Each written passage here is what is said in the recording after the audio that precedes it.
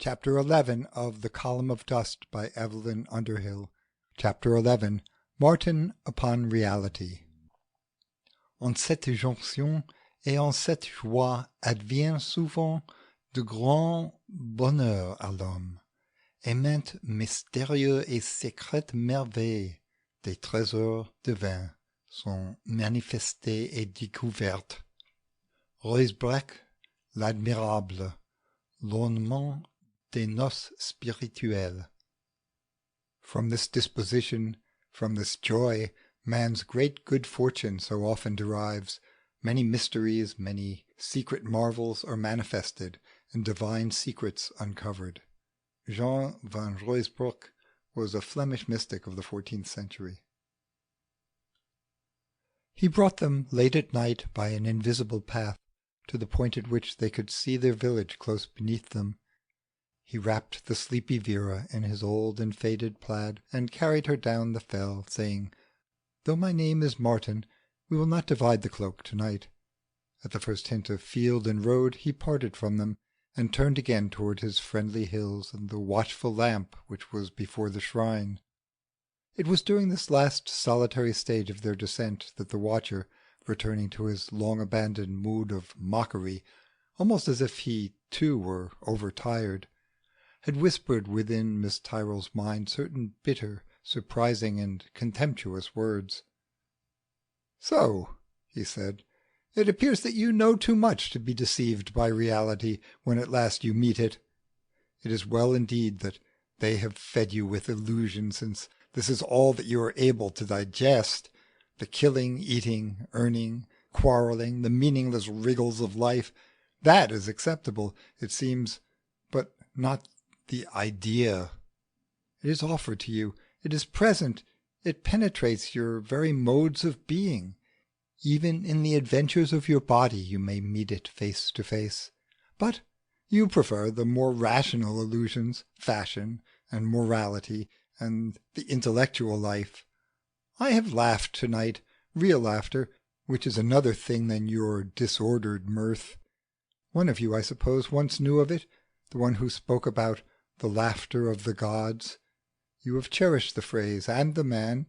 You thought it clever, did you not? Is it clever to perceive one's own humiliation in perspective?" She, made meek by the experiences of the day, said, "Oh, I know that I am blind and limited, but why were you able to apprehend something wonderful there?" Then he replied more gently, "Because I have dwelt always within it. Although, till I had sunk into life, I did not notice, did not understand. Seen against the darkness, one can hardly fail to recognize the light." This was but an ill preparation for the return to practical matters, to their lodging, and to an agitated landlady in whom abruptly relieved anxiety effervesced as wrath of a quality difficult to appease. Constance's assurance as to the safety of the pony was received with distrust, and her apparent inability to describe its present whereabouts did but exacerbate the situation. As a fact, it had been left in Martin's care, with an undertaking that she should go herself the next day to retrieve it.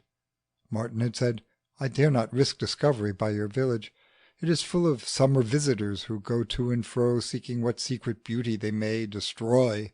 They call it an object for a walk. They would think that my hidden treasure house was very quaint, and the more cultured and pestilent amongst them would write descriptions of it and publish them in the Spectator and the Westminster Gazette. As it is, the place is well concealed. I have passed many summers in safety. Do not betray me." That were a treachery to two worlds. She, seeing in vision with a housewife's eye the necessary general shop, the soap and soda, pepper, sugar, rice, and also the flour mill and the weekly butcher's cart, which certainly could never climb the fell, said to him, "How do you manage if you never come?" He replied, "I have another route, over the hills and far away to a little lonely uncommunicative place. There the people accept my existence and wish to know no more. Hill folk have so little curiosity, their own concerns suffice them. I go down amongst them, lend a hand if there is need, buy what I require, and back again by the sheep tracks. No one thinks it worth while to follow and question me. A taste for solitude is no novelty in the North. They are well accustomed to dour folk, ill-tempered anchorites, and people stowed away in odd nooks. Likely enough I am catalogued as daft, but were I sick and asked help, they would give it. You see, they have wintered me and summered me many a time, and I am part of their landscape now. Part of hers, too, he was destined to become, though the fitting of him was a matter of hard pushing and urgent faith. When she woke upon the following morning and looked round her attic bedroom, where relics of medieval discomfort were mitigated by an aggressive wall-paper and chromoliths of the Good Shepherd, Mother's Sweetheart, and the Coronation of Edward VII, she seemed far indeed from the austere chapel in the fells. How could a sensible and industrious woman, whose investigations of philosophy had ranged from Aristotle to Schopenhauer, find room in her consciousness for that incredible cup, its fantastic guardian? True, she found room there for the more impossible watcher, but the camel, as usual, had left little place for the gnat.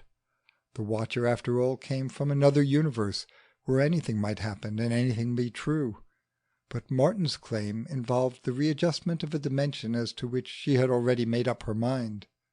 Although she would have repudiated scholasticism with a violence which was proper to her education, she was still a dualist at heart. Vera slept hard after her adventure, and Constance left her in bed, dressed, and descended to the presence of a landlord whose low opinion of Londoners had been confirmed by yesterday's performance. She breakfasted in haste and discomfort, being one of those who can ill endure the disapproval of their inferiors. But there was an encouraging voice within which said to her, "Dear friend, why let yourself be troubled? Are we not going back to the real?" As she came out in her short skirt and tam o' shanter, she met the postman and received from him a fat letter in a hand that she did not know. She took it with her to read upon the way, and at the first halt after the sharp hot scramble which put a patch of heather between her and the cultivated land, she sat upon a boulder and spread it on her knee. The letter was from Mrs. Reed, one of those lengthy and intimate letters which are produced not by overpowering affection, but by long periods of leisure enjoyed in an uncongenial spot. It was dated from the Villa Medici boarding establishment, Sandhill-on-Sea, a place which, as Mrs. Reed observed in her opening paragraphs, had no soul, and not even a desirable body, being but the dreary evolutionary product of golf, gasworks, and red brick. "Of course," she said, "it is all Maya, illusion. Nevertheless, I own that an inexpressible disgust makes me sad when I see nature playing the Piccadilly harlot by the sea, with the added horror of a deliberate winsomeness. Here one perceives the educative influence of phenomena in its negative aspect, the materialistic qualities of the modern seaside resort producing its appropriate population. I see young men and young women who have no thought beyond the sphere of Malkuth, in whom the universal medicine has never worked. They rush to and fro without hats, and did they but know it, also without hope. All their dreams, all their ideals, are concerned with physical things, the movement of muscles and the touching of lips. Fortunately, the air is very good, and my husband benefits. He spends many hours daily in a bath chair upon the promenade. You, I hope, are climbing happily the ladder of dream in the lovely arena of the north, for I am sure that you were born with a vision that can look upon the stars. Are they not the eyes of Isis, the maternal one? And are not our illusions a progress to her arms? There is no one here to whom one can talk, and I spend much time in preparing the lectures for my autumn class, the Egyptian underworld as an English overbelief. Mr. and Mrs. Vince passed through the town in their motor the other day, en route for the South Downs and Arundel, I think, but they only remained a few hours with us. He was very healthy and wore mud-coloured clothes marked with grease. Is it a sin against the light to say that this seemed appropriate? He spoke of carburetors, and appeared to be happy. As for Muriel, she wore her dear look of detachment, but such a holiday, I think, can mean little to her. within the sublime heart of things. All must, of course, be unity, one knows it, but it is hard to realize the absolute at Sandhill. Constance put the letter in her pocket, and from the height upon which she was poised dipped dreamily into that other life. She had been conscious of an egoistic pang when she came upon the image of Andrew so far away, enjoying himself so completely. She had no point of contact with that prosperous and modern life which he took for granted, with hotels and motor cars, all the imperative claims of petrol tanks, maps, lunch basket, the delightful intricacies of cylinders and speeds. Hence these things seemed to lift him far from her sphere, to constitute a slur upon their friendship. Muriel, tied up in soft veils and whisked through the air, his hands upon the steering wheel, the one barrier between her exquisite body and death, could hardly fail to be warmed to something like womanhood by such a contact with the simple elements of life. Each, drawn closer to the other, was probably drawn farther from her. A gloomy idea indeed for the woman outside their life who had learned to depend on them. Andrew, between his carburetor and his darling, with outlets for every energy, holding life by each hand, must be far from the mood in which he had said to her, "I'm lonely, it's just that," and awakened by this cruel appeal a sympathy that he did not really need. She looked sorrowfully at the hills, which were grey, cold, and sad, and at the close roof of trees lying tufty beneath her. She got up with a sigh, for existence had again become arduous. She had ceased to acquiesce. Then she turned to the ascent, and the watcher once more raised his head, plumed himself as it were. He understood now the dignity and joy of energy, of earth, moving on earth, spirit driving it, mental concepts and determinations realized, if only in the dust. But the odd entanglements of humanity were still beyond him, as we, whilst we feed, exercise, and cherish our pet animals, hardly extend our sympathy to their friendships, love affairs, and hidden griefs. Hence his friend, when she turned to her fellow creatures, still turned from him, and whilst he was grieved by her troubles, he offered his condolences at a threshold which he might not cross.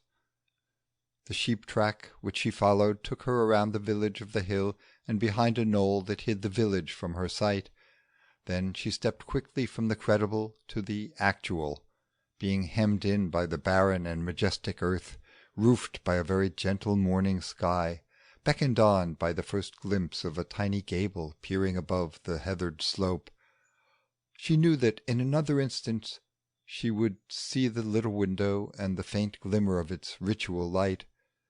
She felt like a traveller whose feet have come to the brink of a fairy ring, who, remembering the magic which invests it in the dusk, hesitates, even in the daylight, to cross a frontier which may delimitate that country from which no wanderer returns unchanged. She completed the ascent of the last little hillock, and saw beneath her the chapel in its dell. Martin was feeding his chickens. He wore tweed knickerbockers and looked fresh, brisk, and British. The pony stood near, comfortably tethered upon a patch of appetizing ground. It was as simple, as ordinary, and yet as unfamiliar, as Snow White's housekeeping might have seemed to a casual tourist happening upon the cottage in the wood. Martin glanced upward. He evidently possessed the hermit's instinct for those delicate noises which herald the approach of new life. When he saw her standing on the hill, he smiled at her and cried, "Wait, I am coming to show you the easy way down." She watched him as he came up the steep and invisible track with that effortless stride of a being whose powers are perfectly adjusted to his needs. When he was at her side, he said, "Well, in the morning light I wondered whether I had dreamed you. You, I suppose, were quite sure that you had dreamed me. Acknowledge that you are difficult. That remark connotes rather a severe self-criticism, doesn't it?" "Oh no," she said, "I am justified. Consider, all your circumstances are so strange. You have so long been parted from the world that you forget. This chapel, for instance, serving no village, no farm even, all by itself in the pathless hills. Who could have conceived of its existence? It is unreasonable and yet appropriate, like Mallory perhaps, but not like life." He replied, "It is like unspoiled life, the life of the West and the North, and the wild and ardent hearts which they have bred. These secret little chapels that they build, desolate places alone in the wilds, far from any habitation, are they unreasonable? To say so were cynicism indeed. They were meant to serve God, not man, to offer, not to ask. 'Tis the Celtic spirit, I think, the austere sentiment of lonely adoration. One sees the same thing in Brittany, you know. Cornwall has yet the wrecks of one or two, but she does not use them, of course. Her Methodism finds a nicer nook between the grocer's shop and the police station. As for this place, I found it one day in my wanderings, a forgotten ruin so miserable that it was not even picturesque. The door was broken down, and sheep came in for shelter. I bring them here still in the winter, when the snow is very deep." "Into the church?" exclaimed Constance. She had considerable reverence for the externals of religion in which she did not believe. "Yes, into the church. Why not? I cannot think that the Lamb would refuse a roof to his poor relations in their need. He who was born in a stable must be very patient with the habits of the beasts. Of course, I clean up after them. One likes the work. It brings Bethlehem to the English hills. Once a little lamb was born here, right before the altar. That was a wonderful night, nature at work renewing the eternal symbols. The snow was so deep that everything was very silent, but I heard the Gloria in the air." She stared at him in growing discomfort. Her doubt as to his sanity had returned. He said, "Oh yes, of course it seems mad. I know that. But do not be afraid. My manias are quite harmless. There was no other way for me, nor will there be for you, I think, once you have grasped. The world has come to that point in its perversion of reality at which one can hardly be natural unless one is insane. I am not the first person, after all, who has tried to domicile the truths of one plane in the symbols of another. And did those feet in ancient time walk upon England's mountain green? And was the holy Lamb of God on England's pleasant pasture seen?" Do you remember that? Blake knew as he knew all things. He who touched the sky with his finger would not have been surprised. She said, "I don't understand one bit. It is like hearing the Middle Ages through a gramophone." The watcher asked her anxiously, "Is that a patch of time when men were near the real?" She answered in confusion, "Perhaps. I do not know." They descended to the chapel, and again with shaking heart she entered the door and knelt down. Then her lodger, as if friendship itself must give way before this mighty opportunity, seized her mind, her powers, in his old passionate spirit of domination. He threw himself, as it were, and these with him, humble, eager, and full of joy, at the feet of that power which had been brought to a point in this place. By her side another spirit rose beyond him, transfigured, made ardent by that same vivid and penetrating love. When they were come out, she said to Martin, "Ah, what is it? What is it? There is more here than any mere relic, any dead symbol, I think."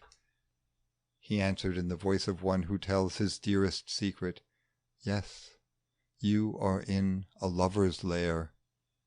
"And what is it, this elusive thing you love?" The watcher whispered, "Why, the idea. What else could one love?" Martin, to her surprise, corroborated him, saying, "Your mind is still clouded by practical things. The breath of the world has tarnished it. If it were not so, you could hardly help but see, for the elusive thing which you have such difficulty in accepting is just the one thing that truly exists. As for loving it, Am I not a priest?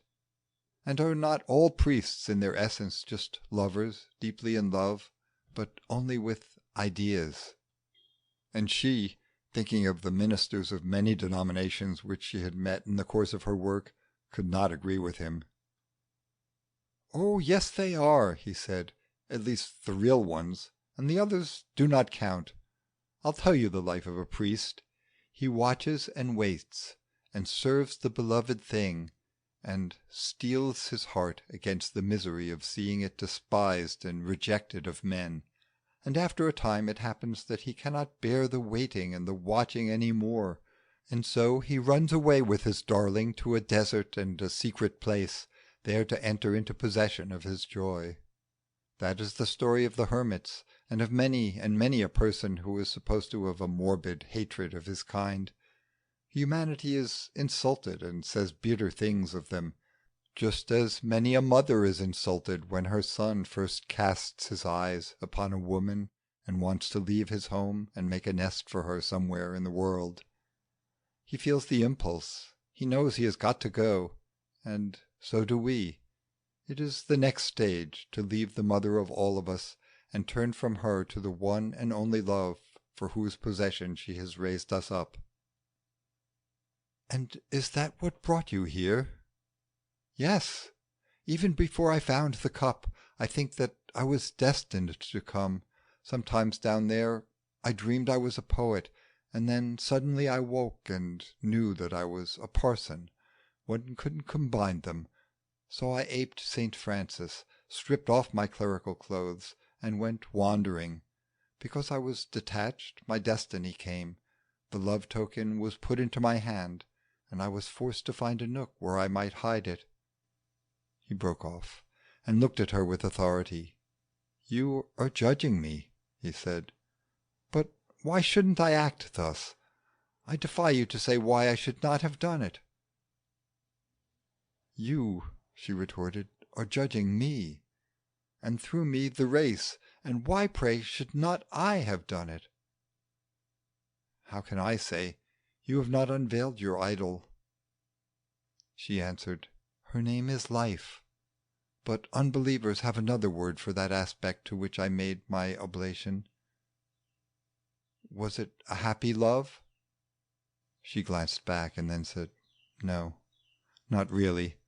Only exciting. Since I have seen you, and because you are sharp-edged and simple, I know that my worship fell short. It was ugly, and had no shape." "Oh no," he said, with great gentleness. "If it was worship, it could not have been ugly.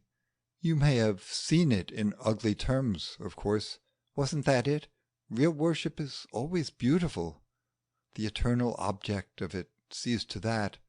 But we, when we would judge what we are doing, will mix ourselves up with the picture. We do not stand far enough away." She interrupted him. "But there is no standing far away when it's life. That is the terrible part. One lives up to that religion. It is no mere academic creed. One must plunge in, bathe in it. It is like the initiation of Mithra. Every adept must be baptized in the hot, horrible torrent of blood, endure it to the dregs. Sometimes, you know, that leaves a stain, an unexpected stain, which cannot be effaced." The sharp blue eyes looked at her, and then he answered quietly, "I know. It is horribly painful, but not in the least criminal, of course." "My initiation," she said, and stopped. Then she began a different subject. "Did you notice the child who was with me last night?" "Yes, an animal thing. That's all right. There are many such up here. They are left over. They linger in the corner. Sometimes they are fresh created by mistake." She was. "Ah, well, you must not be fastidious. Your goddess is not always in her best bib and tucker, cannot be always on her knees. She must work, and sometimes soil her hands in the process.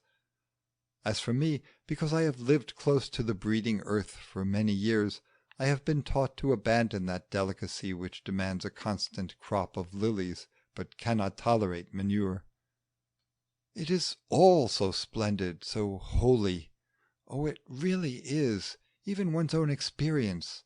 The true lover, I fancy, can afford to see his mistress at the dustbin and love her none the less. And so it is with life, with God." "That's different." "No, not really. Right through existence, from beginning to end, and in every relation, one always, as a matter of fact, loves in the same way." Thinking of the foolish enthusiasms of the past, she said, "No, I hope not." "Oh, yes." "But we do," he answered. "Why, isn't that just our job, to get the little loves right, so that the big love may be in order too? Ordina quest'amore o tu che m'ami." Friend, lover, toy, ambition, and sacramental divinity, we really turn the same face to them all. Watch a woman with her sweetheart, and you may guess pretty accurately her attitude to her God, don't you know? Some love in gusts of overpowering devotion, and some steadily and quietly, like a well-trimmed flame. Some give, give, give all the while, and never ask back. These, I think, are already divine. Some cry, "Love me, only show that you love me." Just that, every minute of the day. Some love sternly, sulkily, but unquenchably. They turn the arrows of Eros upon themselves, and wound themselves cruelly, drawing the barbs through their flesh with a strange fierce joy. And that which each does in the human relation will govern his action toward the Absolute too. She looked at him, rather puzzled. "I never thought of it that way," she said. The watcher stirred within her and muttered, "Of course! It is a training ground, a school. What else could it possibly be? The idea must be there underneath. Why did I not perceive that before? This, then, is the meaning of the foolish and deluded human loves." Martin went on. "You see, all that, the joining up of things, the matching of the outside with the inner meaning, one learns in these quiet places as nowhere else. In the cities it is difficult and confusing, but here the silence helps it, and the meek determination of the earth. When one is quite alone, one hears it say so many beautiful things. This is the secret of that contempt of the bustling, practical world which comes with such great simplicity to the saints. I think I shall never quite forget the cleansing of my own eyes on the day that I brought the cup to its home. It was a grey morning and misty, the sky was soft, and behind its softness one divined a gleam. All the world seemed a little different, I thought. I was so warmed towards it by that which I held to my breast. I wondered to myself, what was its place in that love, and how near the dutiful and patient plants, the little simple beasts, were drawn to him. Then I looked up and knew, for I saw across the meadows and the forests the majestic figure of a priest, who passed to and fro with unhurried steps, and fed his creatures, some with bitter bread and some with sweet. All the flowers spread their corollas at his coming. All the little creatures raised soft faces and opened trustful mouths for the receiving of this host. And it was of their substance and of his. Now I see this God, this priest, in all his aspects. I see him laughing in the riot as Dionysus did. I find him passionate as a lover in the oratory, austere as a judge in the confessional, gentle as a mother at the grave. Shall I not attribute to him the same range of emotions as I find in his creation? Why limit his immanence and his effect? Surely he hath borne our griefs and carried our sorrows, as surely he shares our conquests and our joys." "Oh no," she said, "not that. Think they are so childish, so absurd?" "You have no right," exclaimed Martin, "thus to stigmatize the pleasures of your God. How arrogant we are, turning back upon our parents, imposing our little creeds upon their source. Remember, if Omnipotence enjoyed a game of marbles, he would not be less, but the game of marbles would be more. Is it not the Holy Ghost who looks through our eyes at earthly beauty and guides the hand of the artist, the bridge builder, yes, and of the cricketer too? Does he not exult in the tempest and taste rapture in the dance? Have you ever thought that as we can only know him in moments of ecstasy, like knowing like, so the divine life must be one long ecstasy of being, marked by the spinning of the words, and are we ever so godlike as in the moments where we abandon ourselves without condition to those rhythms of the universe? A dangerous doctrine, she said. Sometimes that abandonment breeds what the world calls sin. Yes, because the world generally judges sin backwards, by its bodily seeming, as if one could sin with the body alone. Absurd! You might as well say that your clothes could sin of themselves. The body is nothing after all, only a little heap of dust wrapped round to hide the soul. Then, because his last words roused in her vivid and overwhelming memories, and in her lodger the ecstatic recognition of a fellow exile who really understood, she said to him suddenly, "I think that I am going to tell you something." He replied, "I thought you would have to when I saw you come." I know that about the body, about the dust, truly know it, I mean, and it has made everything seem unreal and useless except the times when I managed to forget. The watcher corrected her, saying, "But has it not disclosed the real?" "Such knowledge anticipates death," said Martin gravely. She answered, "Yes, and it comes of meddling with the fringe of things. Life was so dull, so flat, so lonely. I thought that I must have adventure, must anticipate. I could not be quiet. I longed to know. I did not think it would be real, could be. And now I am possessed by a reality from which I can never escape." "If you loved it, surely you wouldn't wish to escape." "I don't love it," Martin said. "The things one does not love are better left alone." "But I did not think that it was really there. How could I, on our sane and normal earth, where everything fits and every crevice is concealed, how could I conceive that the dust would break down at a word, a ceremony, a wish, a song, and another universe intrude?" "Really," he said, "if your materialism was so narrow and so arrogant as that, one cannot be very sorry about its fall. I know that little knot of case-hardened and well-educated rejectors of experience from which you have come. They are like a party of old ladies sitting in the drapery department of the stores, who sees a man rush hastily through bearing a pile of tin saucepans. When he is gone, they rub their eyes and decide that he must be an hallucination, because tin saucepans have nothing to do with drapery. They forget that the universe, too, may have other departments.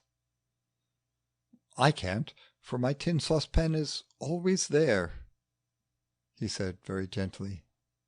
"Will you not tell me?" And she, drowning the clamorous voice of the watcher, who was insulted by this too sudden dip into homely metaphor, told him. The sun had broken from its morning mists and poured radiance upon a singularly definite earth, and there, sitting in the narrow line of shade beneath the north wall of the chapel, with the delicious roughness of the heather caressing her bare hand, and in her ears the soft noise of the pony's steady munching, she related the history of her evocation and its answer, of the column of dust and its wild-eyed inhabitant, of her horror and her wavering will, of the invasion of the watcher and her bewildering dual life.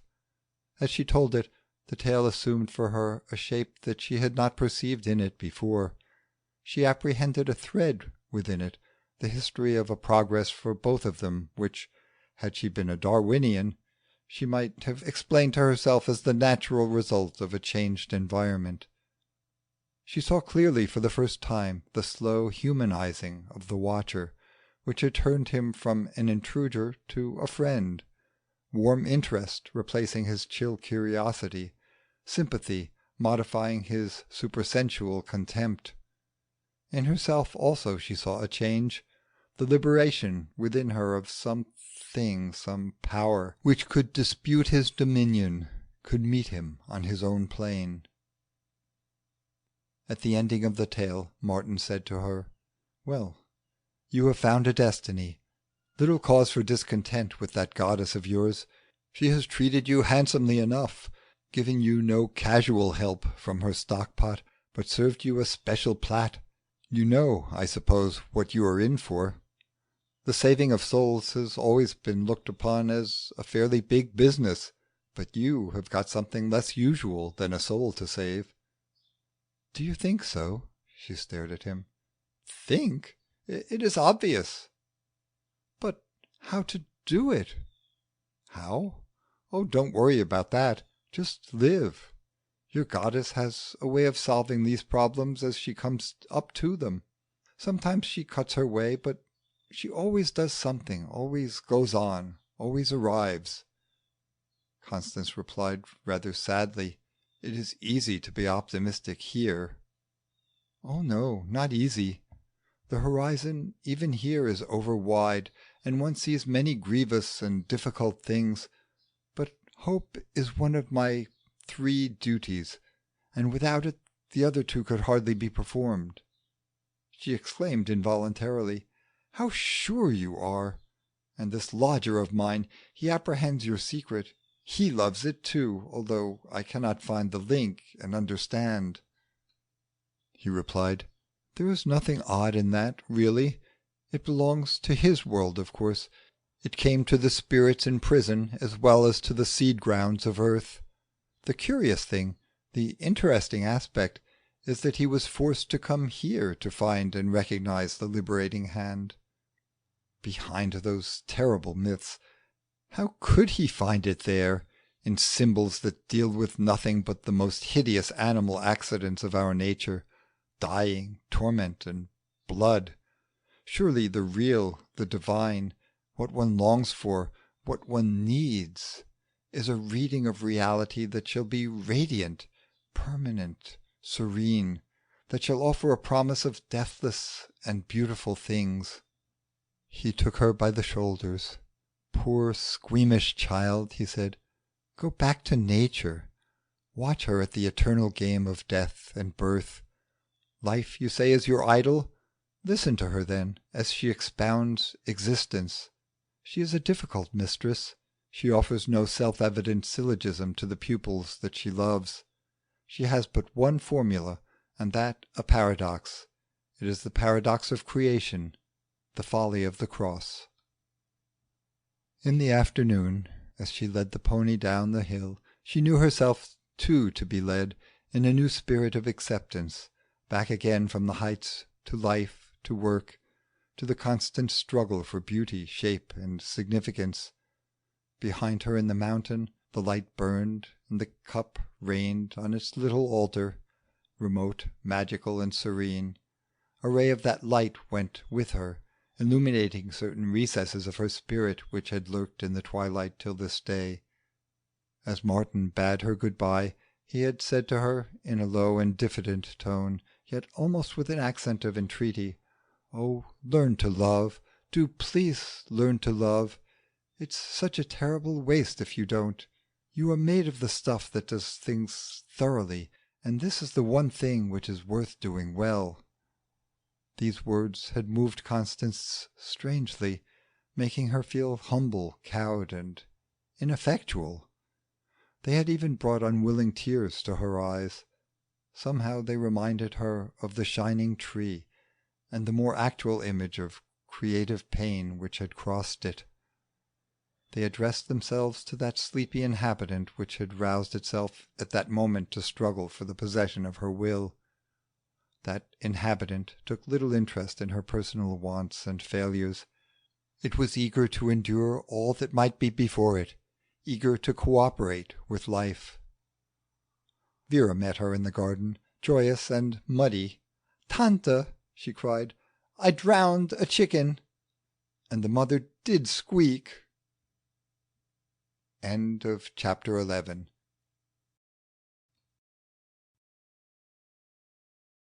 Chapter 12. A Lecture and a Demonstration. Memento homo, quia pulvis es, et in pulverem reverteris. Remember, man, from dust thou comest, and to dust thou must return. Mrs. Reed munched on a biscuit and thought of transcendental things. The resulting sense of beatitude might be attributed in part to the exquisite crispness of a cream cracker which had come from a newly opened tin, in part to the serenity of spirit which is natural to any woman who is sure that she knows what she means by a categorical imperative. Ra lifted a slate blue nose from the protective ambush of his tail, and snuffed the air, preserving a judicious mean between appetite and dignity. Helen broke off a small piece of biscuit, offered it to him, and carefully removed the inevitable crumbs from the recesses of his fur frill. Mr. Reed, watching these attentions with the slight sensations of jealousy which they always provoked, said, "You will spoil that cat, my love. If he were a baby, you could not fuss over him more than you do." Helen, who was completing Ra's toilette with a brush and a comb, stopped and answered, "He has all Egypt in his eyes. What British baby brings such credentials as that? Also, he may come into the room during the lecture, and I prefer that he should look his best." Mr. Reed moved uneasily in his chair and fumbled for the stick at his side. His wife went to him, took each hand firmly in her own, and helped him to his feet with the unemotional precision of a hospital nurse. 20 past 11, he said.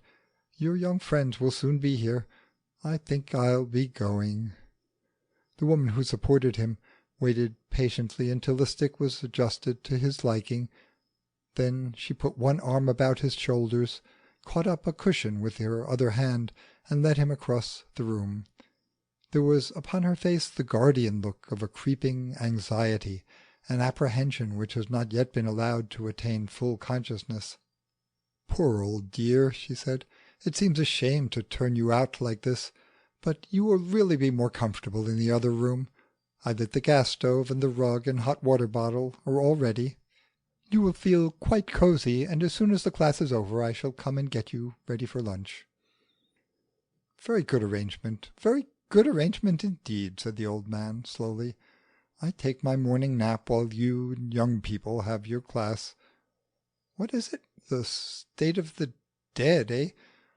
Very interesting indeed. I should have enjoyed it if I hadn't been quite so deaf. Never do to deprive you of your pleasures, you know. You would mope shut up all day with an old fellow like me. As it is, we shall both be satisfied, just as it should be." Helen was by no means sure that she was wholly satisfied. Her husband seemed, she thought, more somnolent, less alert than usual, and she regretted the necessity of immuring him in a gas-warmed room for the rest of the morning. She said to herself that it would certainly lower his vitality, and he must have a little stimulant with his lunch. Also, Mrs. Weatherby had taken a ticket for her lectures, and whilst the growing expenses of beef essence, Benger's food, and new-laid eggs forbade her to refuse the 2 guineas, she feared that they would prove to be hardly earned. Between these diverse anxieties the mood of serenity departed, and the material world surged in upon her with peculiar obstinacy. She was depressed by this exhibition of the power of circumstances, and set about the arranging of chairs, the placing of the ritual glass of water on the table, in a state of mind which, in an inferior woman, might almost have become fussy. Mrs. Weatherby arrived first. She carried a large new notebook and a fat stylographic pen of the kind known as teddy bear. Her demeanour struck Mrs. Reed as excessively inappropriate. "Well," she said as she entered, "now I am going to improve my mind and find out what you clever people really mean by it all. I was determined to come this autumn. Last winter, when one went out to tea, one never knew what the women were talking about. Besides, I always like a lecture. The questions afterward are such fun. Muriel is coming. I saw her motor trying to run into an omnibus as I arrived. She has got Felix with her. Quite the old-fashioned Calvinistic idea to teach children about hell before they've heard anything about heaven. It is about hell, isn't it? No? Well, it sounds like it. I hope you're not going to show any pictures of those peculiar gods. As it is, I expect the poor child won't sleep for nights. Oh, here they are." Muriel came in, holding Felix firmly by the hand. She said to Helen, "You do not mind my bringing him, do you? He has promised to be quite good. Being Saturday, he does not go to kindergarten to-day. He will not understand. One does not wish it. But I should like him to breathe the atmosphere for a little while. Atmosphere is so important in its influence on the developing mentality of the child." Felix removed his gloves, coat, and cap very carefully, revealing a thin little body clad in a pale green jersey and short serge knickerbockers to match. He cast a searching glance into the corners of the room, peeked under the table, and then said, "Where is Ra?" Mrs. Reed answered, "I am afraid that he is asleep just now in my husband's room." Felix observed, "When I'm a bigger boy I shall do like that, and sleep in another room when ladies talk. Father does, and I have quite decided that I am going to be a man too." Muriel said hastily, "He's a little fractious and disappointed to-day. Andrew wished to take him to see the royal procession this afternoon, but I preferred that he should stay with me. Children are so easily impressed by mere military display, and acquire false standards of greatness. I tell him that when he is bigger he will understand the unimportance of these things. Then he will see more essential beauty in the curves of Darwin's forehead than in a whole regiment of Life Guards." Felix murmured, regretfully, "Yes, but not lovely prancy horses and bands and things." "I expect Andrew is disappointed too," said Mrs. Weatherby. "He enjoys taking the child about him so much." "Oh no," answered Muriel. "He gave the ticket to Miss Tyrrel. He likes to take her out on Saturday afternoons when he can. She's so very good-natured, and appears to appreciate almost any little expedition of that kind. It's a change for her, of course, after being shut up in that shop all the week." "You are very unconventional, my dear," said Mrs. Weatherby. "I try to be," replied Muriel, simply. The presence of other people prevented Mrs. Weatherby from making the observation which she considered adequate. She therefore contented herself with an inarticulate sound which the more worldly persons present had little difficulty in translating. "Miss Tyrrel," said Phoebe quickly, "is also unconventional, I think, though not perhaps in quite the same way. She is one of those strange and always interesting persons who appear to have no attachments to existence. She wanders in a desert of her own." "The truth is," answered Mrs. Weatherby, "that none of us knows where she wanders, or, for that matter, where she comes from. It may be a desert, or it may be something very much the reverse. That is the worst of London. In the country such a state of things would be impossible. The vicar would call and find it all out. I've been to her shop once or twice.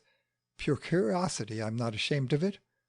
There she is, very sensible and businesslike, in an extremely becoming overall. Always on the spot, always attentive, no silly air of 'don't forget that I'm a lady.' I asked her to tea last week, and she came, talked pleasantly for an hour and a half, and gave me an excellent pattern for a pinafore, economical to cut out, easy to wash, which, I own, surprised me, and when she left I knew nothing about her, nothing at all. By no means the usual thing with reduced gentlewomen." It was Phoebe who said, "One hardly conceives of her as that. Circumstances do not seem to belong to her, nor she to circumstances. She is wholly detached, wholly alone, unless indeed she has links to life of which we know nothing." "Well, that is what I am sometimes afraid of," replied Mrs. Weatherby. "Not that I have any good reason for saying it, but when you find a good-looking woman of that age entirely unattached—" "It proves," said Muriel, "a certain wonderful aloofness from existence."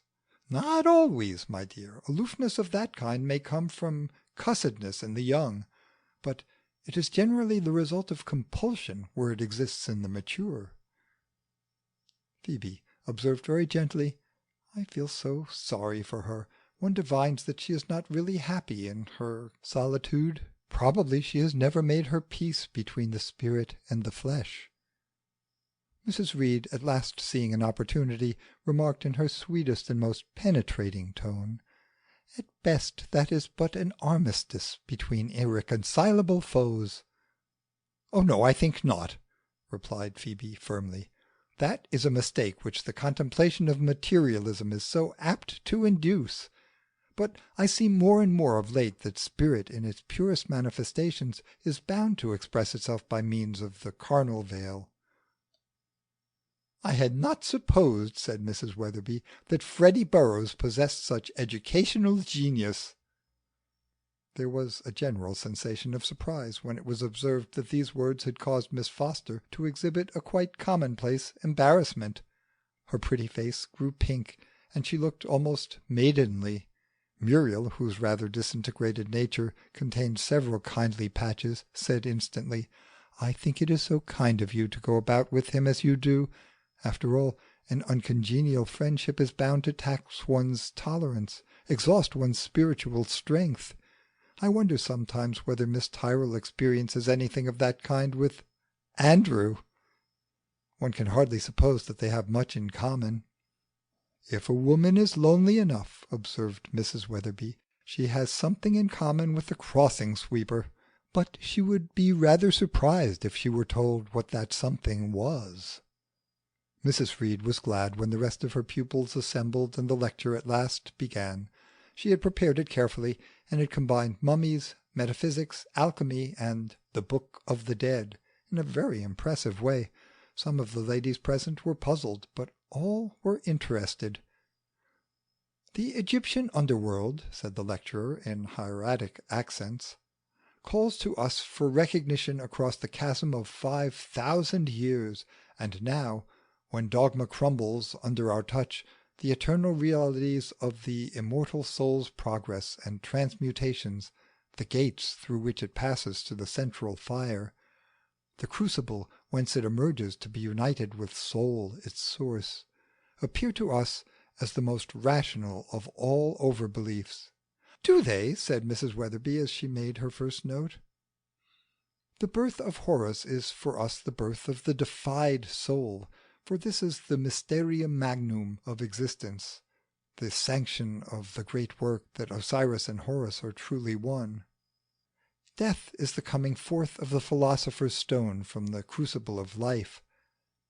How joyous a moment when the emancipated soul, purged from its baser elements, breaks forth from its envelope and is delivered into the hands of Thoth! The illuminated mind can but hail the deaths of those whom it loves with triumph and delight, for there is a sense in which every living being wrapped in matter is but a mummy, till death comes to undo the swaddling bands of carnal things. Then will be the beneficent action of salt, sulphur, and mercury, those loving attendants about the fiery sepulchre of the grosser nature. Permit the artist to pour forth the tincture of eternity, and draw out from the furnace the golden Osiris soul, which shall return in its splendour and purity to the ineffable Osiris source." "How beautiful!" said Muriel. The other ladies sat for the most part with their mouths slightly open. Even Mrs. Weatherby was silenced, for Helen, exalted by her own eloquence, spoke with a dreamy and solemn fervour which her astonishing symbolism did little to impair. When the lecture was at an end and the last of her pupils had departed, Helen fetched a small can of hot water from the bathroom, and went down the passage to the little bedchamber in which her husband sat. She heard a faint scratching sound from within, and then a mew.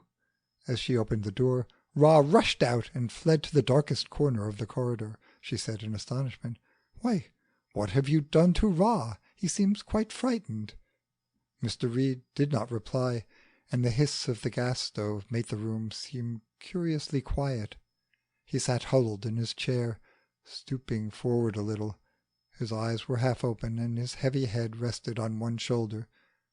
When she was close to him, his wife saw with horror that his tongue lolled from between his lips.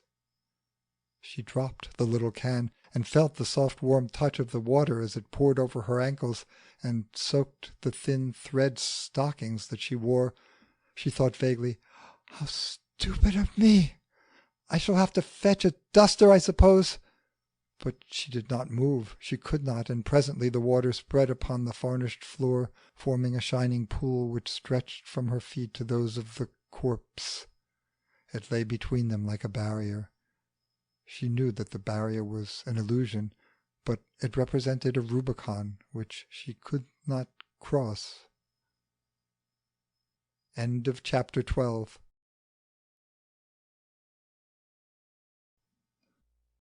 Chapter 13 of The Column of Dust by Evelyn Underhill. Sightseeing. I spoke as I saw. I report as a man may of God's work. All's love, yet all's law. What, my soul, see thus far and no farther, when doors great and small, 99 flew ope at one touch? Should the 100th appall? Browning, Saul. The idea of friendship, as also the idea of fatherhood, was vaguely connected in Andrew's simple mind with the necessity of giving treats. Hence, when he was disappointed of his first intention, and forbidden to take Felix to see the return of the Polish Emperor from his luncheon at the Guildhall, he naturally and immediately conceived the notion of offering to Constance the pleasure which he might not give his son. The result had been odd and unexpected for both of them. Constance hitherto had left these pageants on one side, as events hardly affecting even the fringe of her consciousness. But Andrew's solid acceptance of the thing as pleasant and important, as something which counted in the Londoner's life, had stirred her to interest, and the watcher's inevitable questions concerning the necessity of running in crowds to see the ever-decaying bodies of other little creatures carried by had even urged her to a justification of the performance. In spite of her extended experience, she was still bound by the emotional limitations of the citizen. The return from the hills to the hive had not been wholly destitute of joy. When she could forget the cold ring set about her, the adorable and incomprehensible truth which had somewhere, somehow, pierced the dream to tease her vision and elude her grasp, she resumed that vicarious arrogance which is the birthright of the London child, and her new-found adoration of beauty gave a touch of poetry to her pride.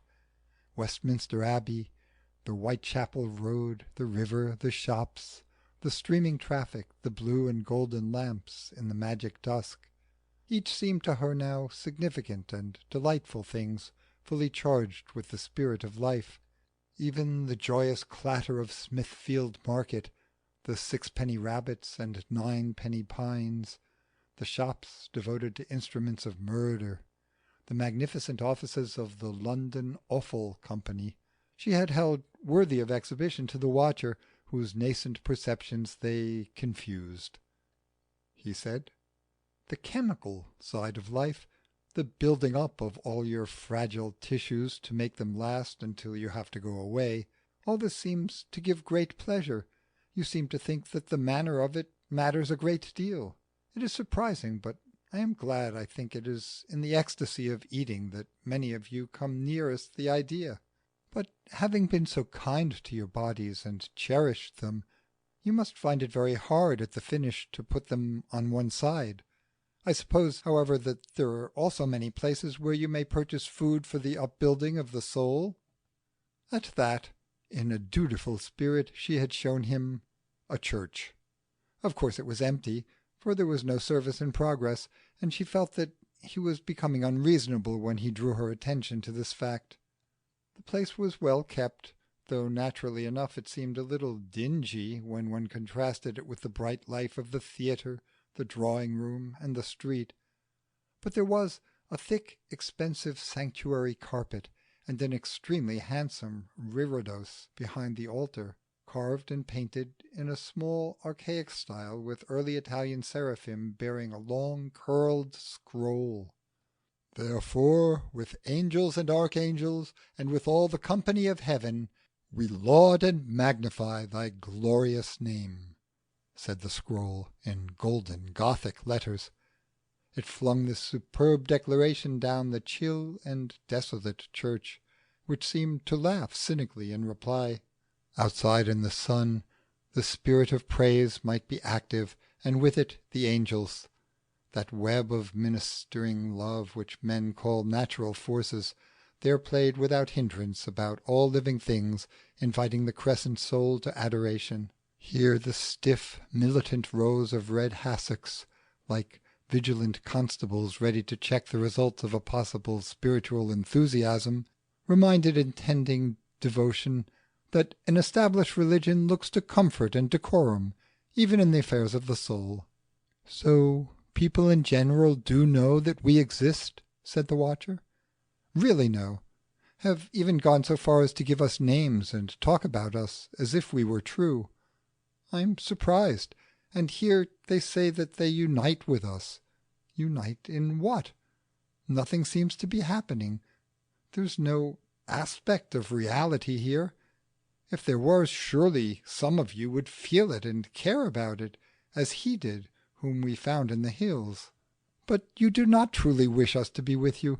You would only be frightened and astonished if we came. You crowded peoples who build such dismal places as this out of respect for a reality that someone once told you about. It were better to go back to your eating and growing and begetting." Then he had whispered rather sadly, "To laud and magnify, how great a destiny, helping the idea, loving it and increasing it. Strange, mad little people, to find so great a concept and write it up and leave it all alone." Such experiences as these had not encouraged Constance to hope that the royal procession could make any pleasing impression upon so critical a creature, who displayed, despite the varied opportunities that she had offered him, such astounding tardiness in the acquirement of common sense.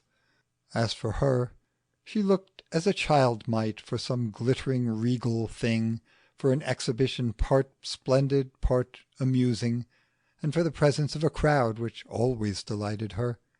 When she stood by Andrew at the window in Oxford Street, where two admirable seats had been reserved, and looked down on the wide gravelled road and the thicket of heads on either side of it, peering anxiously for the first sweep of the soldiers, she caught their infection, and became in her turn absurdly eager over this trivial passage of a doubtless trivial personality from one end to the other of the town. Andrew was pleased, and encouraged her, saying, "Nearly time now. I think I hear him cheering. Hope he will get a good reception. These foreigners think a lot of that. By Jove, there are the guards already. Here he comes." The crowd bristled as if a breeze had passed over it, and down the centre of the wide pale street the solemn life guards came trotting, with the steady unhurried air of dramatic things. And in the midst of the pageant, its very eye, guarded and carried as a sacred relic through the streets, there was a little old and wearied man whom all Europe knew to be diseased, and whom some pitied, some despised, but none ever reverenced. The flashing and murderous swords of his bodyguard went before and behind him as a warning to the people that this one ebbing and imperfect life should be protected, even at the sacrifice of other growing lives. The little grey man was almost swallowed up by his huge carriage, and by the imperial richness of the cloak that propped him in his place. He raised a claw-like hand to return the salutations of the people. Now here, as it seemed, was a manifest sham and absurdity. Here was something, an inconsistent wreck for the savage ages, which pure and emancipated spirit could never understand. Where indeed could it touch eternal matters, this temporary erection of impotent dolls? Once it had passed and the cheering had died, Constance herself thought it but foolishness, pathetic perhaps, but evidently ripe for the destroying hand of that progress which talks so much about the trowel, but always seems more ready with the sword. Therefore it was with amazement that she perceived the watcher to abase himself with an eager comprehension, as if here again he recognized something which had immediate relations with reality. He, it was plain, did not see the little huddled invalid, the remnant of a too adventurous youth, who had set out upon his progress supported by stimulants, and bore it by reason of a careful disposition of hot water bottles. As the vision of the initiate passes unheeding beyond the bread and wine, and sees unveiled the object of all love, so he saw sovereignty, the ruling and governing idea, behind its poor image, and hardly perceived the shabbiness of the symbol through which he gazed. Andrew, at her elbow, had whispered, "By Jove, the poor chap does look rocky. They say he can't last very long." Within her mind the watcher said, "But this will last for ever and for ever. It is eternal, it is true, it is a showing of the will." She answered, "No, you are mistaken. The tendency of social evolution is against it. We are eliminating these things from the modern state." He said, "You cannot eliminate the idea, though apparently you find it very easy to forget." "Oh no, of course not. But monarchy has lost touch with the real. It is just a survival now, a picturesque sham." "It is all one, all part of it," he exclaimed, "and that is why, in spite of all your talking, you cannot, never will, shake off its spell. Love, law, authority, they all belong. They are the thinking, the living, the loving of the will. Do you not see the great rules, the huge lines of it, the meshes of the eternal web, love and the Grail, law and the King? If you do not, what is the use of being here, and what is the instinct that brings you all to look upon this sight?" She had a glimpse of it then, was moved by the mighty ideal of government, and by this small insistent emblem of a stability which owed nothing to the individual but transcended persons, asserting itself as an actual expression of life. It was the aggregate reality of the state, brought to a point and expressed in personality, as the ideal truths which man is to assimilate must always be expressed. They had an early tea together with the friendly and irresponsible sense of picnicking which is peculiar to London's Saturday afternoons. She already knew the exact amount of sugar that Andrew liked, and he was astonished that she should so easily remember a fact which Muriel had never learned. Then, because it was one of those soft October days when languid pleasures seemed the best, they walked into the park and sat there. The gentle greyness of the landscape pleased Constance, lulled her mind. London, when she dons her veil of citizenship, is always very friendly to the soul. The sky, she noticed, had that hint of coral pink in it which only great cities seem able to impart, and against it the shrouded forms of the houses, the great mass of St. George's Hospital, stood up with a mild but invulnerable dignity. The motors and carriages as they passed were grey too, and had grey people inside them. For this hour the illusion of colour was taken away from the world, and she obtained a new sight of it, freed from the chains at least of one tyrannous sense. This, she thought, might indeed be a part of that dreamy universe, that projection of omnipotent will, held in a ceaseless state of flux by the thought that informed it, which the watcher's vague statements seemed to describe. Even such traffic as there was went dimly and silently. She gazed at it with sleepy eyes, when suddenly a rider brought his shadowy horse to the railings, and disclosed him as being brown after all. There was a touch of fairy in the transformation, and she said gently and vaguely, "Isn't it strange and colourless this afternoon?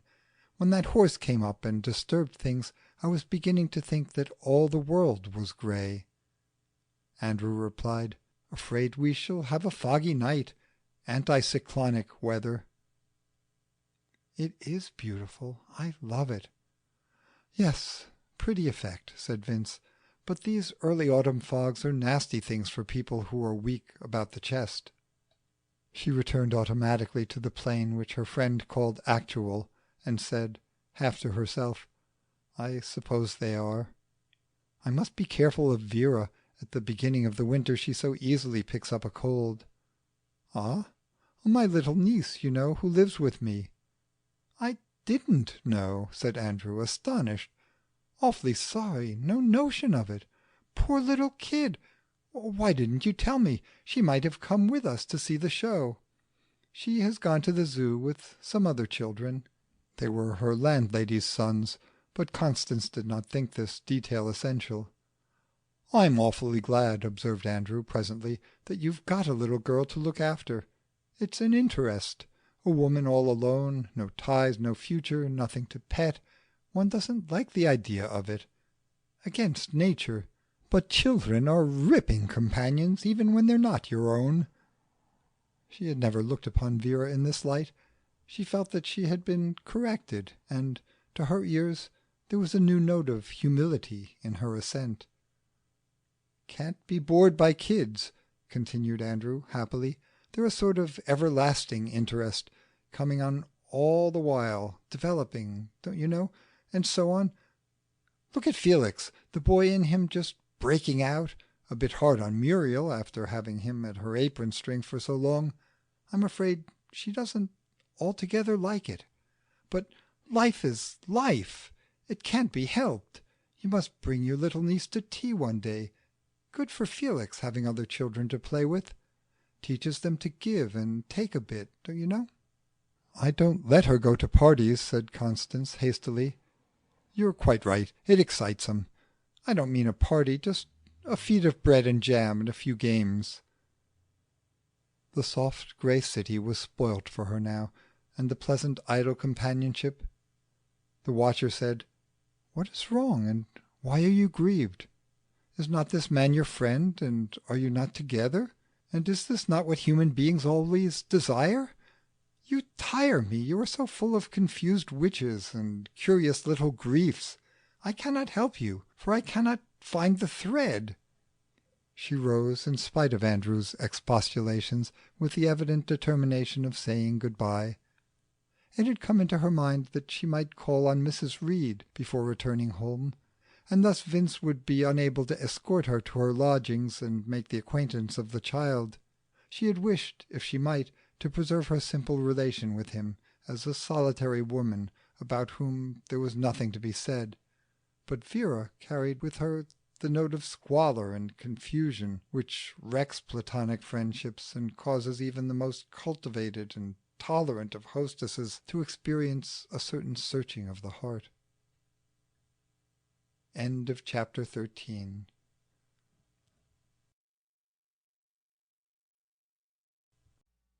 Chapter 14 of The Column of Dust by Evelyn Underhill.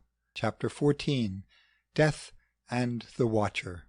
"And I, fire, acceptor of sacrifices, ravishing away from them their darkness, give the light, not a natural light, but a supernatural, so that, though in darkness, they knew the truth." From the Divine Dialogue of St. Catherine of Siena. The door of Mrs. Reed's flat stood ajar, and Constance, having rung the bell and received no answer, pushed it open and went in. The sitting-room was empty, and the chairs stood in disorder, as they had been left after the morning's class.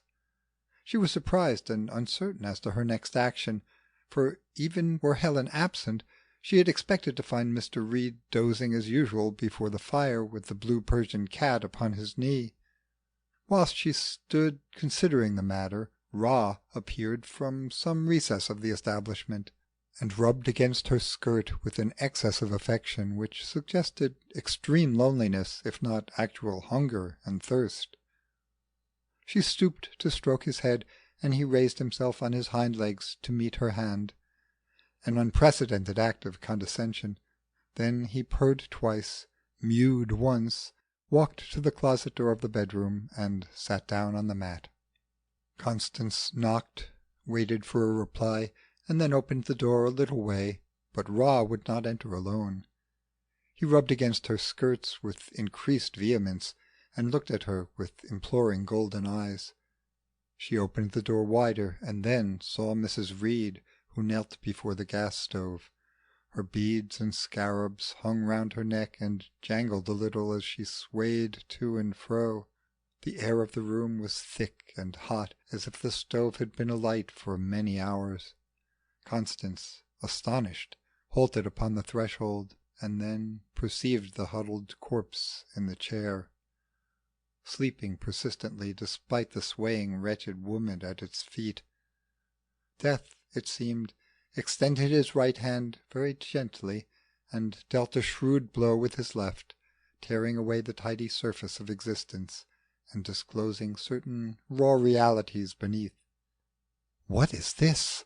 said the watcher. Constance whispered, awestruck, "I think that it is death." She felt his movement of withdrawal, but resisted it, saying, "No, that would be cruel. We must not leave her alone." Mrs. Reed stopped swaying and looked at Constance without surprise. She said apologetically, "I found the door ajar." Helen answered in a slow, monotonous, explanatory voice, "Yes, it does not matter. You see, I am quite alone now. Yes, quite alone. I went out to see if I were really alone, and there was nothing left, and then I thought perhaps if he wanted to come back, you know. But that's a mistake too. I made a great many mistakes today. Of course he's here. Oh yes, he's still here. He is waiting. He does not like to go alone. I must not forget that." Constance, made stiff and awkward by her sensations of horror and amazement, moved towards her, but she raised herself upon her knees and shuffled towards the chair. She took one of the dead man's hands between her own and began to stroke it.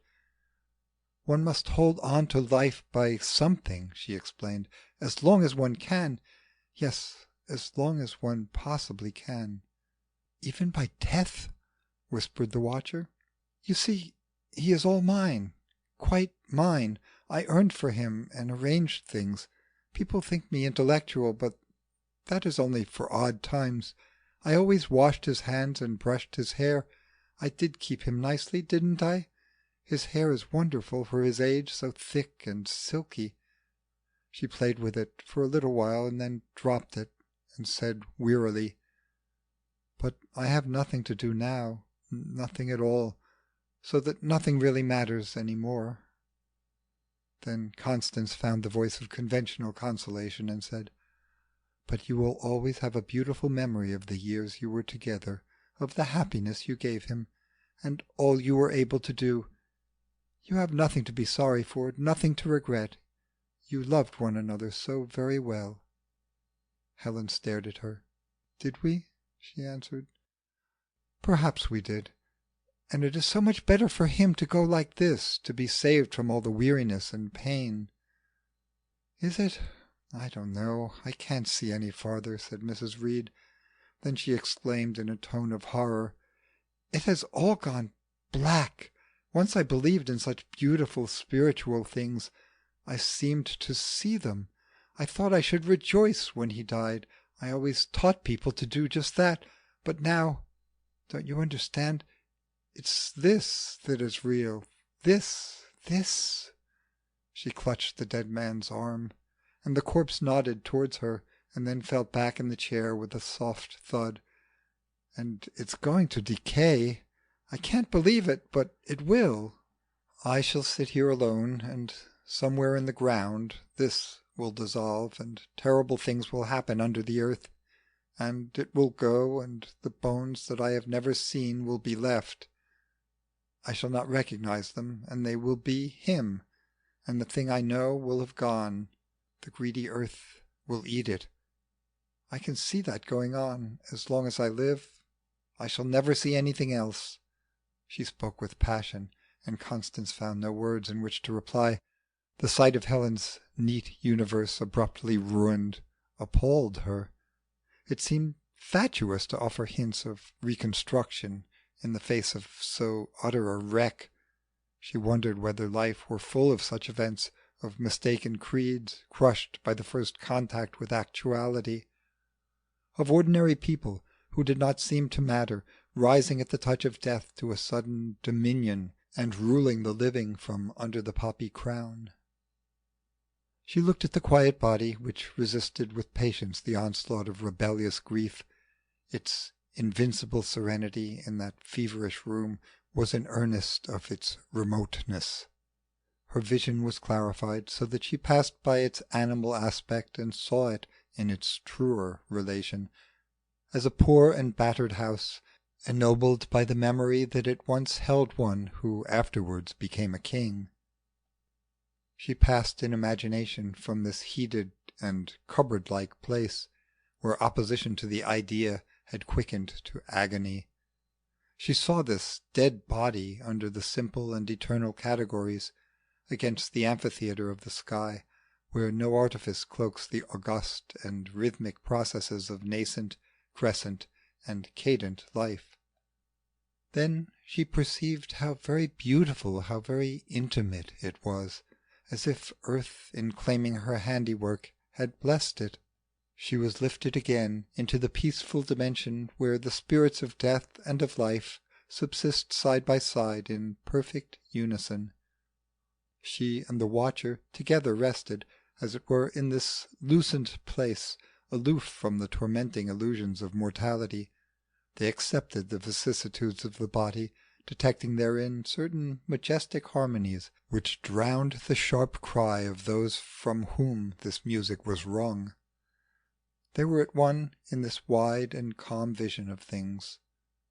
But there were odd and irreconcilable differences in the reaction to which it urged them. The watcher, it seemed, endured the situation unwillingly. He was stirred and grieved by the incurable torment that he witnessed, and, alarmed by his own sadness, wished to be away. But Constance, though she felt herself to be raised with him beyond the mortal dread of death, felt also a deep dissatisfaction, a miserable shame at being so lifted and fenced from her sisters, who were yet immersed in the agonizing sea of separation. She felt a sudden divine desire to be down amongst them, to renounce in their favour her strange inheritance, to share their mistakes. Her goddess lifted that obstinate veil of hers and looked her between the eyes. It was a glance of peculiar penetration, and carried with it a peremptory command. She was infected by a sense of homeliness, by a longing to stay, to stoop, to help.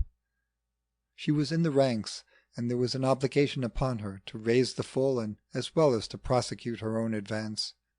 Orders were on her, and that mysterious inhabitant of hers started to attention at its call. She must cast down the barriers that she had loved, and merge her experience with this life and this death. "Oh, do learn to love," said Martin. She wanted to now. She was willing, even in this unattractive school, where a shabby, sallow woman muttered crazily over the death of a tedious old man. Suddenly she lost herself, and found instead the mighty battle. She was on her knees beside her fellow soldier. Her arm was about the shoulders that carried themselves usually with so important an air, and she was whispering scattered senseless fragments of that immemorial language which all men speak in the presence of death. Helen turned and clutched her spasmodically. "Oh, it's black, it's black," she said, "and I'm angry, so angry with death. I've been a textbook for other people all my life, and now I'm done for, and life has torn me up." Constance answered, "Dear, You are dazed and bewildered at the moment. Do not try to think. It has been a terrible shock, but presently you will see clearly again. I see now. I had never seen death before. This is final. This is the end. That is an illusion which will pass away. Oh, I know, said Helen wearily. I used to say those sorts of things. As they sat cuddled together on the floor, Ra climbed suddenly upon their knees and thrust a cold and importunate nose into his mistress's face. He was a true cat. The neighbourhood of the dead induced in him a passionate appreciation of the society of the living. Constance said, "Have you fed Ra?" Helen replied indifferently, "What does that matter? He will die too. Shall I give him dinner?" Mrs. Reed took no notice. She was again stroking the dead man's hand. Constance took the cat into the little kitchen, found his plate of cold fish, filled his milk bowl, and went back again to Mrs. Reed. The watcher whispered, "How it hurts! Poor, poor little men and women! How horribly you suffer in your blindness! Always the same thing, the everlasting want of one another.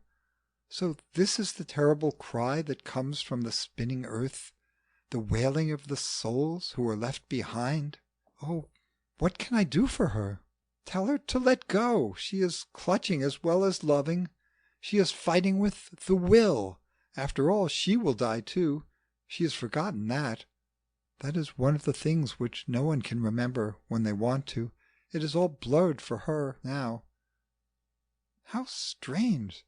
Does death cover the eyes of the living when he steals the souls of the slain? Well, look at her. She thought she had the light. But it is still there, he said, and the idea within it. Death cannot kill the real. It changes nothing. All is well. Can't you tell her?" He answered no. This pain comes of humanity, and its healing must come by way of its humanity too. You are immersed in it. You are bound to it. You know it. You must see to your own affairs. I know, I see, that this must be the great matter. It is a cruel illusion, yet many great things are born of it. It is your touchstone of truth, but here you must help one another. It is not for the deathless to interfere. She, humbled by a knowledge of her own ineffectuality, of the uselessness in this primary situation of all her theories of life, could only hold the hands of the half-stupefied woman, keeping her, as it were, by mere physical contact, in touch with the human side of things. They sat in the dusk, listening to the hiss of the gas stove, clinging to one another, weighed down by a sense of finality, but without any conscious thoughts. There was nothing to say, nothing to do. Constance felt all about her a world of miserable women, sitting helplessly beside the dead bodies of those in whom they had rooted their lives. Her little heaven seemed stagnant beside the vivid torment of these sisters in purgatory. She longed to join hands with them and share their pain. Sacrifices were going forward, and she stood before the altar of life without an offering. She saw now, faced by this most ordinary of events, that her quest of life should have been not a curious seeking out of adventure, but rather a deliberate nurture, a devout acceptance of the parents of all being, love and pain. She saw them as they stretched through the height and breadth of creation, the sheltering arm and the cleaving sword. Together they made that cross whose divine folly she had resisted with such a petulant contempt. Helen, with her silly creeds and her black despair, had them.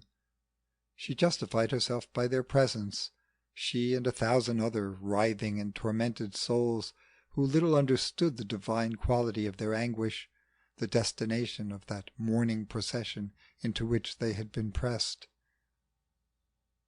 They walked a rough road which wounded their feet. They cried under the pain, not recognizing in these ugly scars the birthmark of the royal line.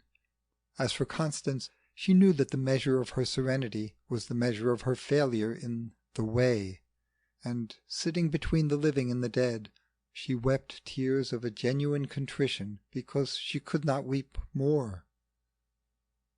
The clang of a bell aroused her. The neighbouring church was ringing to evensong. Then she perceived the gathering duskness, woke to practical affairs, and said to Helen, "You will want some help, won't you, and arrangements made? I must go, I think, before it is too late, and send someone to you. Do you mind being left alone for a little while?" Helen answered, No, I shall be quite busy. There are plenty of things that I must do." She looked at her husband. "My old dear shan't be neglected," she said brightly. "I'm beginning to remember a little. He must not feel lonely, you know." She heard Constance go and the door click behind her. Then she rose and rambled heavily into the kitchen. Ra was asleep in his basket. She looked at him for a moment with pleasure, for he was a living thing, warm, soft, and exquisitely groomed, the only remaining creature that she loved, the only helpless thing dependent on her care. As if even in his sleep he divined her presence, he cocked one ear and raised his nose a little way that she might rub it. She was very glad of his existence. He had always been adorable. At this moment he was important too, but for him she would be alone with the dead. Then she remembered that this good fortune of hers put the dead man at a disadvantage. It was he who was solitary now in the midst of the living. That was unendurable. That she should yet be surrounded by visible and homely things, whilst he, who had always needed them so much, went out from amongst these domestic consolations. She owed him, at the very least, a parting gift. She stooped and seized on the cat with firm and merciless hands. "My dear old dear shan't be lonely," she muttered. "It is so terrible to be alone, to be altogether alone." Ra only cried once, a long thin cry, and then lay quite still. End of chapter 14.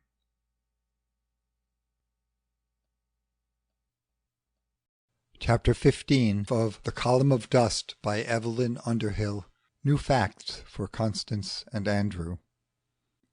Pilgrimage to the place of the wise is to find escape from the flame of separation. Jalaluddin. As tiny pebbles flung at random may cut a more cruel wound than the heavy missile thrown by a skilful hand, so it is often the little word, the little action, which most deeply scars the heart.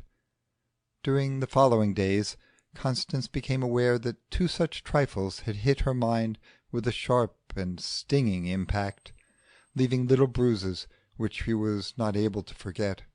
One had been tossed, in all kindliness, by Andrew in the moment in which she had told him of Vera's existence. That genial materialist had then affirmed, casually as one endorses the unquestionable truths of life, the sanctity, delightfulness, and immeasurable importance of all growing, budding creatures, the enviable lot of their protectors. "I'm glad that you've got a little girl to look after. It's an interest."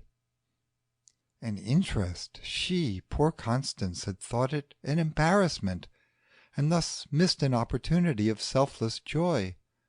Deceived by the shabbiness of the symbol, she had lost the secret gift. It was stupid, and she hated stupidity. Andrew, because he was her friend, had not even suspected this, that a child could be other than an occasion of happy service to those who watched it, that it could possibly be regarded as an obstruction, a complication of the individual life, had not occurred to him. The healthy dependence of bodily creatures on one another, the family link, was his way of seeing things. This pebble, then, had made a hole in her carefully constructed defences, and through it she caught sight of the great and sunny landscape from which she had fenced herself. The second blow was sharper. Mrs. Weatherby, coming to the bookshop on Monday morning in pretended search of a magazine which she knew that Lambton did not stock, discovered Constance in the act of making up accounts, and naturally concluded that she was at leisure. "I've just come from poor Mrs. Reed's," she said. "I heard of the old man's death on Sunday night. Phoebe Foster called at her flat during the afternoon, and she opened the door an inch or so and told her, and then slammed it in her face. These clever people are so unpractical that I thought I'd better go round this morning and see if she had made any arrangements for the funeral. I put my foot in the doorway so that she couldn't shut it on me. It was a very good thing to be forced to see people when you are in trouble. Well, I got into the sitting room, and the first thing I saw was the dead body of the cat. It seemed it had died the same evening, quite suddenly. Extraordinary thing that it and the old man should go off together like that. I wonder if she is quite sure of her milkman. I don't know which of them the poor thing is more upset about. She couldn't look at it, and she wouldn't talk. I told her that she could have a grave for it in my garden if she liked. These horrible modern flats have no provision for that sort of thing, and you can't expect a woman to put her last link with life into a sanitary dust-bin. Constance felt sick when she heard this story. She had little doubt as to either the manner of Ra's death or his place of burial. Evidently it had not entered Helen's mind that one could refuse even the least appropriate of sacrifices to the beloved dead. She had put her creed into practice, a circumstance which always fills the creedless with amazement and unwilling awe. Miss Tyrrel faced the thing in dull bewilderment. She writhed also under the weight of a profound mortification, for this, which seemed to her so morbid, so insane, so unreal an act, was accepted by the watcher with a sympathy which he seldom extended to the normal proceedings of a civilized society. He saw here a plain and natural manifestation of that friendship for the dead upon which he had insisted so unpleasantly when she sat with him in the graveyard amongst the fells, and the absurdity of sacrificing a pet animal instead of an expensive wreath of flowers did not strike his limited imagination. She had held herself his teacher, but here, as in the adventure of the cup, she was baffled where he divined a guiding thread. She groped for it, and, stretching wild hands in the dark, came on strange forms, amazing living things which defied her mania for classification. There was worse behind it. She might endure the superiority of the watcher, for he was a supernatural being with whom she could hardly compete. But in this dim, strange tract of a country on which she had stumbled, in which the most ordinary objects and events seemed charged with menace for those who dared to walk alone, she had been forced to learn from persons whom she had scarcely thought it worth while to teach. Helen and Andrew, the one earthly, the other absurd, and taken her hands and brought them into sudden contact with certain unnoticed realities, aspects of that experience, that life, which she had so loudly demanded and so utterly missed. Even now her touch upon these things was vague and clumsy. She was encased in the plate armor of her own personality, fretted within by her rebellious will, but curbed and held safe by her well-educated egotism. These other people, these foolish givers and lovers, were unfettered. They rushed out to the encounter of dreary responsibilities, childish sacrifices, and hideous griefs. They had much to endure, and little to show, but they lived, were at one with life.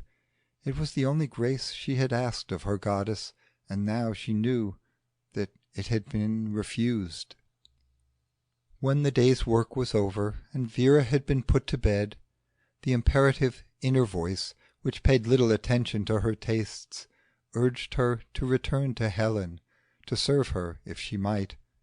Constance went unwillingly, for an attempt to gain admittance on Sunday had failed, and this rebuff had wounded her young self-conscious sympathy, even induced a certain bitterness. She had felt that her difficult attempts at consolation had their importance. It was amazing that Mrs. Reed should not desire them. Now she forgot this righteous anger, and something that was almost diffidence took its place. She was going to school in a new spirit of humility. She even bought a large bunch of white chrysanthemums on her way to the flat, that there might be some visible excuse for her visit. She was surprised when the door was opened quickly, more when Mrs. Reed said to her, "I am glad to see that you have come again." She glanced hastily about her as she answered, not knowing what she might see, but the little sitting-room looked much as usual. There was no evidence of death. Mr. Reed's spectacle case and Ra's brush and comb had not yet been put away. Helen said, "When you knocked at the door, I was afraid that perhaps it might be Mrs. Vince." "Has she not been?" "No, but she will come. She is sure to come, isn't she?"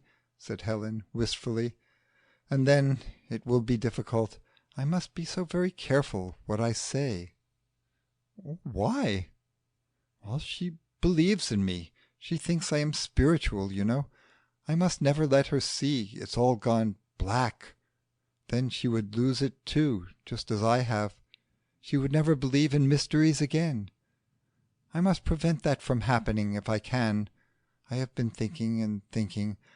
I know that I have got to pretend. It will be something to do, and I must, because I am responsible, you see.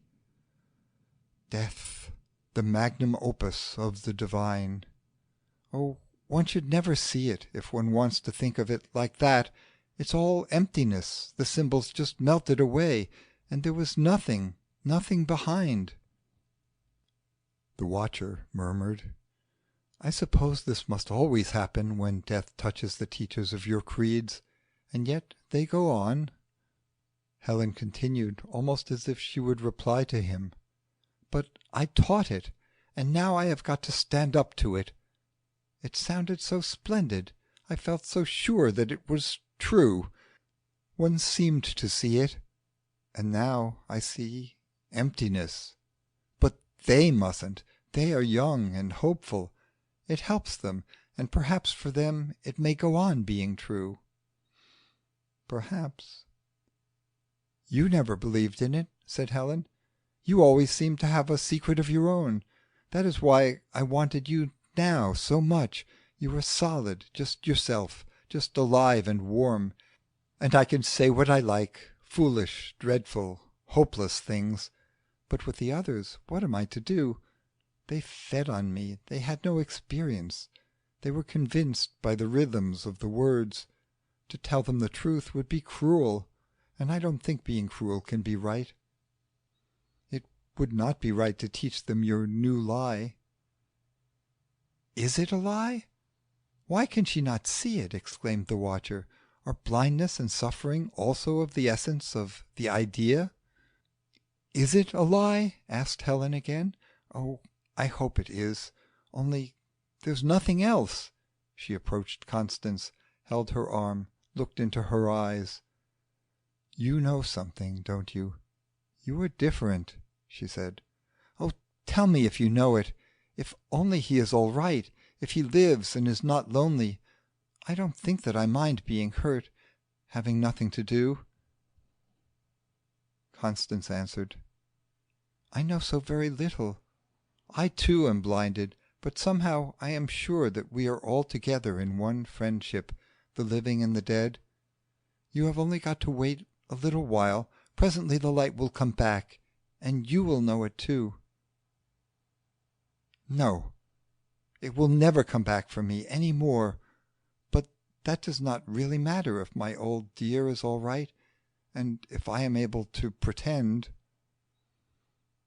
The bell rang sharply, and Mrs. Reed went almost with alacrity towards the door.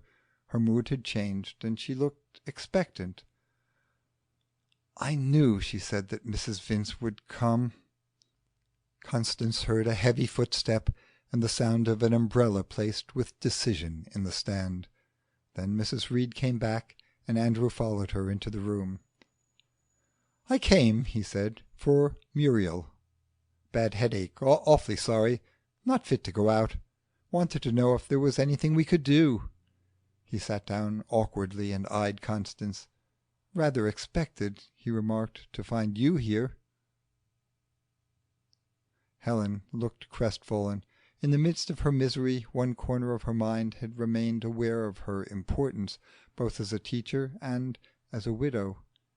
She had supposed that she would be an object of interest as well as of sympathy to her followers, having yet to learn that popularity seldom survives in the presence of grief. Moreover, Muriel's avoidance of her in the hour of desolation wounded her heart as well as her pride.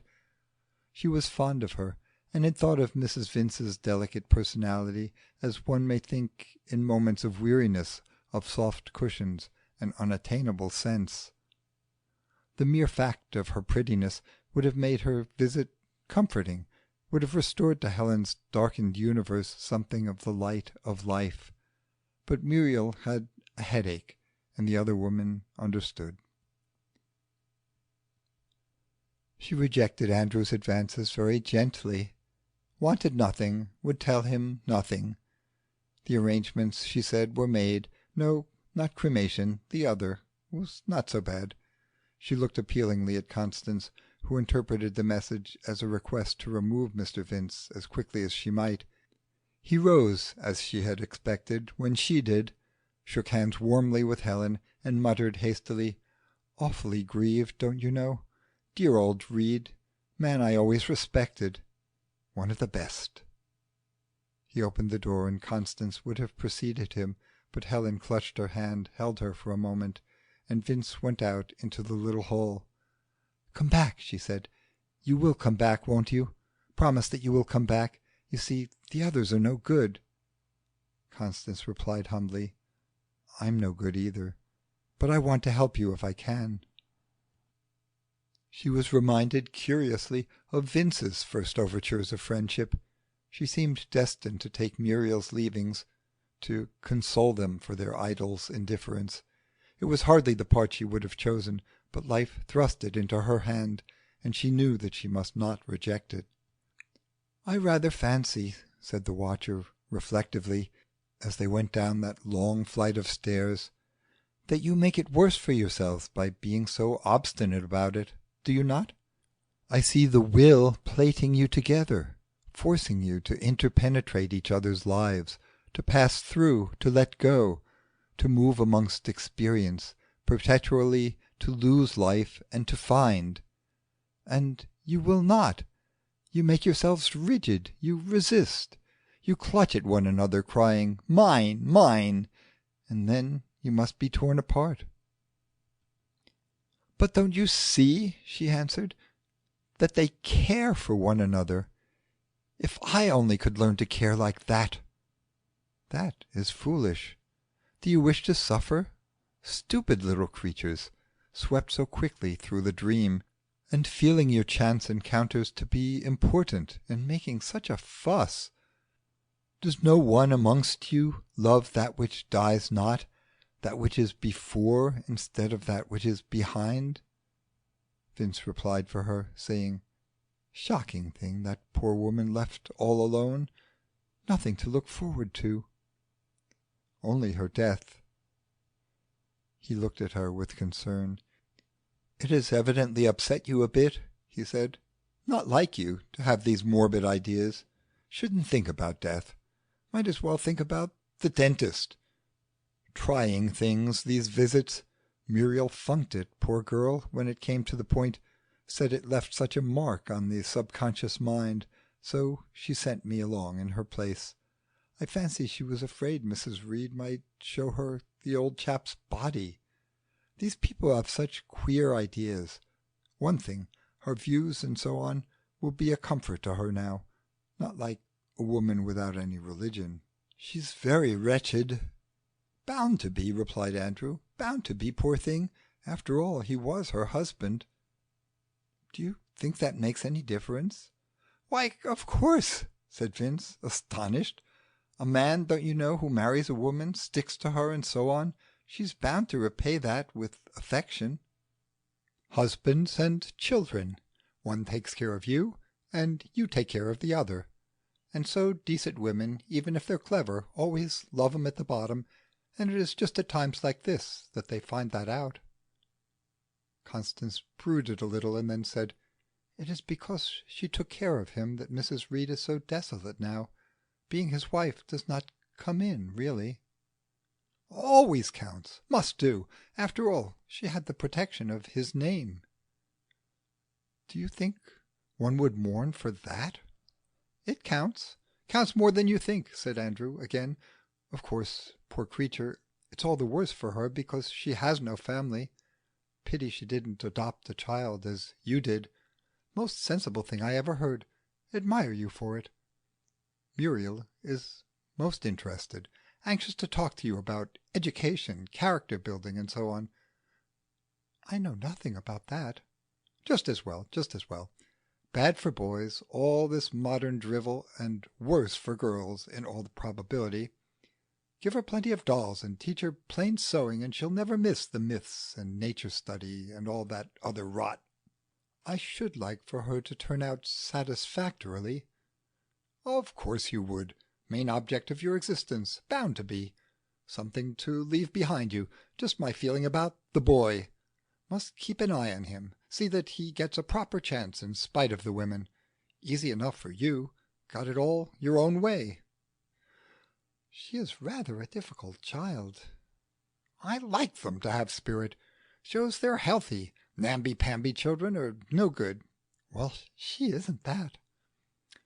"I'm awfully keen to see that youngster," said Andrew. "I believe she's a ripping kid. When can I come?" It was only 9 o'clock. Vera looked her best when she was asleep. Constance, swiftly reviewing many dangers, chose the least. "Come now," she said. "We are nearly there, and you can have a peep at her in bed."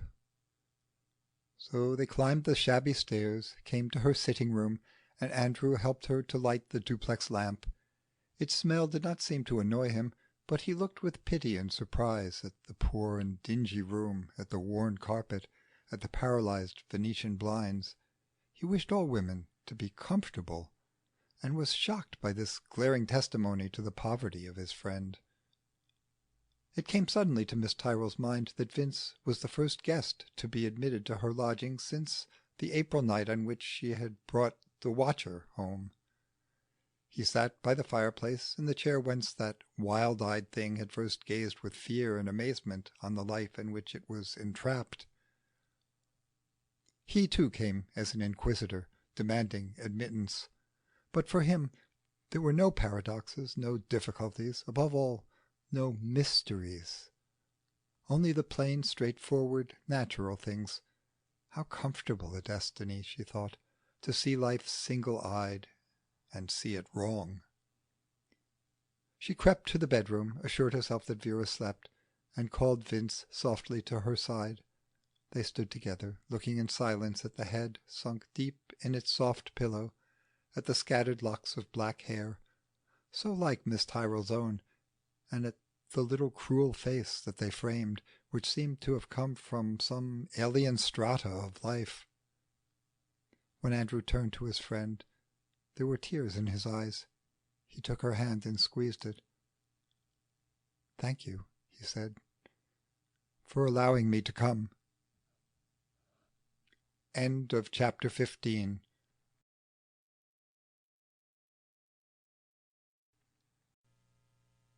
Chapter 16 of The Column of Dust by Evelyn Underhill. Chapter 16. Two Lovers. Mortis vel vitae, brevis est vox, ite venite, aspera vox ite, vox ex jocunda venite. 14th century epigram. It was mid-December, cold and snowy, and the Christmas season was in full swing. Lambtons overflowed with children's books, colour books, day books, anthologies, works of vague piety in pretty covers. and reprints of the many classics which all give and none which to receive. There was Law's Serious Call, in pink brocade with pigskin labels, a new and dainty style, as Congreve's plays, looking so respectable in pale grey buckram that old-fashioned mothers often bought the volume for their elder girls. The shelf of illustrated fairy tales for grown-up people was emptied daily, and that containing more solid books for the children's use was nearly as popular. Miss Tyrrel and her assistants lived at high pressure, struggling to anticipate the unformulated wants of peevish customers, leading on the more generously disposed from shelf to shelf, probing and where possible changing the minds of the many ladies who knew the book they wanted but could remember neither its author nor its name. The more bookish side of the business was now in abeyance, its frankly popular aspect triumphed, and the rows of old county histories, the early printed classics, the Fathers, and the excellent collection of rare and curious memoirs of the old French court were hidden by piles of cheap Ruskins, the new sixpenny Ibsen for which a great sale was expected, by Airship to Dante's Inferno, the latest romance of the religio-scientific school, and The Baby Shakespeare, illustrated in autolithography by members of the International Society. There was an incessant crackling of brown paper as the parcels were folded, tied, and heaped upon the floor to await the delivery van.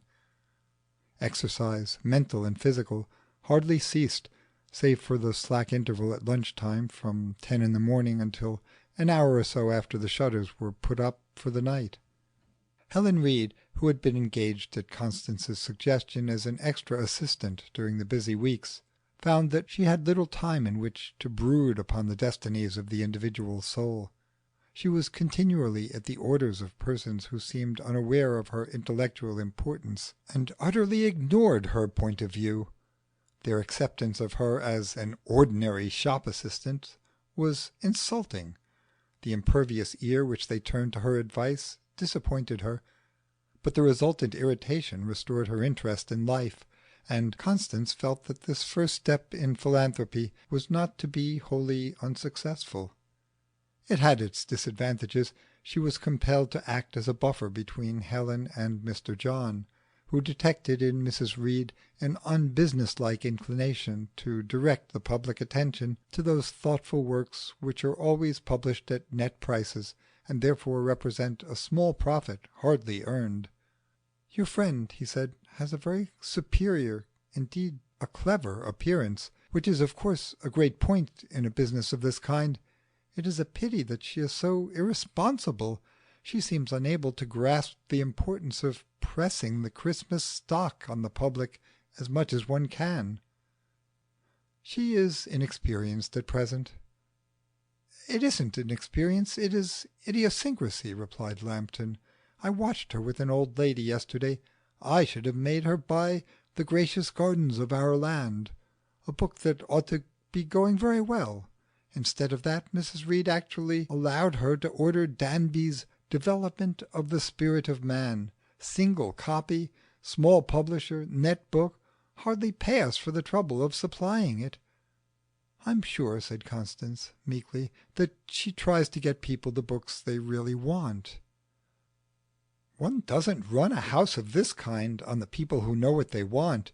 One runs it on the people who are persuaded to want what they see." "Still, she takes an intelligent interest in literature, and that does encourage the customer." "Not the right sort of customer," said Mr. John crossly. "Only the cultured misers who buy cheap copies of good stuff. I hate intelligent assistants. They always try to sell what they like." He walked away, and the watcher asked her, "Is there any reason why you should try to sell anything else?" She was reminded of Martin's rule, the things one does not love are better left alone. But even he, she supposed, had hardly intended this austere maxim to apply to commercial affairs. In these hasty, busy days, with their constant scrimmage between customer, cash box, and order book, It was easy to forget Martin and the impracticable things for which he stood. Even for her lodger and his whims she had little attention to spare. The active interests of the moment overpowered his influence. His demands upon her senses were easily repelled, his anxious questions seldom touched her mind. Few women can realize the riddle of the universe when confronted by the more pressing problem of how to serve 4 impatient customers at one and the same time without rousing their tempers or making mistakes in their bills. Miss Tyrrel's consciousness was monopolized by the practical and had no time for the real. It danced upon the surface, seized by a myriad things, but seldom resting long on any one. Sometimes as she crept wearily to her lodging she wondered, why did she do it? But the answer to this question awaited her within. The imprisoned watcher, who had begun to suspect in life some constant factor which spirit might attain to understand, was bewildered anew by the baby turmoil, the outrageous insincerities of trade. Peeping through her eyes, when she could spare them from the duties of poring over the ledger or hunting through the disordered shelves, he saw this shop, this scrap of seething world, at its uttermost point of self-realization. It was become a little throbbing centre of those absorbing and scattering forces, that systole and diastole, movement, credit, and debt, which is the expression of life in the body, the business and the love of man, perhaps too in that of God. The shop collected and distributed, it gave, it took, it was fed, it brought forth. It reminded him that all the puzzling knots of infinity had been theatres where this one play was ceaselessly performed. Day after day carts came to the door and deposited great packages of Christmas stock, repeat orders of the best-selling lines. Then cords were cut, the outer cover, the inner padding of old newspapers removed, and out came the potted thoughts, the little diagrams by which men try to register ideas. There for a few hours they lay upon the tables, meek victims of the lust of men, waiting till one out of the thronging purchasers should snatch their bodies or dare to pry into their souls. It was an omnivorous public, and parcels that began with the Red Rose of Eros often included Ghosts, the Bab Ballads, and Alice in Wonderland, and ended with a copy of Holy Living, or The Little Flowers of St. Francis, which was very popular in limp brown suede tied with a triple knotted string. Thus the books went out into new lives to form new concepts, new combinations, or at least new ornaments of the more cultured kind, and others poured in, a constant stream, to take their place. The watcher longed for some equilibrium to be struck, for some moment when the ceaseless flux of things should hesitate, if only for an instant, that he might recapture the lost knowledge of that reality which is at rest. But it never ceased. It was life. Suddenly he realized the need, the joy of death, and desired it greatly for these tired people whom he had accepted as his friends. They had, as he noticed, odd consolations, quaint hints of reality thrust in upon them as they hastened to and fro. In the least expected points the veil was lifted, and suddenly the light broke through, a strong and shining beam in which the dust danced gaily. The watcher was greatly interested in the case of Phoebe Foster, who came often to the bookshop since Helen had been added to the staff. Mrs. Reed's friends vaguely supposed that in enriching her employer they were somehow helping her, a course which offered all the advantages of a bazaar and none of the disagreeables of unremunerative charity. Phoebe, then, frequented Lambton's at this season, most often in that slack interval about 2 p.m., when the luncheon-table competes successfully with the shop. She seemed of late to be the seat of subtle changes. There was a shifting of values, as if certain forces long suppressed and half forgotten were rising slowly but irresistibly to a domination of her personality. In this conflict Her self-assurance, her intelligent freedom of speech were worsted.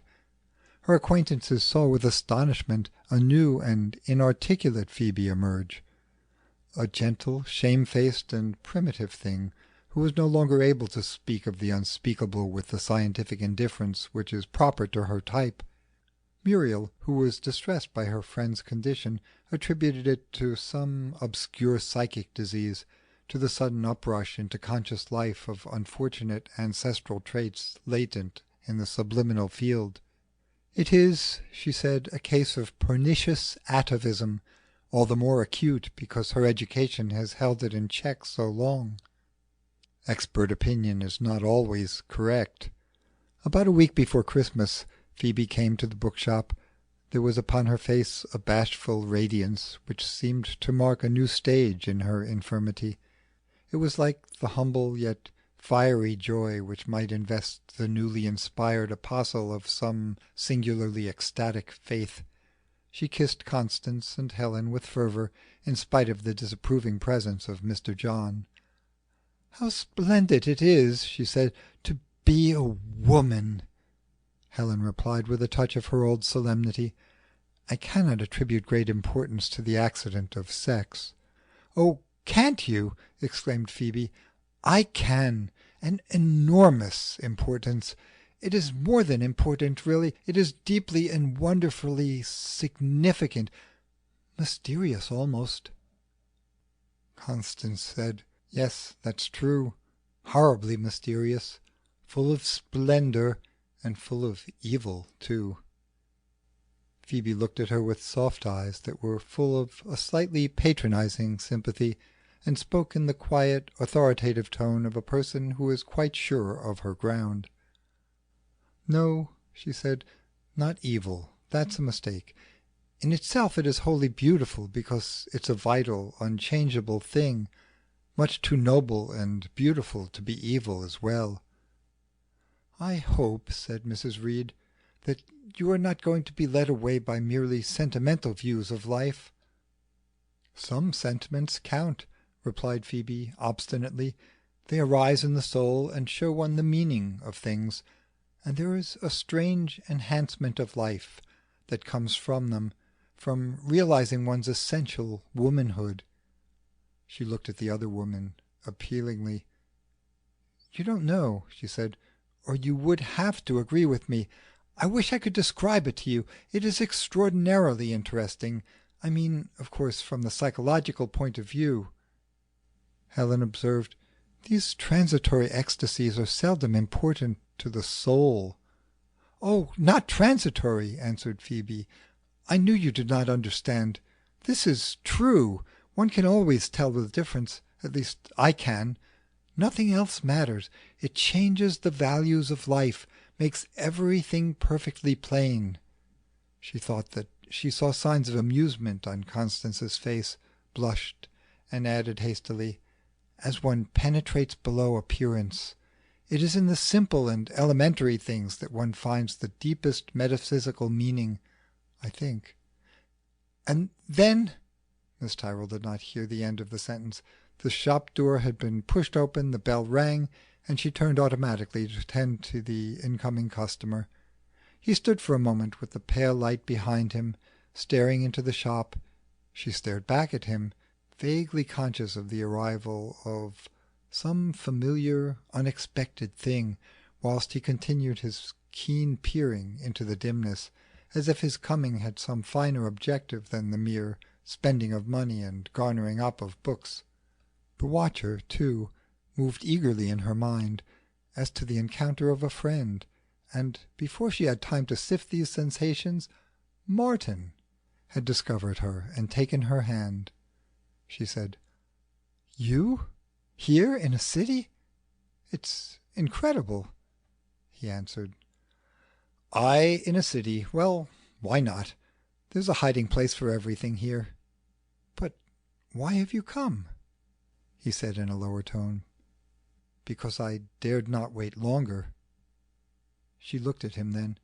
Her first thought was that he was curiously alive, with a white and ardent life which made the spirits of her companions seem but smouldering flames. Her next that he was very near to death. He met her eyes. "I see," he observed, "that you have guessed it. I am going. Is it not splendid? So quickly! It came on me suddenly, and I knew that there was no mistake." She saw the unpeopled hills, the deserted shrine, the extinguished light, the cup unguarded and alone, and exclaimed, "No, you cannot go. You must not." "Needs must, when marching orders come."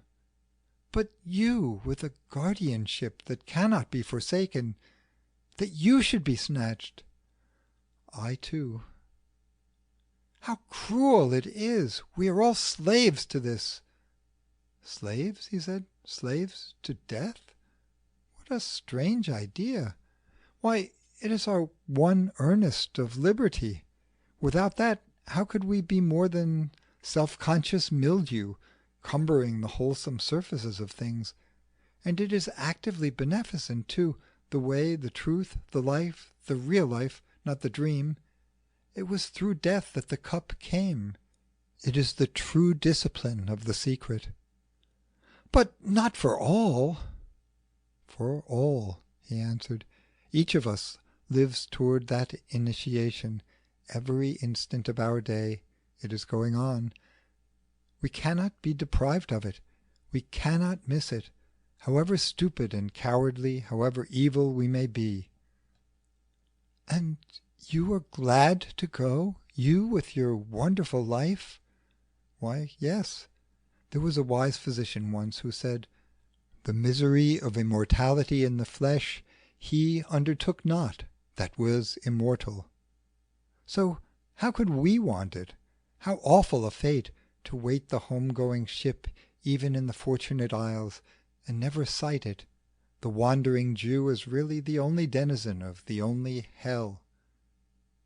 "But you, so soon, why is it?"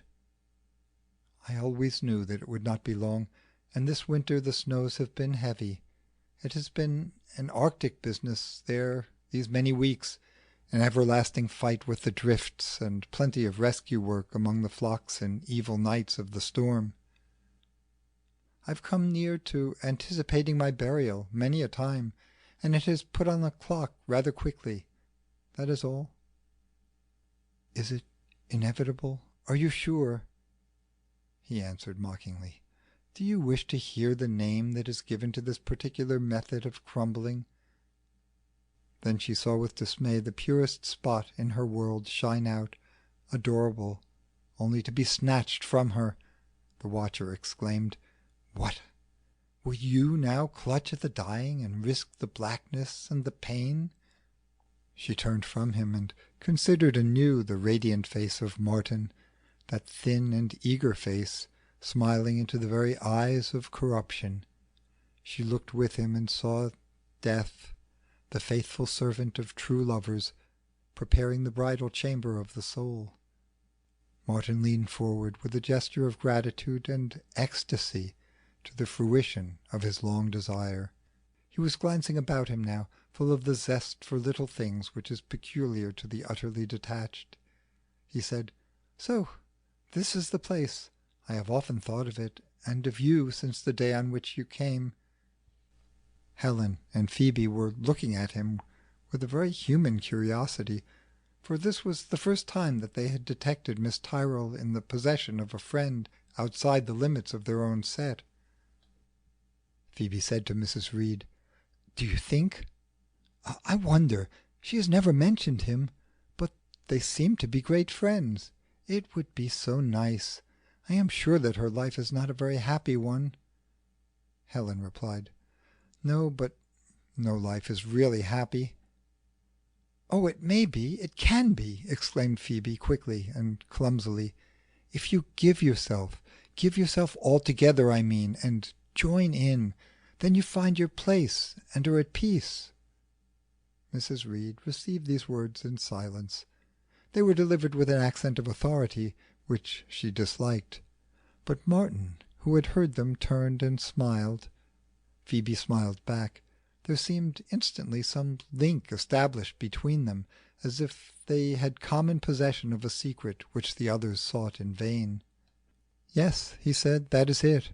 It seems such a simple recipe, doesn't it, when once one has tried it? It's wonderful. It transforms the world." Yes, it really does fulfil the whole claim of the philosopher's stone. It confers eternal youth, transmutes dull matter, turns the dust to gold. Mrs. Reed said with eagerness, "You are evidently interested in alchemy." Martin, who was considering Phoebe's gentle and radiant face with approval, answered indifferently, "Sometimes its language is useful and approximates to the truth." Phoebe interrupted him. "But truth isn't words. It's not definite and discoverable. It is just a new way of seeing the ordinary things." Martin said, "Yes, the way of love, that's all." Phoebe, the word once mentioned, seemed to experience a certain relief. She looked at Constance, as if there too she might expect a measure of comprehension. "I came to tell you something," Phoebe said, "only you wouldn't understand me. I'm going to be married." The watcher muttered, "Another link to be torn apart, another pain. How mad you are!" "Of course," continued Phoebe hastily, "you understand I would not do it in the ordinary conventional way. That would be disgusting. It is because we feel the inner personal link so strongly, because I have become convinced that we complete each other's lives. If we fell out of love we should separate.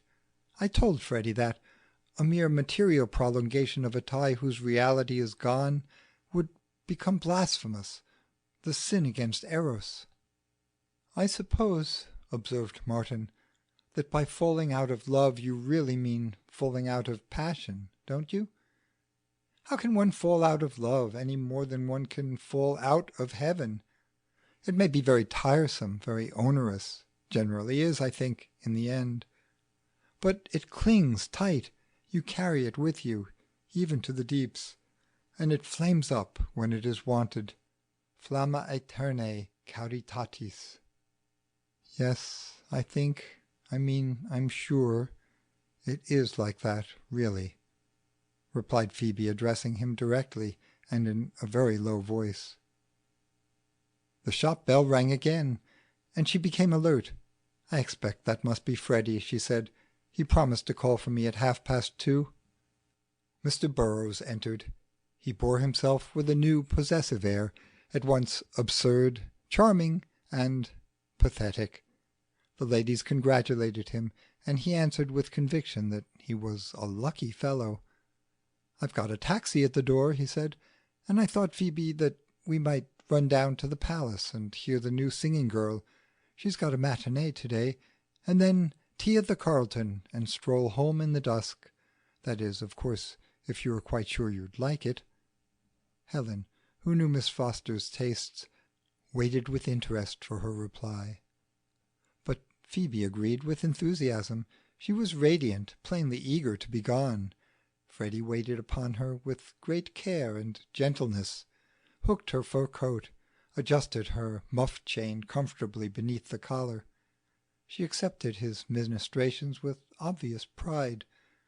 Martin nodded at their departing figures and observed, "That's all right. The simple but most excellent way. Later on it will hurt, and then her chance will come.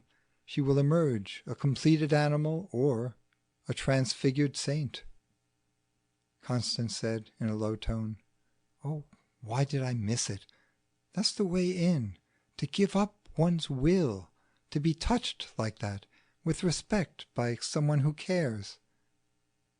He answered, "It is very agreeable, but for some there is a better and a harder way." End of chapter 16.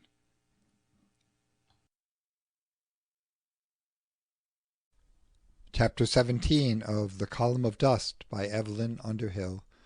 Chapter 17. Constance and the Real.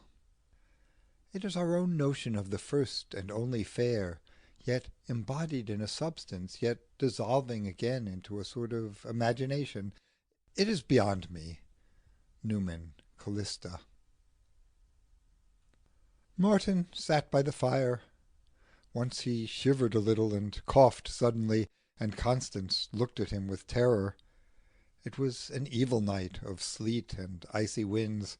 He had come to her lodging cold, wet, and exhausted, but with that invulnerable radiance of his, untouched by these outward disabilities.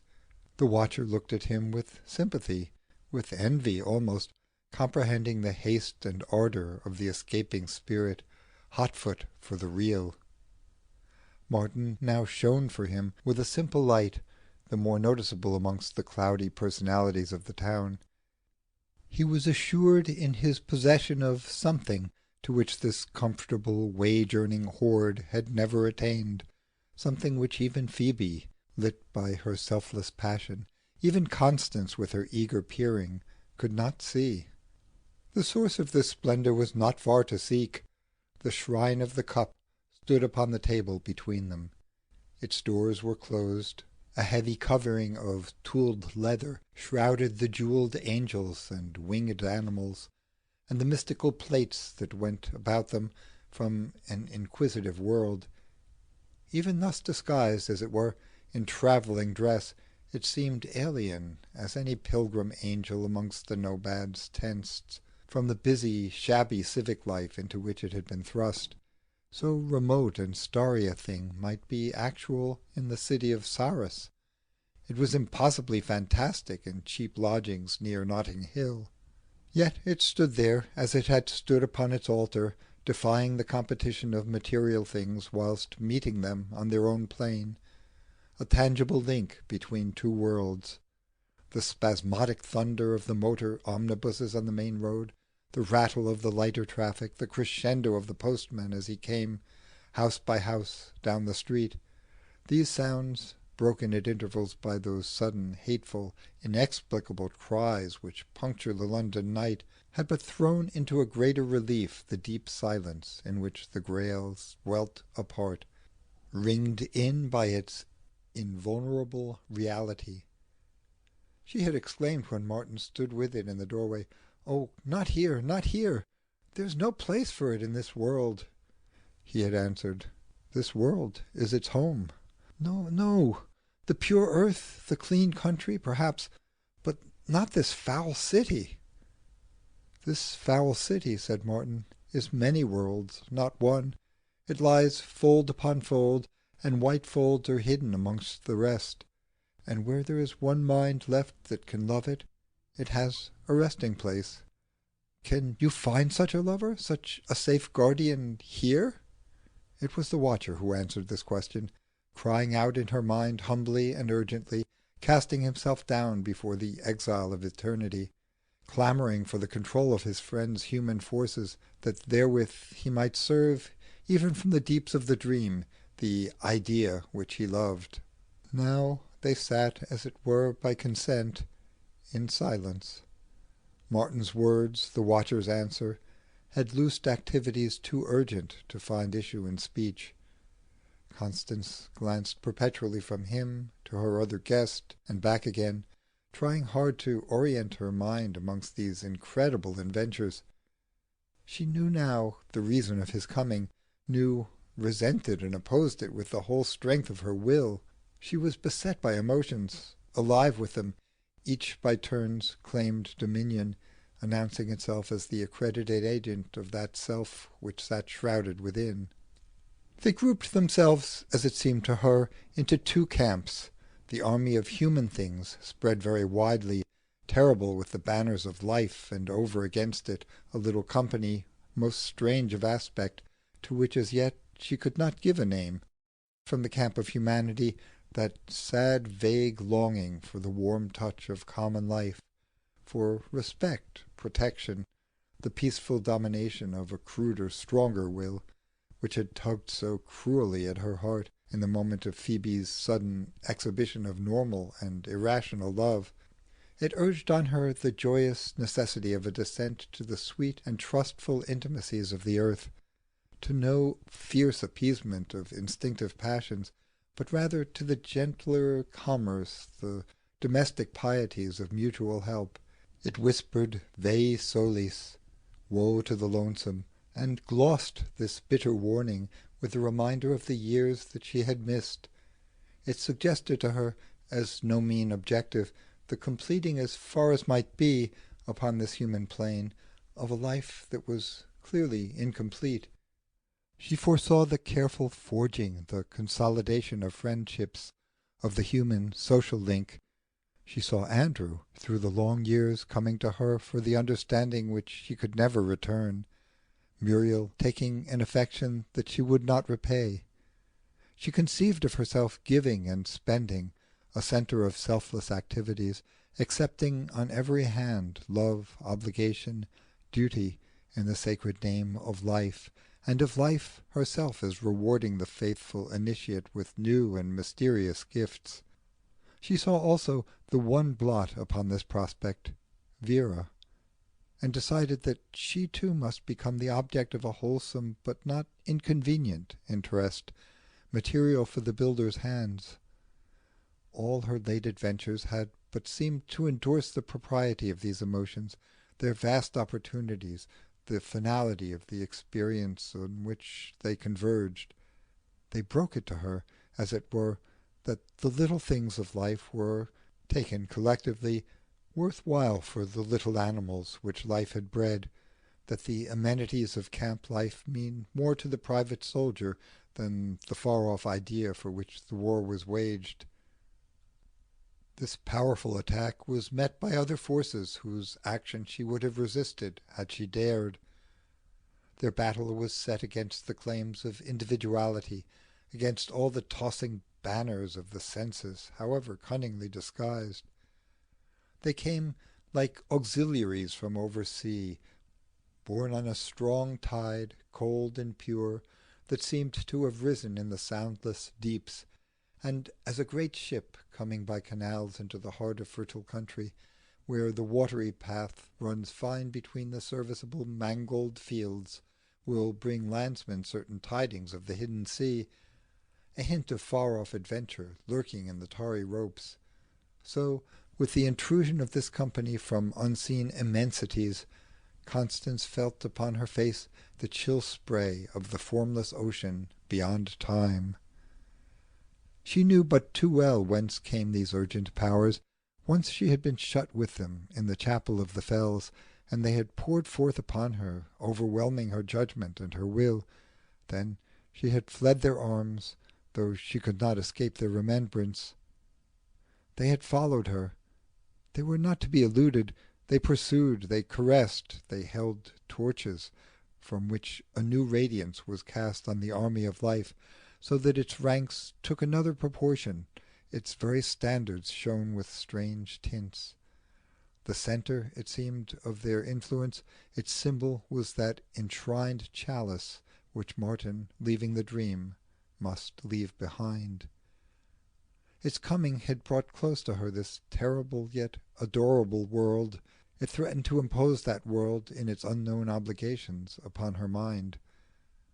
She was determined to refuse its presence. She would not permit her life to be deflected by an accidental encounter with a relic whose very meaning she did not understand, whose legend her intelligence refused. Her unrest was accentuated by the watcher's distress. Possessed by the vision of an unimaginable beauty, feeling close upon him the very benediction of that idea which he had ignorantly pursued through eternity with such utter unsuccess, he yet clung to the friend whom he loved. With an odd touch of human feeling, he now desired for her the happiness which she had chosen, rather than that tranquillity which his reason would have accorded to her.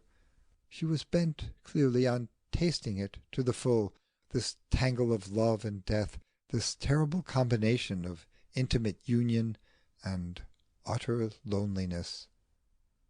Since she was set upon it, even to his own despite, he would help her, and yet there was the one love, the one will, the beautiful, the adored, the unattained, only to be reached by him now, in so far as he could drag her with him on the way. But she did not wish to go. She would not lend herself to his adventure, and she too, as he dimly discerned it, had her rights. The watcher began to taste something of man's awful choice between his neighbour and his God. When the silence had lasted a little while, Martin said to her, "Suppose you talk to me about it." "It?" she replied. "The problem that is pulling you apart. Air it a little. It is a splendid opportunity, you know, because I am going to die. Confessors, I think, should always be dying men." "Detached," she corrected him. "Am I not?"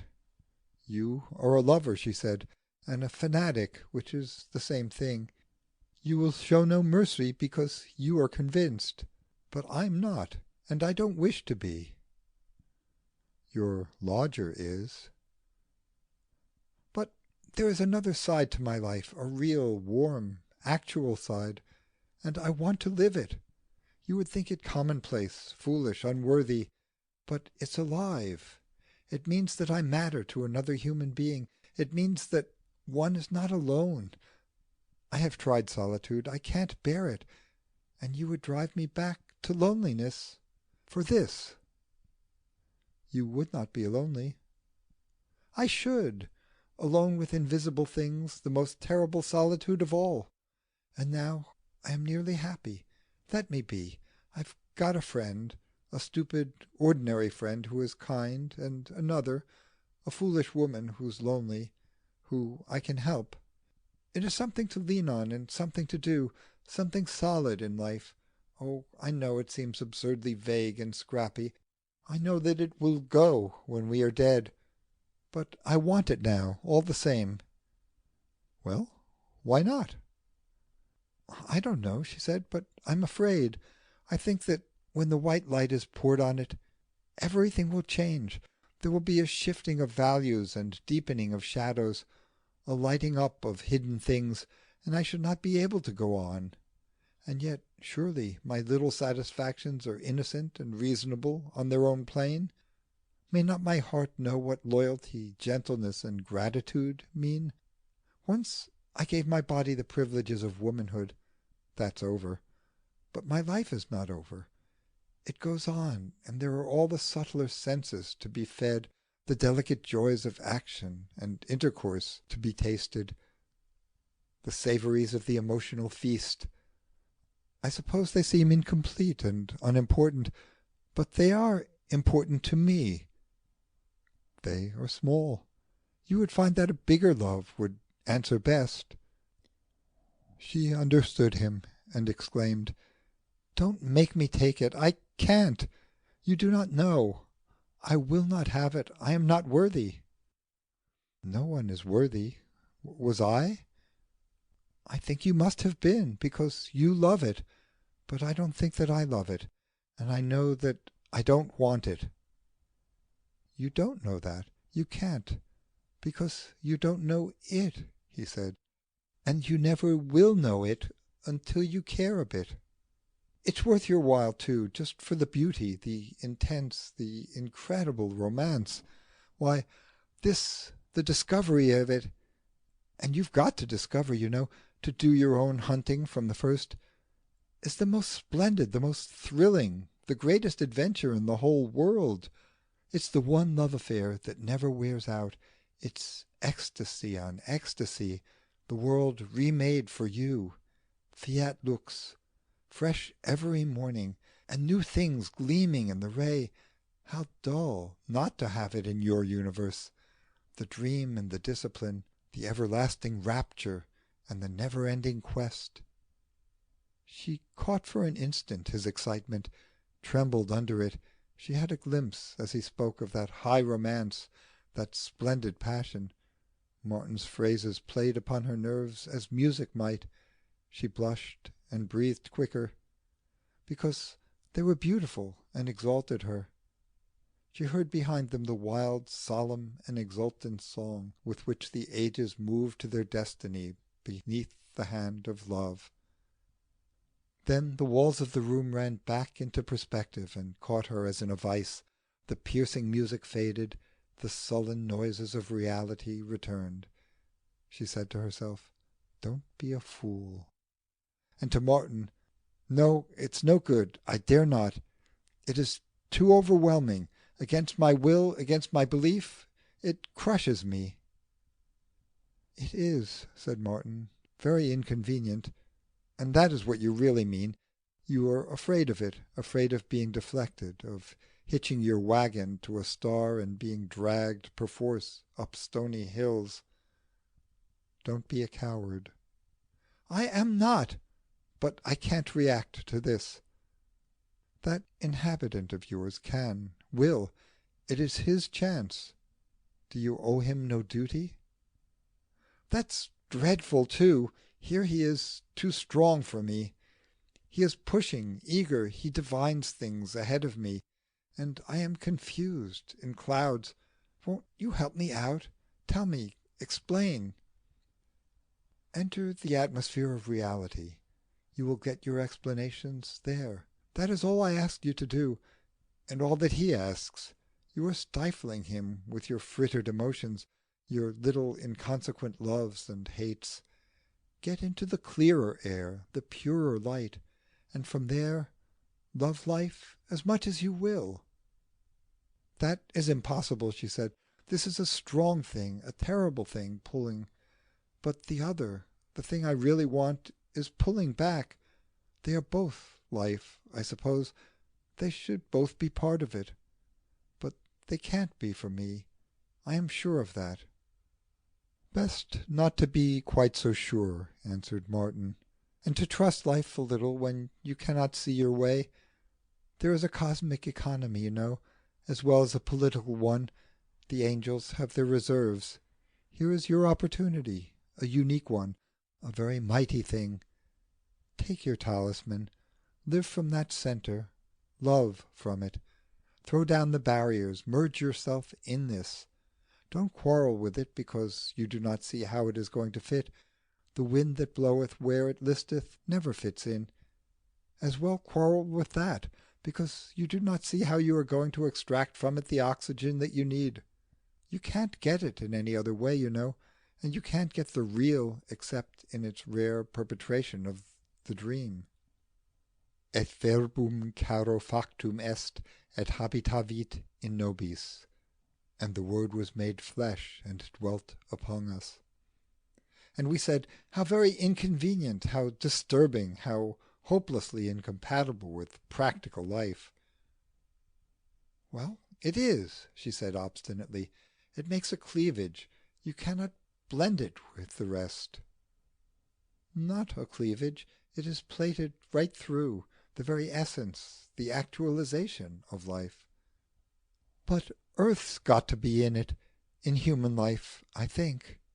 That's the whole point, the miracle of the link, the only place where earth is sanctified and safe."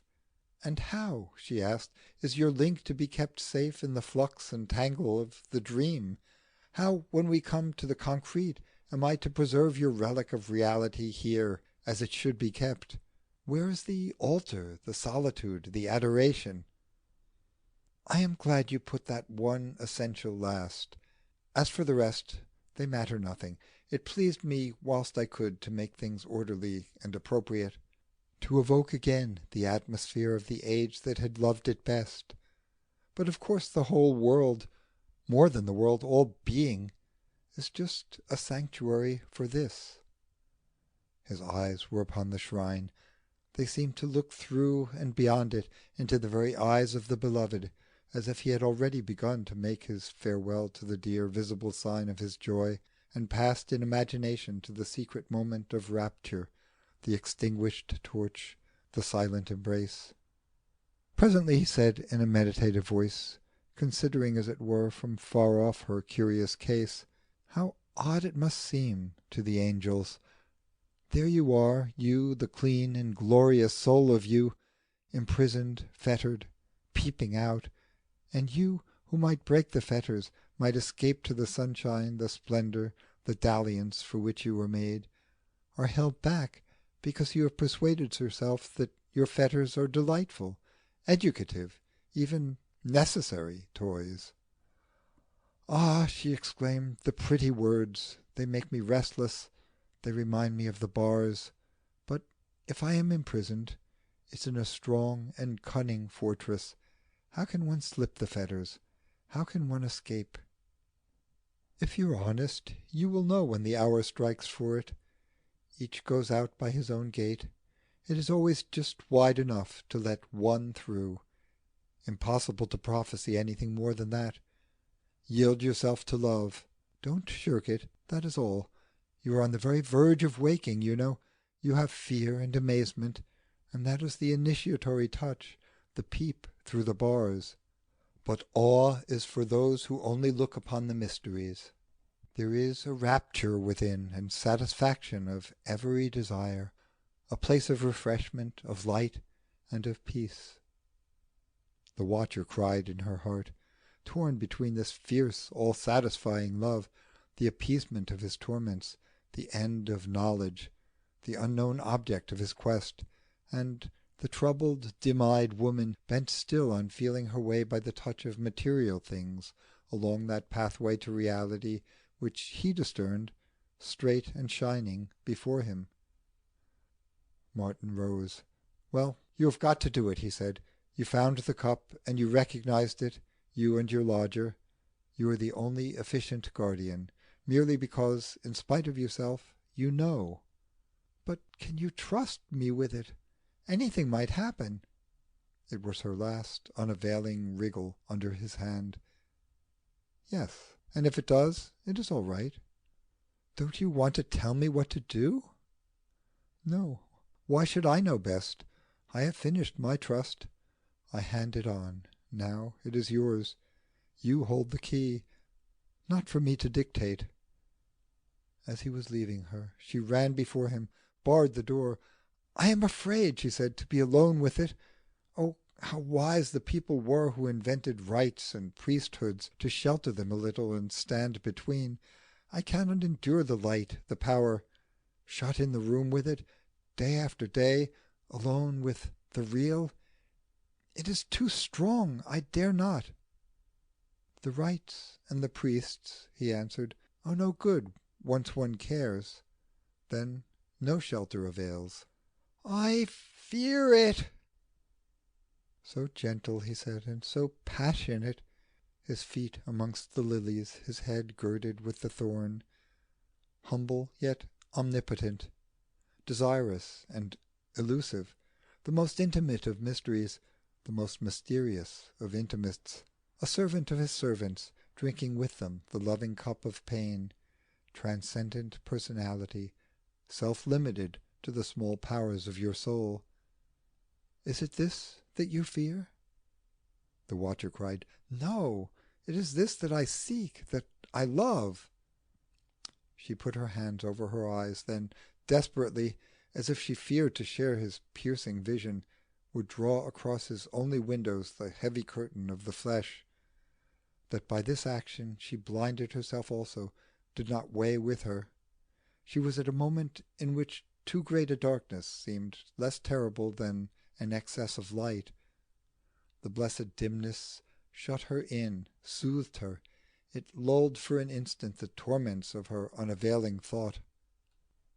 Only Martin's last words echoed, phrase by phrase, in her empty heart, each sentence struck sharp and clear, leaving a little hammer mark upon the soul. She trembled, sick with apprehension of that which she could not see, but she was faintly conscious of strong and tender hands, as it were, that held her, and of her own helplessness within them, a weakness that was peace.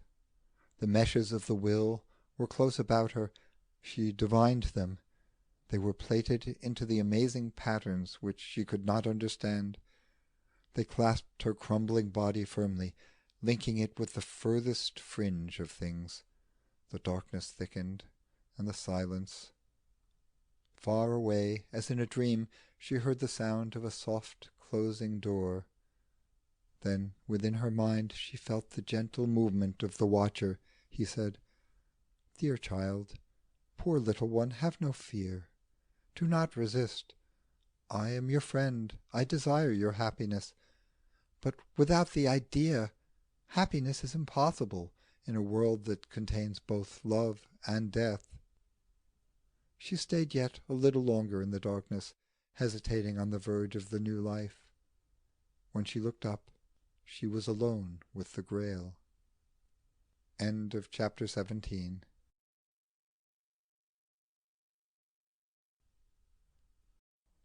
Chapter 18 of The Column of Dust by Evelyn Underhill.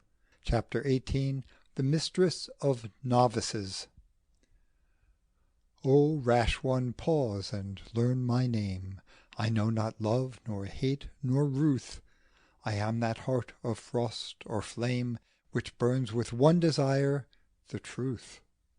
Thou shalt indeed be lifted up on wings like mine 'twixt sea and sky. But canst thou drink with me my cup, and canst thou be baptized as I? The cup I drink can only rouse the thirst it slakes not, like the sea, and lo, my own baptismal brows must be their own Gethsemane. W. H. Mallock, The Veil of the Temple. During the ensuing days, Constance perceived with astonishment the unchanged demeanour of visible things. Like most neophytes of the mysteries, she had vaguely expected them to react to the incredible conditions in which, with her, they were now placed. For the second time in her experience, the walls of the world had been broken. Once they had given way before the assault of a supersensual curiosity. Now they were dissolved by the presence of a relic, a symbol, wherein unimaginably personality and idea were brought to a point, and pierced as a flaming sword the barriers of time and space.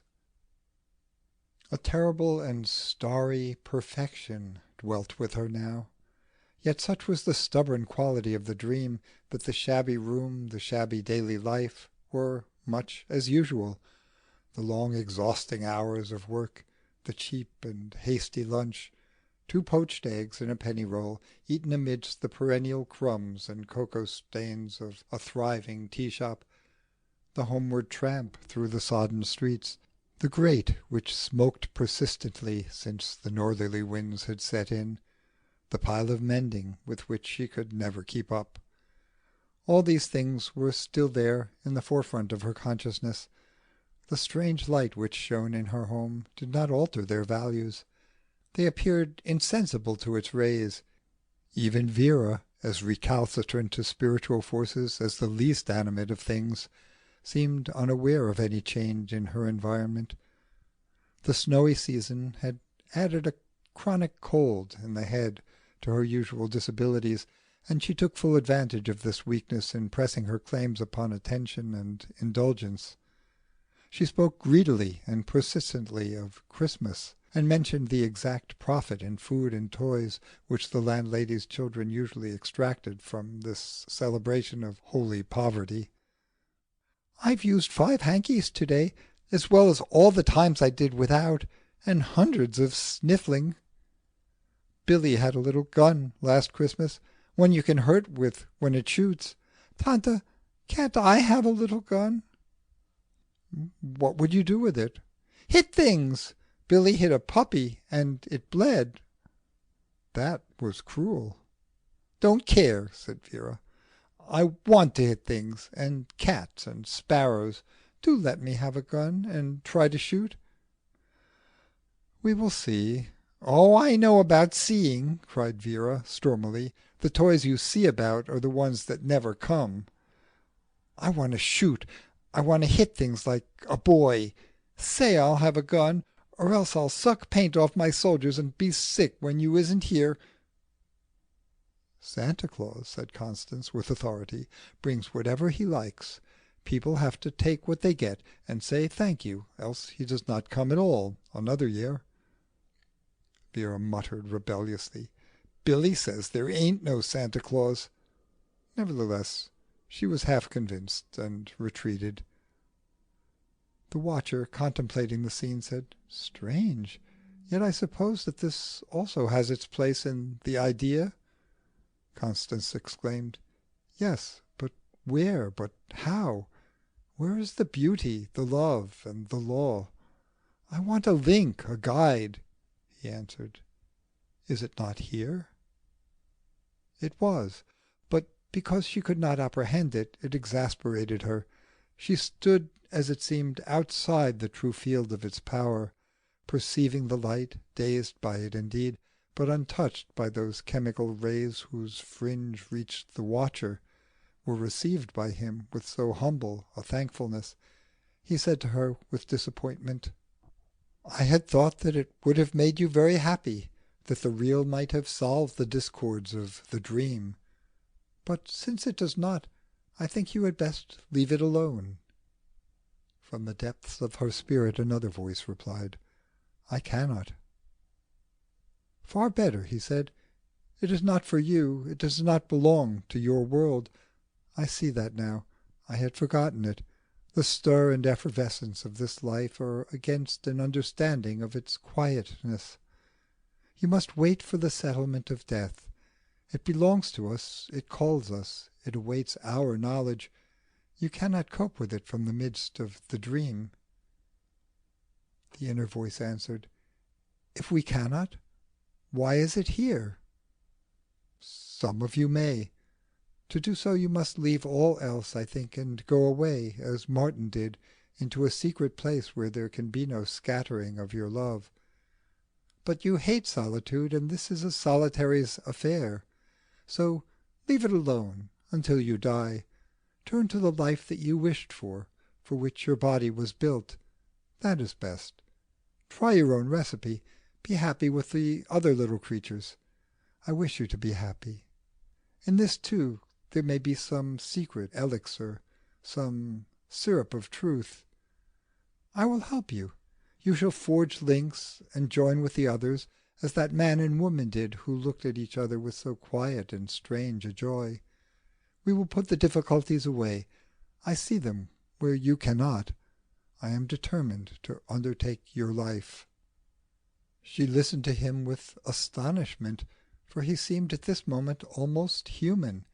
He had moved far from his old attitude of arrogance, impatience, curiosity. He spoke as some generous parent, some indulgent friend might speak to a weaker comrade, to a dear and petted child, forbidding, for very kindness' sake, the austere and honourable quest, and offering in its place the pleasant valleys, with all that they held of homely dulcet life. He was for the hills. He longed for them, and she knew it, but because of his friendship he would forego them yet a little. He was on her side in this, for her immediate happiness, for all the human cares and pleasures that she loved. It was the irony of the situation that this eagerness, this sympathy in him, provoked in Constance's mind no gratitude, but rather a stubborn opposition, an unwilling opposition which, though it hurt her, she could not suppress. It was forced on her by that inner inhabitant of hers, the tiresome, unaccommodating thing whose waking moments she had learned to dread. In the presence of the cup this dweller of the innermost kept, as it seemed, incessant vigil. It too loved, reverenced life, fertile, strenuous life, but loved it as a pilgrim loves the highway, not as an animal desires its lair. Where she, with the watcher's approval, would have lingered, it was for a forward march. Whither? It could not tell her, could only cry, "On, on!" where the watcher now said, "Rest, enjoy, be passive, do not seek to understand." "No use," she said to him then, "to try to understand it. I cannot. But I feel the pressure none the less." "Is not your normal chance of pain, love, death, and loneliness enough for you?" he answered. "Must you share our torment too? I can never rest until I know the idea in its fullness, because it is my end. I have but a forced option, to suffer or to understand. I think that is what you mean by heaven and hell. But why add this burden to your own, poor blinded little prisoner of the dust?" "Prisoner within the dream," said the imperious voice again. "But when the dream is over, what?" "Time enough for that," observed the watcher. "Here you are conditioned by it. It is the will. Since you cannot annihilate your selfhood, it is best to accept its limitations. Live, run to and fro, enjoy your toys." The urgent voice replied, "Too late. I have been set upon the road. I will help you to turn back." "Once," said the voice, "you were for my liberation. You saw its possibility, and urged on me its joy. You mocked at her blindness, condemned her transitory toys." "I did not love her then." "'Tis a short-sighted love." "You taught it," said the watcher. Tossed between these combatants, Constance found but little enjoyment in the position in which she was placed. Whilst they fought, the cup reigned in its silence, and she recognized in it the true arbiter of her fate. She had taken it grudgingly, determined, if she might, to defend herself against its assault. Now there began to happen to her one of the most disconcerting of all experiences, the steady pressure of an influence which is purer than oneself. Soon she realized that it is vain to desire to sit in darkness, once one has assumed the guardianship of a great light. That light pierced the doors which hid its material symbol. It grew unawares upon her consciousness. She began to understand something of the mood of those old mystics who imagined in the flaming chalice the utmost secret of their love. The interests, the values of temporal life slid from her as she gazed at it, so softly that she knew not they had gone. Her will, her vision, were chained upon this point, where she looked on the eternal self-renewing of that creative agony which is the only fruitfulness. From its midst, as from the midst of a furnace, a voice cried to its mate, and there was that within her which answered the call.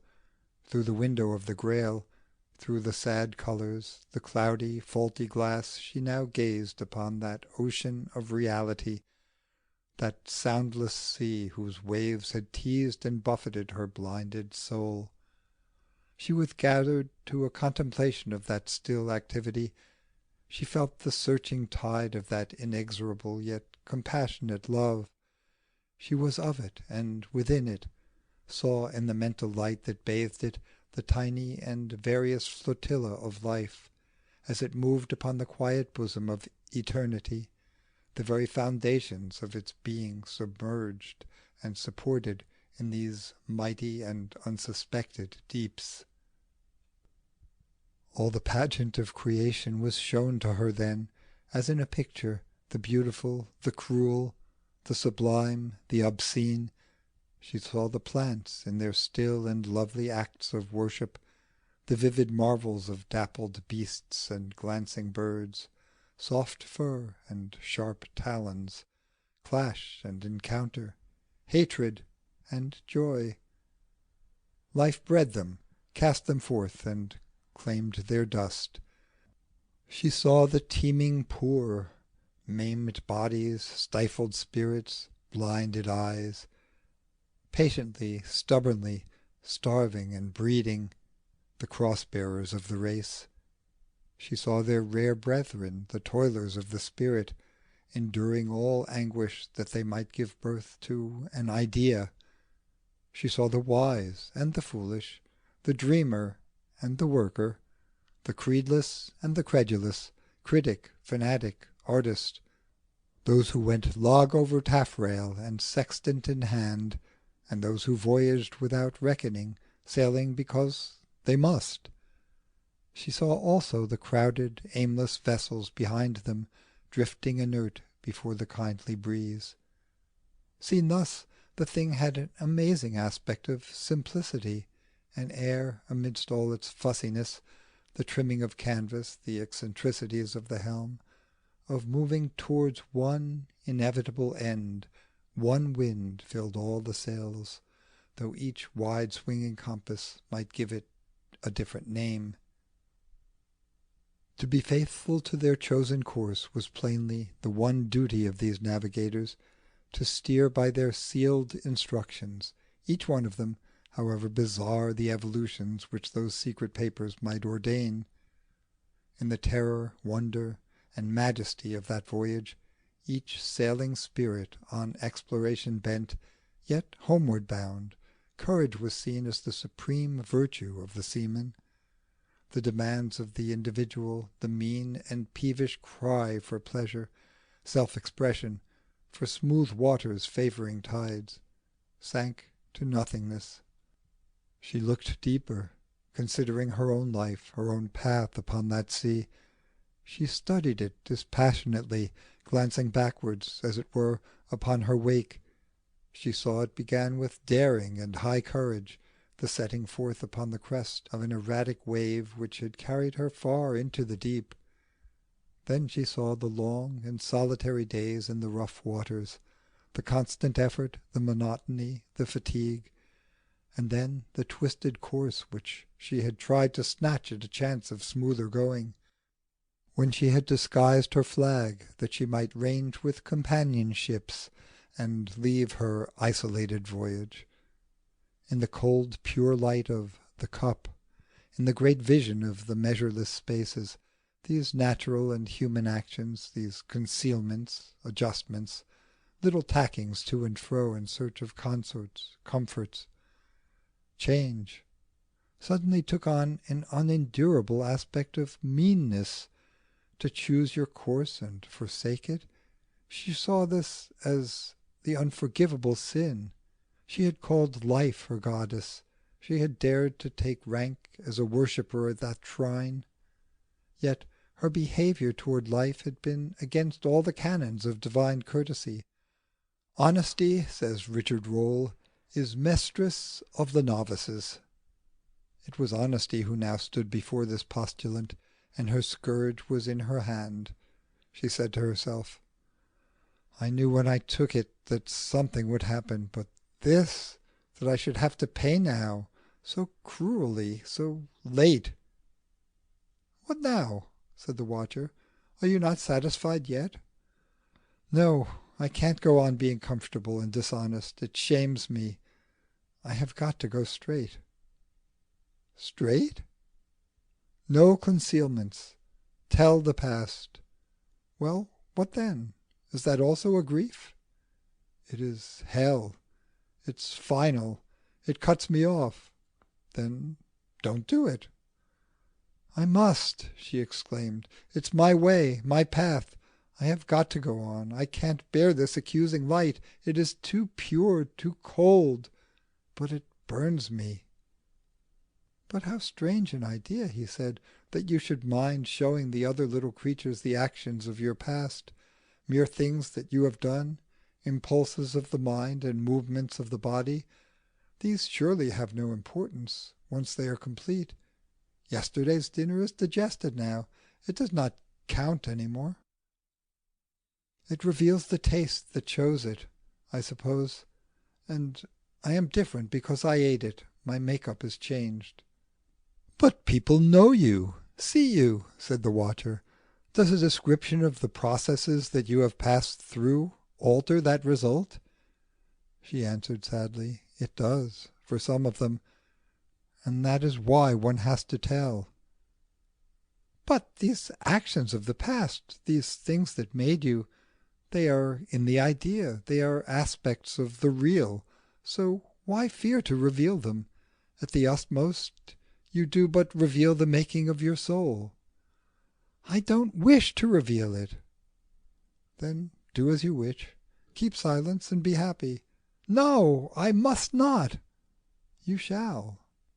He opposed her, flung against her determination his strange and lawless will. She fought under it, with a sense of wild triumph in thus meeting him, setting at last the purest flame of her humanity, its justice, dignity, and truth, against the contemptuous love which counted these things as nothing if by chance they jeopardized her present ease. She was going to give up that ease, to give up everything in existence that she cared for. She was in the act of expelling from her life all friendship, dainty pleasure, social joy, the one way of escape from the hateful sordid round. In this exalted moment she was glad. Nothing counted now, nothing at all, against the supreme necessity of orienting herself to that cold, adorable, and all-compelling light. The watcher said to her, "How strong you are to-day, and how foolish! Why should you wreck your little peace for that which you can neither see nor know?" It was the obstinate dweller of the innermost who answered, "Blind obedience is as much my business as loving vision is yours." "I cannot understand you," he said again, "nor the meaning of this thing which you would do. Time is a dream, and your passage through it is illusion. All that exists is you within your now. Where then is the importance of your past?" "One may have done things in it that the world thinks wrong." "Wrong? What is wrong?" said the watcher. She turned from him to the shrine again, as if she would extort from it some consolation, a promise that should carry her through the bitter waters toward which she was set. But the light for her was cold, inexorable. It called her on, but only that she might share an inheritance of pain, as the Red Cross called the Crusader to the plague-stricken ship, the parched desert, shipwreck, misery, and thirst, but gave no certain promise of the holy city at the end. When she was out in the street and the door was shut on her, when she waited for the blue and orange omnibus which went once in 10 minutes to the corner of the terrace in which the Vinces lived, there came on her the natural revolt against a destiny which seemed so determined to wreck her temporal content, whilst offering no eternal compensation. It was Sunday afternoon. The streets seemed stagnant. A respectable ennui brooded about the shuttered shops. It was that awful hour in which the city ceases her courtship of visible things, to discover that she knows no fairer love to take their place. Constance felt herself to be doomed, just such a condition, to a perpetual wandering, in silence broken only by the muffin bell, down grey and muddy roads, between blank walls and prosperous houses which sheltered happy people from the world. She did not want to do it. It was forced on her, as Sunday is forced on an unwilling population in the interest of an ideal which she could not accept. She reviewed the situation, looking for some mitigating circumstance, some opportunity of an honourable compromise with fate.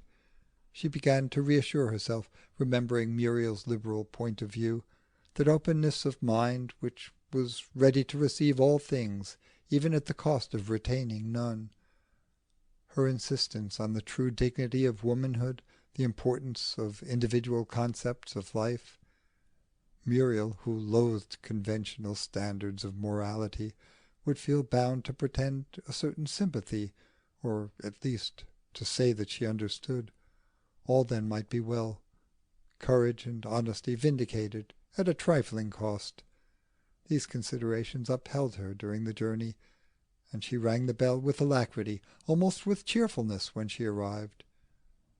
Muriel received her graciously. She was alone, and sat as usual upon the floor by the white-tiled hearth where a small wood fire was burning. Her slight and charming figure composed well against the Persian rugs, the pale unbroken surface of the wall. Her wheat-coloured hair shone and flickered as if it were infected by the spirit of the flames.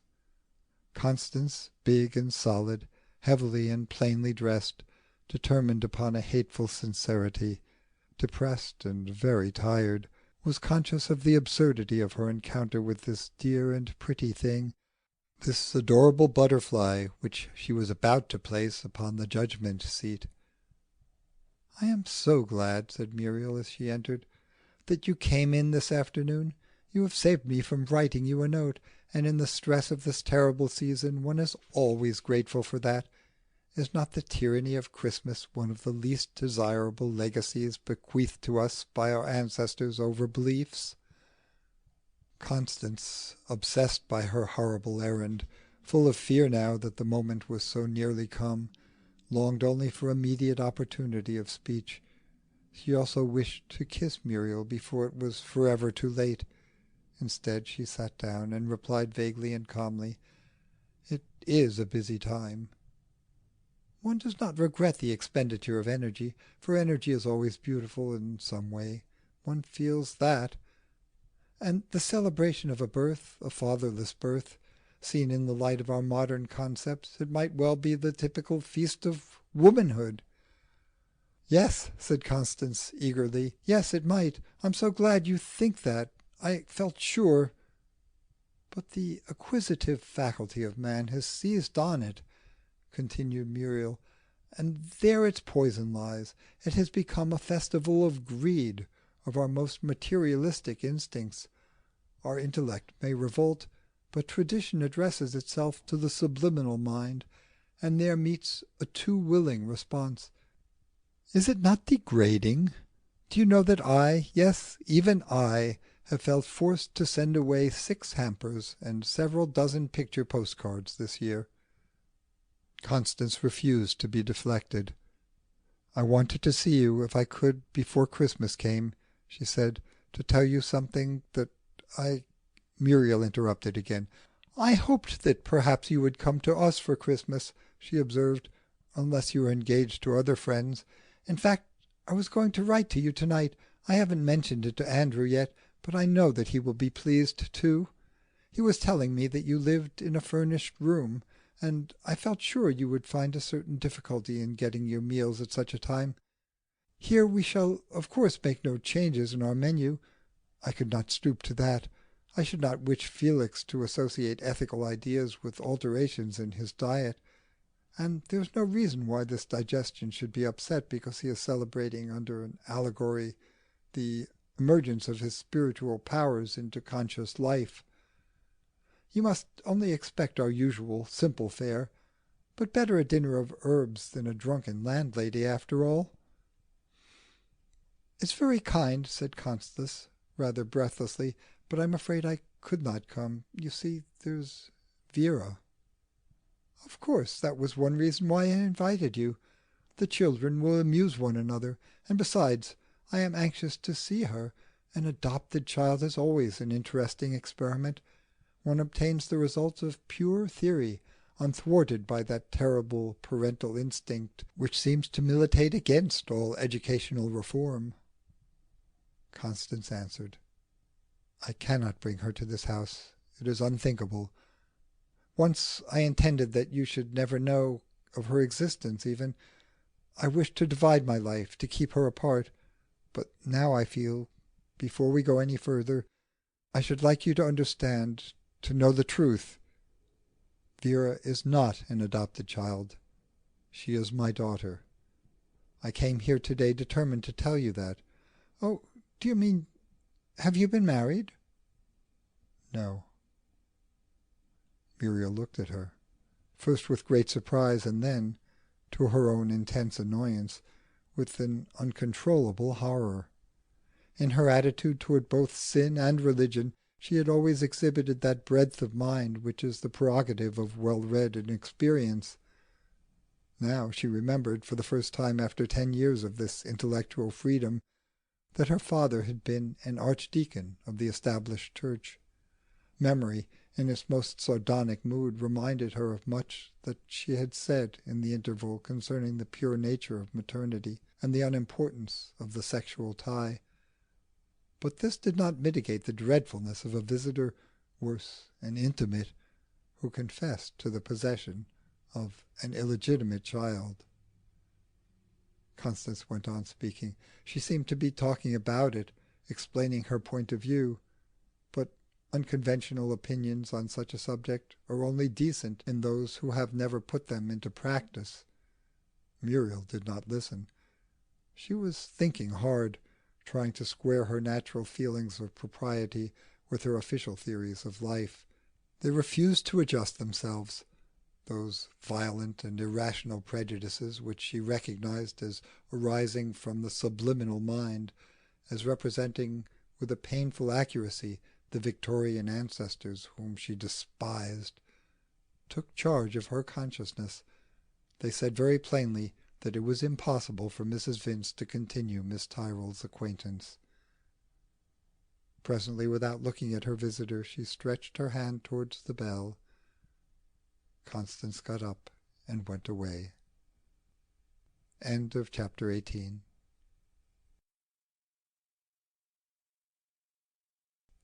Chapter 19 of The Column of Dust by Evelyn Underhill. Chapter 19. Constance, Andrew, and the Truth.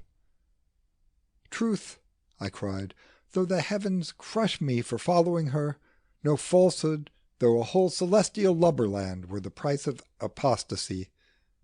Carlyle, Sartor Resartus. In the evening Andrew came to her. She looked at him as he entered, surprised that he should so quickly have undertaken this embarrassing visit of farewell. She said to him at once, "Muriel has told you, I suppose?"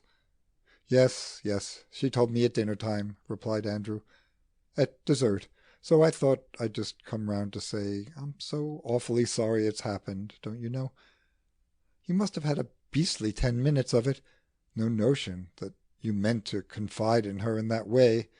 Very fine of you, of course, very straight, one admires it, but a girl like Muriel, all notions and no knowledge, so to speak, well, one hardly expects her to take a tolerant view of these things. I thought, I hoped perhaps as she was so unconventional—" "Well, yes, that's just where it is," said Andrew. "Just where people are apt to make a mistake. She talks like that, but at the bottom she is the usual thing. Wish now that I had warned you. I never thought of it. Really, as a matter of fact, she's just wrapped up in the boy. An intelligent mother, that's her idea, and that is all she means, though, mind you, she doesn't know it, when she talks about women and the race.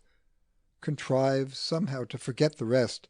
In theory, she thinks it doesn't matter, because she has always lived in a comfortable married sort of world. But when the thing is forced on her notice, and not quite in order, well, don't you know—" He became red and embarrassed. "Yes, I see it now. But I had to tell her." "Oh, quite realize your feeling. Christmas and all that. Still, it's a pity." "But you are not shocked?"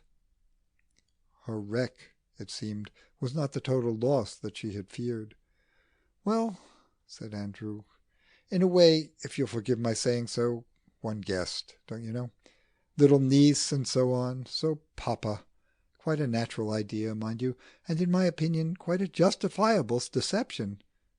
So much better for the child if you can keep it up.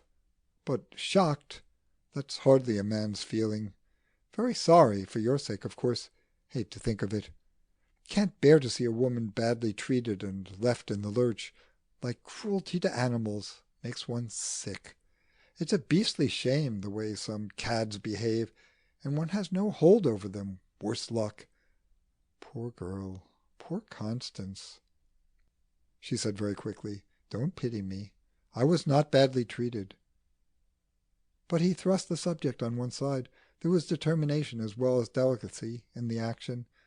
Constance perceived that could she but rest at this point, she might preserve not only his friendship, but that more precious asset, his respect.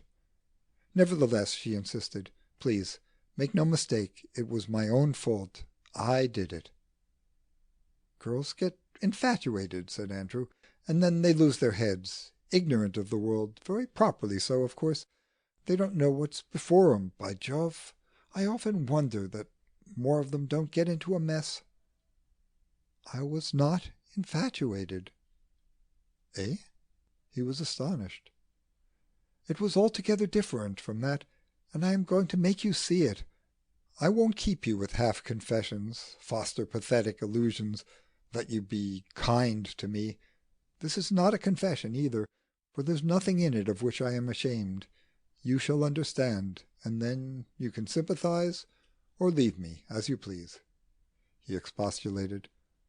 "Only gives you pain, raking it all up like this, and makes no difference, really. These things, old stories between friends, far better to leave 'em alone." "Between friends," she said, "there has already been too much concealment. And it isn't an old story, it is I, myself." "Not your real self," replied Andrew soothingly. "My realest self. My real, hungry, active self that longed to live. Don't you know? Can't you imagine what it is to have powers and ache to use them, to sit idle and vacant, and see your chances of legitimate satisfaction of life grow hourly less? Listen, I come of middle-class intellectuals, of the sterile class. I, with this body." She stood up before him, deep-bosomed, the perfect maternal type, and he thought of Muriel, eager, nervous, narrow-hipped. "When I was 27," she said, "I could read in 6 languages. And yet I hadn't lived. I wanted life. I was proficient in the higher mathematics. But I knew nothing. I wanted to know.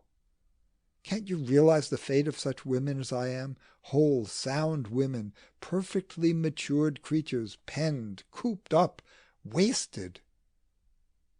"Yes, it's rough luck," said Andrew slowly, "when girls don't get their chance. A wholesome woman wants a husband."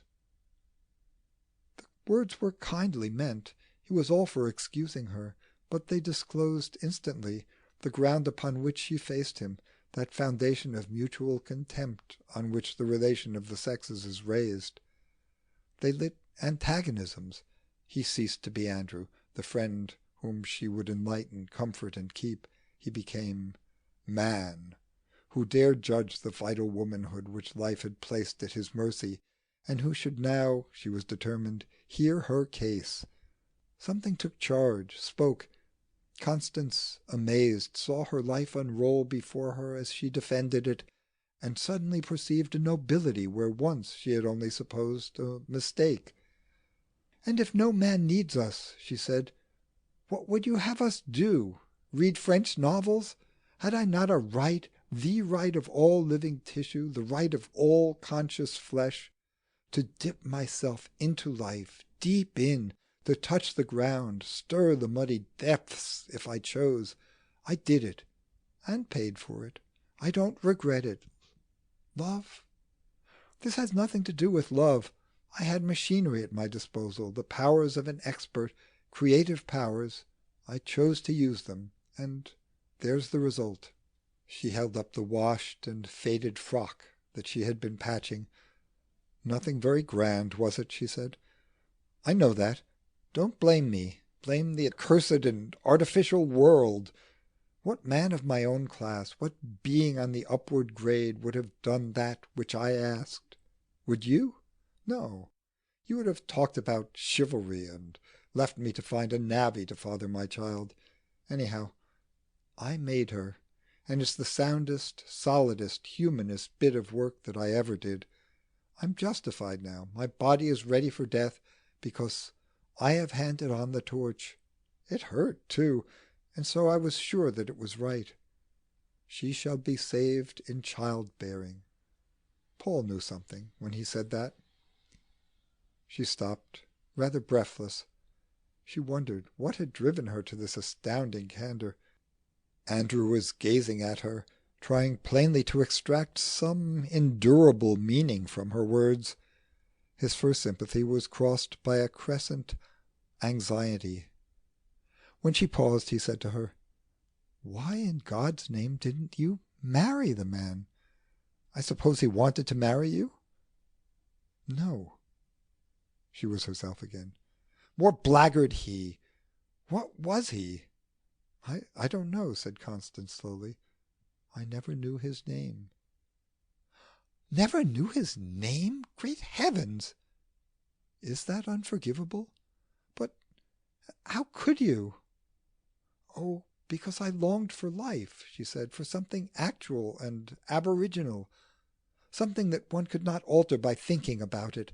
I was sick of thin theories and diluted dreams. I had been book-fed too long. I wanted to get down to the processes of creation, to take my turn." He said again, miserably, "How could you do it?" "I could, just because I had to, because the pressure of life was too great. First I was inquisitive, and then I was on fire. I don't know why, I don't know what happened. On one side it still seems beautiful, though the lining was hideous enough. I wanted the great spaces of the world. I saw them there, stretched out, waiting. I went toward them and found the dust heap." Andrew writhed. "Why," he said, "why have you got to tell me all this?" "I don't know. It's a sort of honesty, I think. You represent the human side. You are it. I must explain to them, clear it up, before I go on." He resented the necessity, thought her selfish. Curious how women loved the confessional. Poor devil of priests, he pitied them. But he was in for it now. He braced himself, and she went on. "The father of my child was a man, just that. I don't know any more. I went down into the crowd because I wanted the intense, uncivilized thing, but he threw open the gates of life, and I saw the workings of it for a moment. I entered into that part of my inheritance. Anyhow, I didn't know then about the other part." "What other part?" said Andrew, in a dull, uninterested voice. "The thing behind. The real." "This seems to be real enough, God knows." Amazement and chivalry, compassion and disgust fought in his slow mind.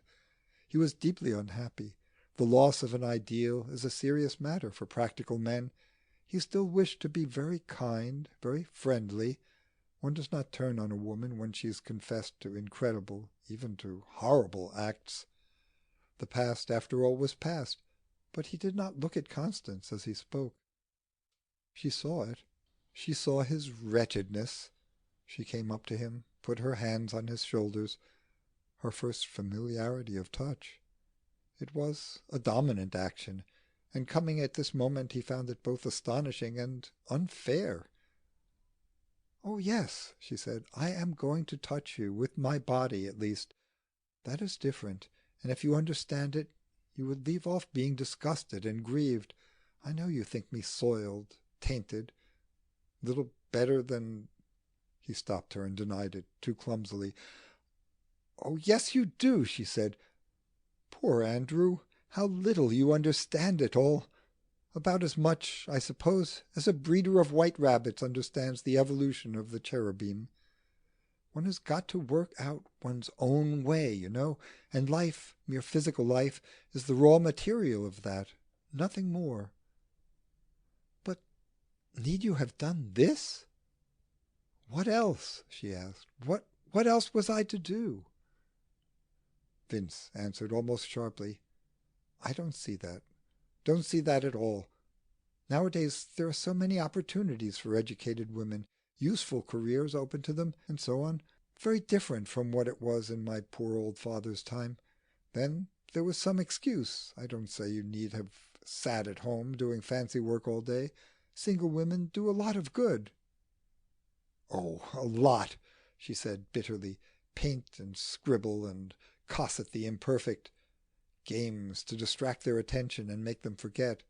But I know what I'm for, what life is for. I'm ready. I am here. Look straight at the big thing, the movement of it, the living, teeming world. Is not the gift of life great and holy? What else counts? And isn't this potting question of our individual rights in poor and mean? What do I care who my child's father may be? What does he do in it? Starts the machinery which ends in birth. His part is over then, and I'm left in charge of the race. Rights of woman? Haven't we got them? Do we not stand side by side with God and share the very pangs of creation?" "Oh, it's all very well talking like this," he answered, "claiming your rights and the law of nature and all that. I've read these notions in books, though I never met anyone who acted on them in this sort of way before. But there's more than you in it. There's the poor little kid. One thinks a bit of her, don't you know? No name, and so on. No getting over these things. It's bound to crop up later on." "Yes," she said gravely, "I know it. I owe her a great debt. Vera, the price of truth. Oh, I counted the cost. I had no illusions. But even at that price I would know. As she spoke, she remembered another voice, which had once cried in her mind, I will know, and recognized a fellow victim of indomitable curiosity. And even then, with that, you still think it was, well, a right sort of thing to do? Sure it was, from the place where I was then, she insisted. And that's the point. You see, I only knew that edge of reality, and I had to live up to my vision. I lived the whole of my animal life, fulfilled that part of my duty. That's all. To eat and not to reproduce, to take life but not give it. Is that fair? Where I did go wrong was in not walking straight on from that point, not accepting my portion, giving myself up to my job. I didn't care enough. I don't now, and so I tried to be happy instead of thorough. I looked on the path that I had picked for myself as dreary. It was. But that did not matter, of course, and then, quite slowly, I left off being honest, attending to my responsibilities. You came, and Muriel, and the rest. I was lonely, and I wanted you all so much, but the honest thing, the big fact of my life, was Vera. Just so, said Andrew, cheering up a little. But big facts are poor company. Living alone, supporting an illegitimate child, that is what my big fact meant in the concrete, nothing more. Women need little things as well. Do you remember the evening at the play where you were so kind and deferential and gave me sweets? I couldn't bear it that night, going back to the squalid solitude that I had made. It was then I determined that I would keep you somehow, you and Muriel and the others. I loved Muriel. I wanted her. Oh, far more than I have ever wanted you. I could not forgo her, the pleasure of her presence, her refinement, and the pretty life to dip into now and then. So I took advantage of your ignorance, kept quiet. I knew that the child would divide us once I let her, that she would grow up like a barrier to shut me from friendship and joy. Yes, said Andrew, they do somehow. Odd thing, if you think it. First Muriel and I, and Felix coming between us. Now you and I, and this little kid. We always seem to split upon the child. It's always the key of the situation. I could have stood all Muriel's rot, indulged it, liked it, laughed at it, if I hadn't seen it being worked out on the boy. And you, this affair of yours, she pays the price, really, don't you know? She represents it, always before one, impossible to forget. Constance replied, Truths have to become incarnate before they count, at least for solid folks like you and me. He had been speaking to her with a touch of the old confidence, but he caught the note of cleverness in her answer and remembered that in their new relation it was clearly out of place. "Oh, come, my dear little girl," he said kindly. His tone was too kind, an intimation that the angel had come to earth, to muddy earth, and might be treated without ceremony by those who still choose to handle her. She said, "Well, that is it. It was good of you to come. Now you had better go home." "It's quite early." "No matter." She stood up before him, plainly intending his dismissal. He rose and took his hat. "When shall I see you again?" he asked easily. "You won't." "Now, why on earth not?" said Andrew. "Don't be foolish. I rather fancied you might try something of this kind. You mustn't imagine that that it makes any difference between us. Muriel, well, that goes without saying. Can't expect a woman to take a broad line in these things, above all with her female friends. There's the boy to think of. But you and I are old enough to take care of ourselves, aren't we?" "Yes," she answered, "we are, and to know what we want. I wanted two things, your respect and my own. I couldn't have both, it seems." He reassured her. "You're mistaken, quite. Afraid I might have spoken hastily. One was surprised just at first, don't you know? You mustn't take any notice." "I know," she said. "You're very sorry for me, and you're going to be horribly charitable about it. And never mind me of the past. You will condescend to come to my home, though I may not enter yours. And you think that is worth while? Why, a curate could do as much. Go! Do you hear? I won't have you. I can bear solitude, yes, and remembering too, but no more compromise. I've been left alive for a bit, all these years, and I never knew how dead I was." She stopped and laughed at him. "Oh, and if only you knew why I did it," she said, "why I told you, had to be honest. If you knew the rest of the tale, how mad, how wildly mad you'd think me." Andrew replied, "Well, you are a bit cranky today. If I don't see any objection in coming, why the devil should you mind if I come? My affections have still their independence. They shan't accept outdoor relief." He did not understand this, and therefore resented it. He was confused, for the interview had not taken the course which his illusions had led him to expect. There had been something pathetic, almost respectable, in his idea of Constance's fall from virtue. He had seen in the little girl a possible link between them, and had looked forward to his own broad-minded acts of kindness, to an enduring connection which should be faintly flavoured by a natural gratitude on her side, a tolerant comprehension upon his. But it was all very different from this. She did not want him. It was she, after all, who usurped the prerogative of virtue, and cast him off. A disappointing woman. In this respect he had once thought her an exception to her sex. Nevertheless, as he went down the long flight of stairs, he said to himself, "I'm damned if I don't send that poor little kid a jolly Christmas present, all the same."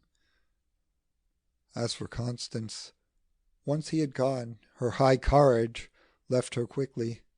It was one thing to burn your boats when they have brought you to the invasion of a desirable country, another to destroy them when they have cast you upon the arid shores of no man's land. She had obeyed orders blindly. No more came. In this ghastly moment, when she knew herself solitary in the world, cut off by her own honesty from her kind, the cup gave to her no comfortable light. She sat huddled before it, before the closed doors of the shrine, in the empty and hideous room. She hated that triumphant chalice which had brought her to this miserable pass, hated it, as children hate in their gusty wrath the masters whom they are impelled to obey. The watcher within whispered words of affection and grief. But he was a spiritual thing. She could not touch him. It is only at the end of our education that we can learn to find our comfort in a voice. End of chapter 19.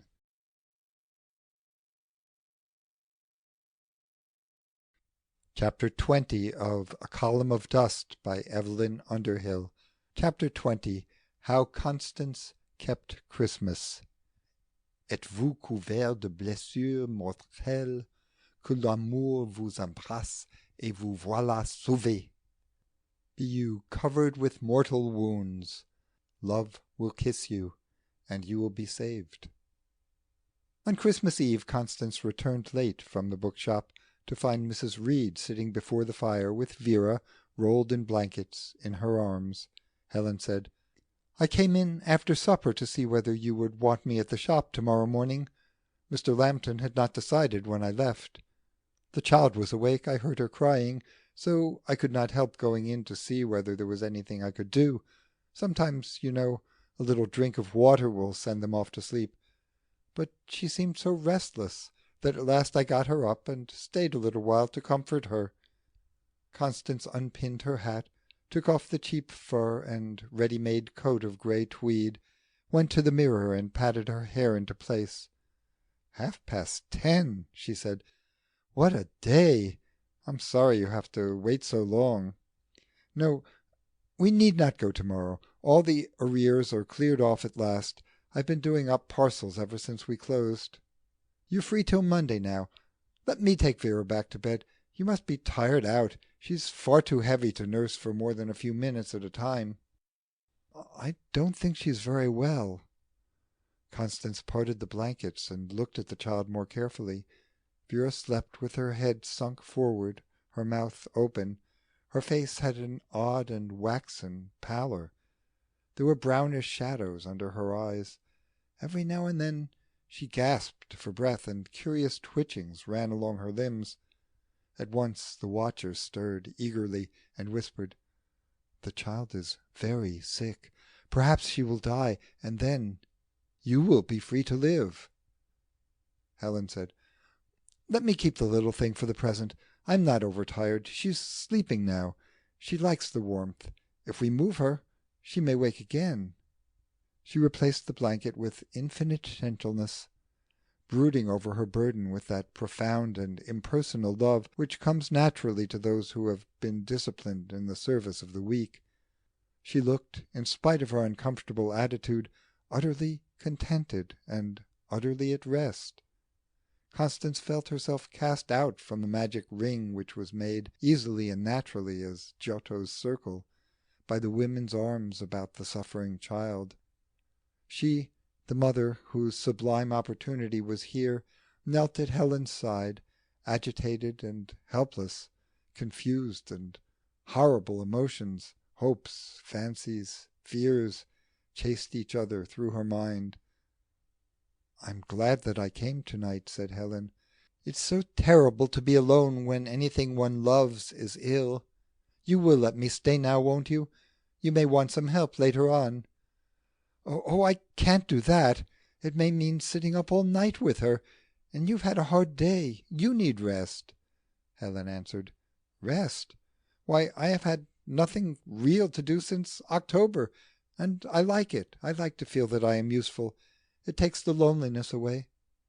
I can do something, perhaps, to ease the child a little. You see, I'm used to nursing. I shall know exactly what to do. They are much the same, old men and little children. Please let me stay. I'm so fond of little girls." Towards midnight Vera left her sleep and broke into bitter moanings. There was no longer any doubt as to the grave nature of her malady.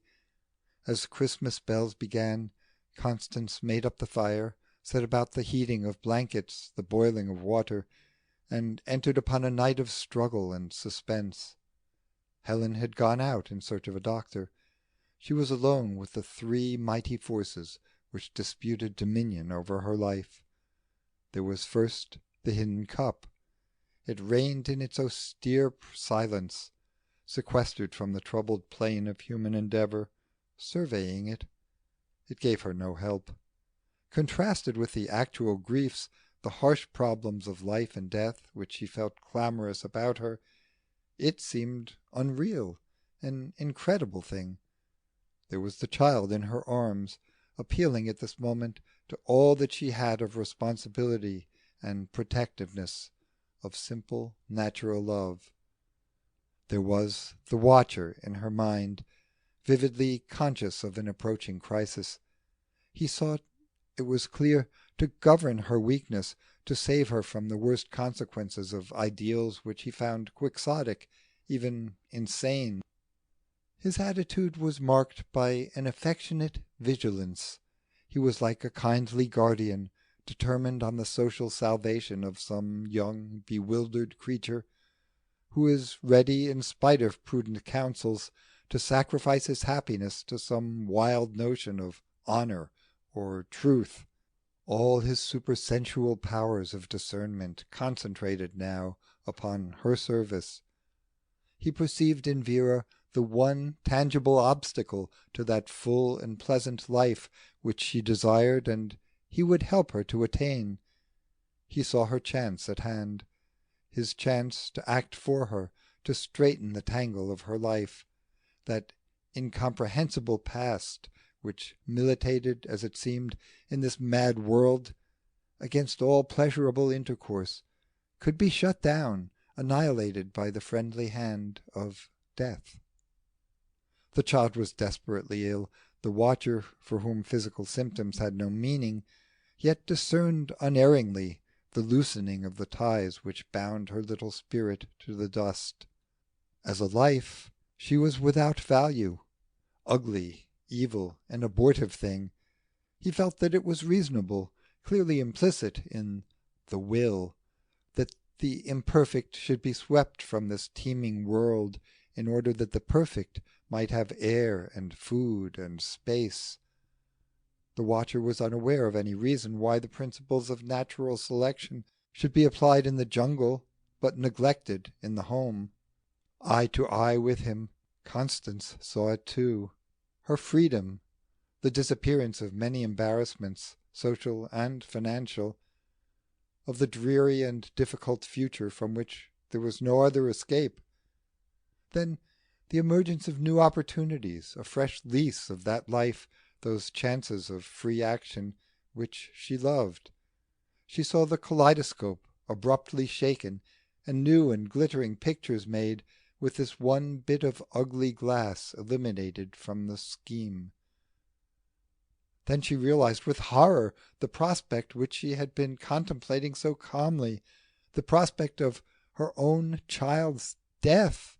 She could not help but contemplate its possibility, for the watcher, with authority, held this picture perpetually before her mind. He said to her, "Why be disturbed? All is well. Death is acting in your interest. You do not love this child." "No," she replied. "No, I don't. But I want to.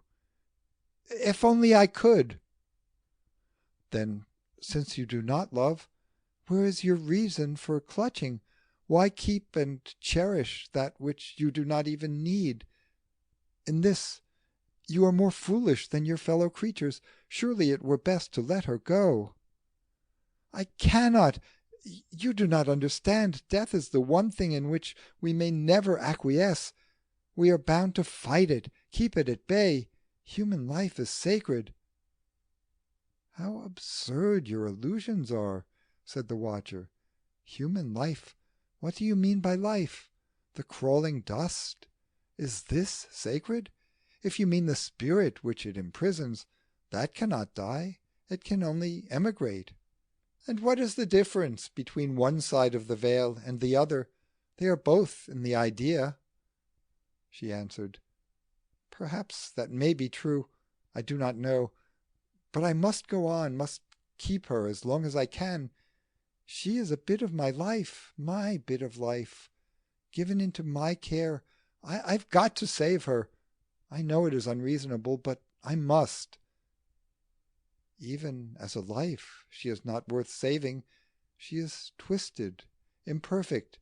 She will never grow, never be beautiful, never transmit the idea." It was true. She knew it.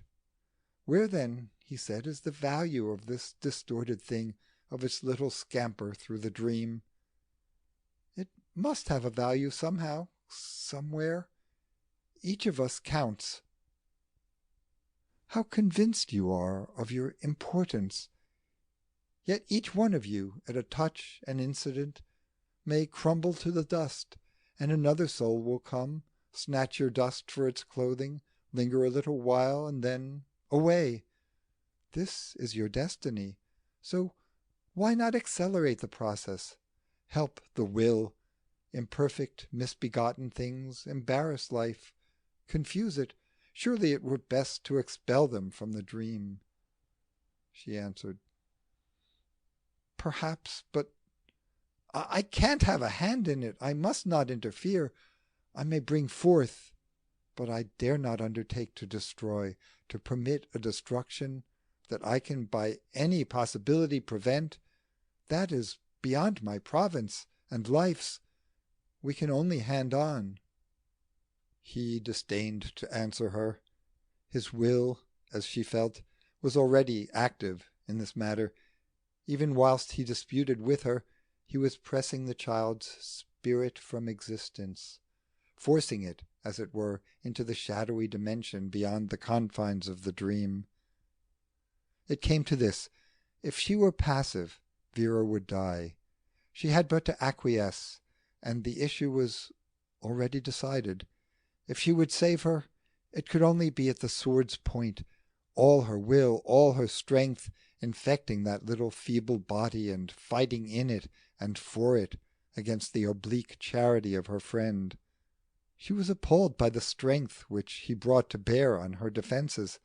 At his coming he had desired nothing but an extension of his own powers, an appeasement of his own curiosity. These she could meet on their own level, combat if she chose. Then, vaguely, he had shifted his centre of interest. Her comfort, her joy, had been objects at least of sympathy, if not of care. These he had discussed, desired, but could hardly influence. Now, suddenly, he saw action ahead of him. He intended a definite outcome of the situation in which they were placed, and she was face to face with the strength of an immortal spirit which has at last found something to serve and to love. He said to her incessantly, "Leave it to me. Let me have my way. Be passive, and I will direct your life. Let the child die. Let her be pressed from the dream. She impedes you. It is better that she should go. Then you will be free to make links with the other little creatures, to reconstruct existence as you choose. This also, in the light of the idea, is but foolishness. Nevertheless, since it is that which you have chosen, you shall have it. But you shall, be thorough, fulfill the essentials of your dream." She listened, bewildered. Vera moved, sobbed, whispered a little, "Tante, I'm very badly hurt in my inside." She turned to the child, seeking vainly and desperately to mitigate her pain. She wanted to do it and had to, and the human act of ministration at once drove the inhuman influence away. Vera's mouth was drawn down in the sad grimace of anguish. She whimpered feebly each time that she tried to breathe. Her knees were drawn up under her flannelette nightgown, making queer angles beneath its shabby folds. It was disease in its most macabre, least lovely aspect, violently intrusive, deliberately grotesque. There was nothing poetic, nothing to relieve the ugliness of this ill-staged encounter with death. But Constance perceived no squalor in the picture. She was concentrated upon the duel which she was so suddenly compelled to fight. She forgot the intense fatigue of a body which had been employed in arduous labour for many hours now, forgot the hesitations and confusions of a spirit which was called to save at all costs, the one impediment to its own liberty and ease. She was there, confronted by a human need, and she met it. Strength arose in her, she knew not whence, to fight for this dreadful little life.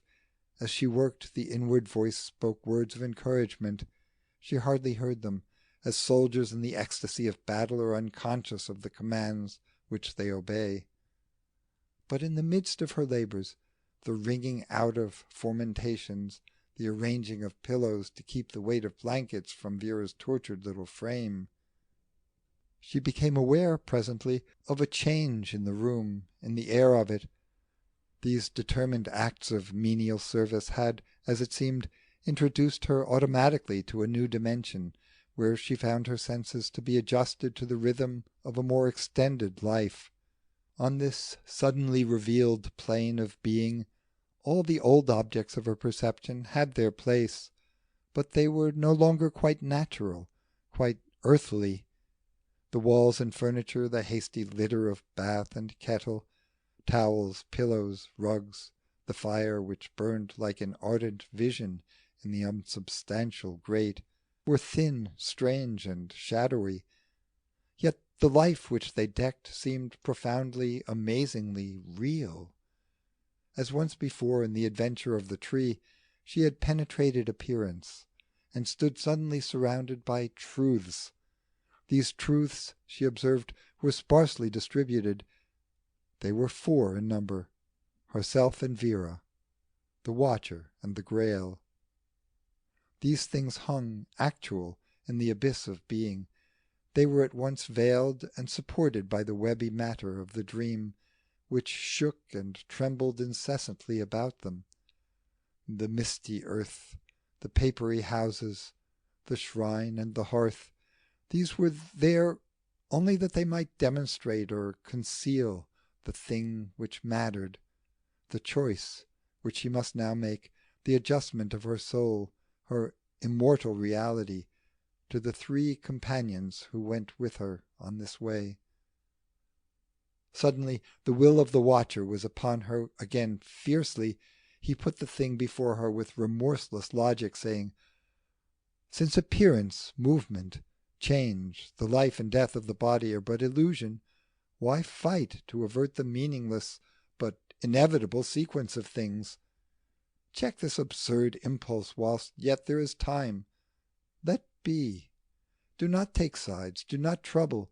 Can you not trust me to create for you a happy dream?" That terrible fatigue which is the mother of fatalism was creeping over her. She had done what she could. Vera dozed now among her pillows. Constance's hands were idle, her tired brain at the mercy of her friend. It would be a desperate business, as she saw this battle, a battle in which she must meet and conquer the insidious counsel as well as the assertive will. Where, she wondered, were the light and strength which the cup might have shed upon her in this crisis? What was in her heart which blinded her now to that pure radiance, shut her ears to the cry of that love? But she knew, even whilst she complained, cried, prayed for succour, the reason of her loneliness. This was her hour, and she must meet it alone. She had been flung, as it were, into the crucible. The fire and the water must do their work. Her will must stand free, unswayed, between good and evil, make its choice. The evil voice, disguised as friendship, cried in her ears. The divine voice was silent. It waited to pronounce judgment on the issue of the day. Yet she was not wholly solitary. She had at her hand an auxiliary, the strongest of auxiliaries, a weak thing for which she must fight. She and Vera stood together in this struggle. It was impossible to separate their interests. She saw it, saw them side by side, two human souls, poised amongst the powers of the air. She forgot the combat, forgot her own power of choice. Her whole consciousness, her whole will was merged in that of the child, which stood at the very boundary of life and death. This was a mother's business, the moment of encounter, perhaps for which that mother had been made. Constance, at this hour, forgot all else. She did not want heaven or earth, life or love. She was gone. She was not there. She ceased to count. The floods burst. Love, divine love, the selfless passion for imperfect things came upon her. She perceived herself to be greatly blessed in suffering, struggling for this, to give oneself for the unworthy. That, in this world of infinite gradation, was the only thing worth doing. Was it not the very pivot of creation, the secret of the Grail? Mysteriously she found herself initiated into its fraternity, sharing from far off in that ecstasy of pain. Measured by this standard, her wretched little sacrifice, her baby struggles, seemed contemptible, but its light fell on them, helped them, lent them its own splendour. It gave them, as it were, a consecration.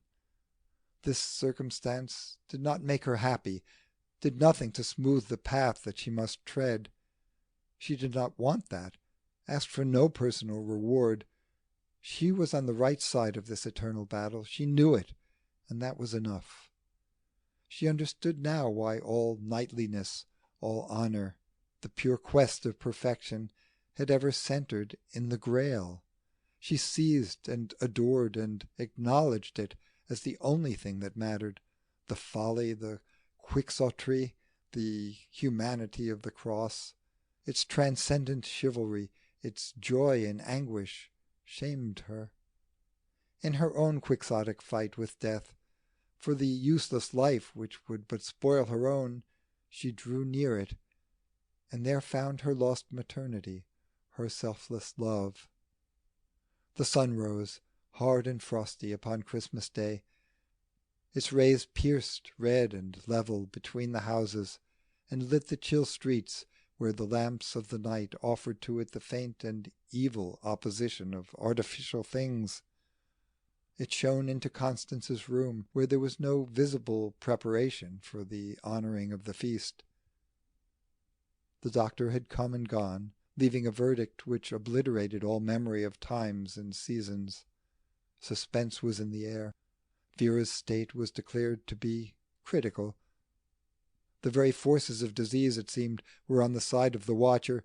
Works must be joined to faith if she were to be saved. Already the faint scent of drugs, the piteous makeshifts of a nursing which is conducted of necessity on the most frugal plan, had made their invasion. The place was littered with evidences of the battle of the night. Yet even here, in this unlikely corner, upon this shabby stage, the crib was set, the birth of love was honoured. The light of the cup shone now, white and ardent, on a lodging which had become a shrine, wherein under an image the essence of its worship was preserved. It was companioned by that antique symbol of incarnate divinity, a weary, selfless mother, wholly concentrated on the well-being of her child. But as she brooded over her daughter, tended her, Constance knew that she had but entered on the first phase of a relentless struggle. Something indeed she had conquered. Once for all she had dismantled the hard citadel of self. But the watcher was not defeated. He remained at large, very active. He did not submit to her decision. He combated it still, in the spirit of that civilization which exterminates savage tribes for their own good. He declared war, the war of the wisest, on his friend. In the cold street, a belated singer, dragging his way back toward the grateful paganism of home, hurled at the irresponsive houses the first stanza of a Christmas hymn. Christians awake, salute the happy morn, whereon the Saviour of the world was born. Rise to adore the mystery of love. Dear me, I did not know they understood it, said the watcher. End of chapter 20.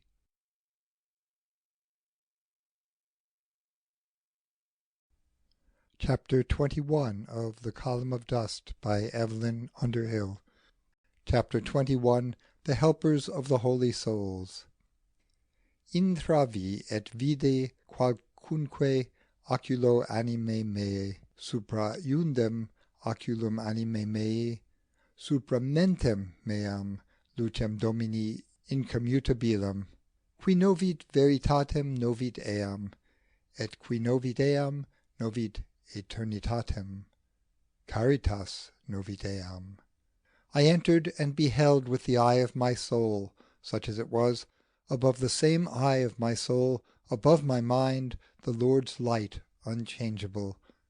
Whoever knows the truth knows what that light is, and he that knows it knows eternity. Love knows it. From the Confessions of St. Augustine, Book 7.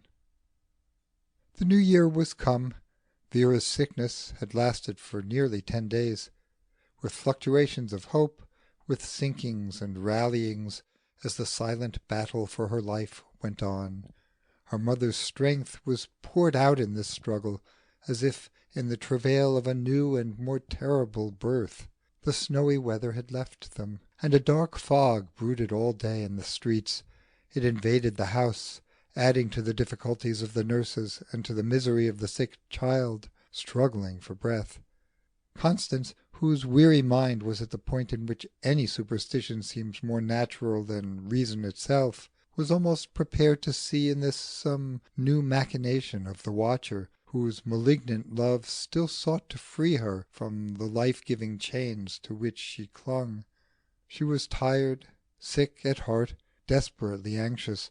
All that she cared for now was the saving of her child, living for her. Yet she doubted whether her vitality, though she gave it to the uttermost, would avail against the terrible strength of the watcher, who never tired, never wavered from his attack. She wanted to save that vitality too, that she might devote it to Vera's service, to her education, her happiness, her career. Every atom of the child's body, every movement of her evil little mind, was precious to her. Both, she was determined, should reach such perfection as she was able to give. But life, whose resources, whose kindness she needed so greatly at this moment, seemed inclined to an increasing hardness, an enmity even. It was not for nothing, as she saw, that she had made her home into the sanctuary of the Grail. Upon her every aspect of existence it imposed its difficult interpretation, dominated the future no less than the present. The forces of the world were set angrily against it. It turned to them an implacable face, and demanded the same loyalty in its friends.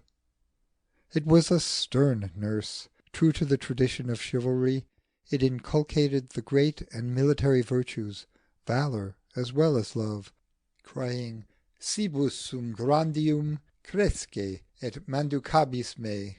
I am the food, grow thee and eat me. She was reminded of a cathedral of old France, visited in the happy days of her ignorance. There, as she remembered, in a porch that was the very picture-book of faith, St. George and St. Martin stood sentinel on each side of the great entrance, as if to assure intending initiates of the ineffable that only by courage and charity could they attain to the mysteries within. As she sat in the foggy room by Vera's bedside, watching the clock for the moment at which temperature should be taken and medicine given, she reviewed the difficulties, the problems, the changes which had flowed from its custody. Her friends were gone, all but Helen, in whom disclosure of the truth had but awakened a deeper sympathy, an almost envious love, which enfolded mother and child together in its embrace. Her work, she knew, would go. Mr. John had not as yet taken action in the matter, but Miss Tyrrel's frank and abrupt disclosure of her motherhood had shocked him. He could not decide upon the right way to take it. Her enforced absence during the child's illness had kept the matter in the foreground of his consciousness, and shown him at the same time the extent to which he relied upon her services. One may be sorry for Mr. John at this juncture. He disliked the sudden necessity for managing his own affairs, and naturally extended to its cause his general sensations of resentment. He wished very heartily that the subject had never been mentioned to him. Miss Tyrrel's behaviour had been tactless. He hated decisions, and this indiscreet and unnecessary confession had thrust on him a forced option of singular difficulty. She was an excellent manager and very cheap, but Mr. John knew that the sums which are saved in salaries are often paid for heavily in reputation, and Constance was left in little doubt as to the course which he would finally adopt. "With our large school and theological connection," he said, "we are obliged to be so very particular." The watcher observed, You see, oh very foolish child, what is the use of being honest, of being true to the thing that you call life, when life itself is inimical, and the other creatures will not understand?" Loneliness and poverty, then, she saw clearly for her future. She did not flinch before them. She only wished that she had greater strength for their encounter, that some limit might be set to the dreadful and growing fatigue which dimmed her energies and narrowed her outlook upon life. Small things also conspired to hurt her, to pull at her powers of endurance. Not least amongst them had been Andrew's intolerable kindness. He had heard from Mrs. Reed of Vera's sickness, and his persistent and extravagant gifts of invalid luxuries, which she dared not refuse, had at least made possible the child's ultimate recovery. That she should owe it to him, this longed-for and ruinous event, was an irony which she found very hard to bear. As she sat by the bed, therefore, she considered all these matters, and peering into the dimness ahead of her, wondered what would be the outcome of the fight.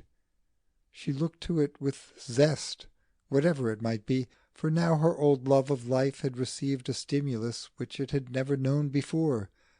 She was bound to the earth, bound to the chariot of the years, by the blessed link of sacrifice. Vera needed her, would monopolize in the future her time, her strength, her love. She was very glad. About 2 o'clock Helen came in. She now replaced Constance at Lambton's for a few hours every day, and called at her lodgings at lunch-time to see whether anything was wanted for the child. She said, "You are looking very white and seedy to-day, Con. The strain is beginning to tell. Hadn't you better go out and get some air? The fog is so thick this afternoon that shopping is at a standstill, so I need not go back just yet. But it is not dangerous, and after all anything is better than a sick-room atmosphere when one is feeling overtired." Constance answered gratefully, "I should like to go for a little run, and there's a new prescription which must be made up this afternoon. She has the first dose at 5. I might take it as I go and then call for it later on and bring it in." She felt a sudden longing for space and silence, for some release from that inward struggle which was but exacerbated by the presence of the child. She put on her things quickly and fled on to the street, not trusting herself to look back at Vera's thin and wasted body, flat on the mattress, the cropped head which tried feebly to raise itself, the heavy eyes which followed her as she moved towards the door. The child broke into a wailing cry when she saw herself about to be forsaken. "Tante, don't go. I wants you. Wants a sugar pillow and a fairy tale of giants. Wants to be fedded with a little silver spoon." Helen said, "Darling, I'll tell you tales and feed you. I will get you everything you want.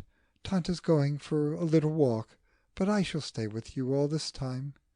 But Vera whimpered fretfully, "You isn't Tante. Wants her. Other people's is no good." Constance took with her that imperative cry, holding it tightly, savouring it, turning it in her mind. It warmed her towards existence, gave her new strength. She descended the stairs and went out into the roadway. The fog surged up before her, yellow and impenetrable. It wrapped all things in the soft folds of its mantle.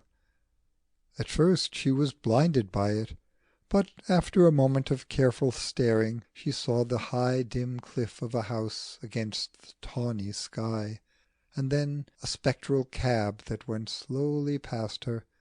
The man drove with one hand, and with the other slapped his chest, for a little wind blew from the east and it was bitter cold. She walked a few steps toward a radiant haze which shone very softly in the distance. Presently she discovered it to be the fish shop at the corner, which was lit with a bluish splendour by its great electric lamps. It seemed full of jewelled things, mackerel, like little peacocks of the sea, glittering upon the slab, and the triumphant rose colour of the mullet, and many little elfish silver creatures which caught and threw back the lovely broken light. The mysterious beauty of the world, all the strange shapes of it, the incredible exquisite detail, ever apt to break on one's vision from such a corner as this, seized her and aroused in her a sudden agony of love. She perceived in herself a new and abnormal sensitiveness to this divine play of light and colour, a wild desire to hold it tightly, a wild strange fear lest it should be snatched away from her. But it could not be snatched away. This at any rate was hers. None could deprive her of it. The body and the heart might go hungry, but the eye could never be starved. How she loved the world! The adorableness of it, its intimacy, came home to her after 10 days of concentration on the battle with disease. Its dust and hers were of the same company. In loving it, she loved her own people, her nearest kin. Then she remembered that after all she was but the foster sister of the pretty things she worshipped. She had been put to nurse, as it were, amongst them, but sometimes she would shed her dust and go away. The thought of death smote her with a sharp pain, and left behind it a sickening sense of fear. Her life, even in the greyest days, had possessed that quality of organic completeness which prevents the idea of one's own death from being more than a polite assent to a proposition which is universally received. Now, she knew not why, she thought of it as an actual personal process, a strange circumstance, for in spite of hardship ahead of her, her zest for life had never been greater than at this hour. The watcher seized on this horrid thought, and forced it again and again upon her mind, saying to her, "Sometimes in the battle it happens that foolhardy warriors are killed. Then they must forsake this lovely world and all the excitements of the dream." He did not frighten her. It was so obviously implicit in the very scheme of things that she should live. She came to the cash chemist's, gave in her prescription, and then turned to continue her walk. But the fog had thickened. It closed about her, brown and heavy. The effort that she made, the driving of her weary limbs in quest of air, seemed but a foolish travail, when this was all the air to be obtained. She hesitated. She might wait in the shop for the preparation of her medicine, and then go home. But the atmosphere of drugs, the odd and aromatic smells, were at the moment hardly her taste. In spite of smarting eyes and difficult breath, she walked a little way vaguely. Then a thicker wave of fog settled upon the streets, and she decided that it were better to turn backwards after all. The possibility of losing her way had suddenly occurred to her, and the awful consequences for the sick child who waited for the medicines at home. She turned, as she supposed, completely round, began with assurance to retrace her steps, but in a moment her foot felt the curb. She came with a jolt into the gutter-way, and was on the roughly macadamized surface of the road, possessed by the absurd but fear-inducing sense of being irretrievably lost. The soft silence of the fog was all about her, and converted the narrow street into a limitless desert. She walked on. All her idea of direction had vanished, and it was only after a period which seemed very long that she felt another curbstone rising against her foot, and was upon the pavement again. She edged from the roadway slowly, carefully, till she came with sensations of shock on the wall of a house. When she had crept by it for a little way, an edgeless and colourless figure appeared in the mist. Another woman, who also, it seemed, was hugging the friendly wall. They proceeded side by side for a short time, and presently the wall was broken by a door. The woman stopped there, rang a bell, and said to Constance, "There will not be many here to-day." Perhaps because Miss Tyrrel did not answer her, she added, "We are not really very late." The door opened a little way of itself and stood ajar. The lady pushed it wide open, entered, and held it that her companion might pass. Because she was lost and very tired, because of the thickness of the fog and her longing for some place of refuge where she might at least be still, Constance went in. She was blinded and stifled, wanted breathing space.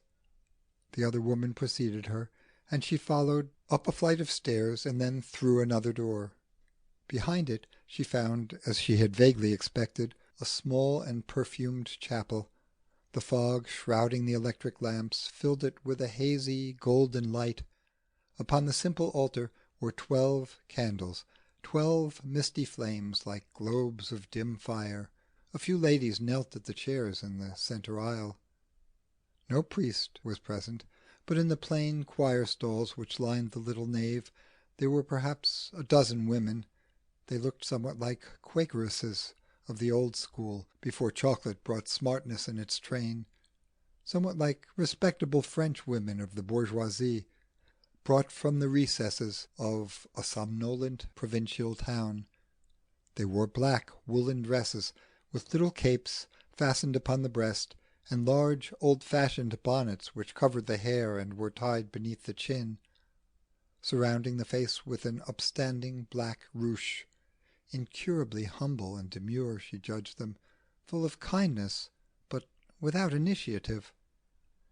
As she seated herself upon a chair near the door, one of these quaint and gentle persons, evidently prosecuting some ritual already begun, cried in a thin, pure voice, with a wailing cadence hardly of this world, "Ei mihi Domine," and the other voices responded in their far-off accents of a selfless and delicate lamentation, which, even in its grief, still remembered the language of hope.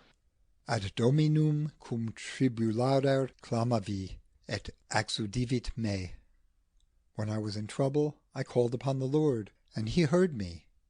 What a strange statement, made with an air of utter conviction by these sequestered and unearthly women, living unsuspected behind walls which fringed a busy London street. Were they, she wondered, speaking for themselves? And what was the intention of the ceremony on which she had chanced? At the ending of the psalm the note changed. The high clear voice which had chanted the antiphon cried suddenly and fervently, "Requiem aeternam dona eis Domine," and its companion voices answered, "Et lux perpetua luceat eis." Then another psalm, and another, and always at the end of each that same bitter and imploring cry. She began to understand it. She had come upon one of those places, scattered through Christendom, where the ritual of the dead is ceaselessly performed. The Church, by these delegates of hers, was doing what she could do for these immigrant sons and daughters who had gone out into a new world. She was afraid for them, knowing that they shared her imperfection. She yearned toward them, pitiful, longing to help them if she could. Requiem aeternam dona eis. A whole generation of mourners joined, as it seemed, in this impassioned prayer. Give them rest, they shall have it. We, the living, will work for it. Rest and light, more light. We have lit these little candles to mitigate their dimness, if we can. All the things which we have not ourselves can never get, never enjoy. These we ask for them. Our own deprivation we can endure, but help the poor dead, the lonely dead. Give them the calm illumination which we long for and always miss. We cry in their name, for we are one with them. Soon we shall be with them. They are here too. They implore us as we speak. We send our hearts before us, and our ineffectual wills over the brink which we too shall presently pass. We rush ahead of our experience, unite ourselves to those already there. We ask nothing for ourselves. We only assert our right to ask for them, to use our bodies for the bodiless, our voices for the silent, our tears for those who cannot even weep. Behind the veil of misty light, Constance seemed to divine them, the poor and helpless dead, waiting so anxiously upon the supplications of their friends. In the fog, where bodies became as phantoms and every standard of reality was at fault, it was easy to believe in them, to feel all about one, caught perhaps in the fog of personality, the mighty wistful company of souls, called by the familiar rites to lean out from their country into this. She discerned their very gentle prayer for help. She too was impelled to ask for them light and a clear horizon, a release from the strained ears, the strained eyes, from the ignorance and helplessness which constitute the condition of the lost. Then she thought of the sick child at home, hovering itself upon the edge of this multitude. Should Vera die, could she ask these things for that elfish, cruel creature, that little heap of appetites and habits which her own starved appetites had brought to birth? What was Vera, once her active little body had been cast away? An incompleted thing, for whom the lesson of the flesh remained unlearned. In this quiet chapel, where the chanting of psalms had now given place to soft recited prayers, Constance regained the clear vision which had forsaken her during the preceding busy days. From this spiritual place she looked temperately out upon life. She saw her battles with the Watcher tending to its crisis. Because something of the atmosphere of infinity was caught between those walls, he had gained in strength. He rose and dominated her. She felt her own increasing weakness, saw that he was her master, and trembled for the little child whom she would save.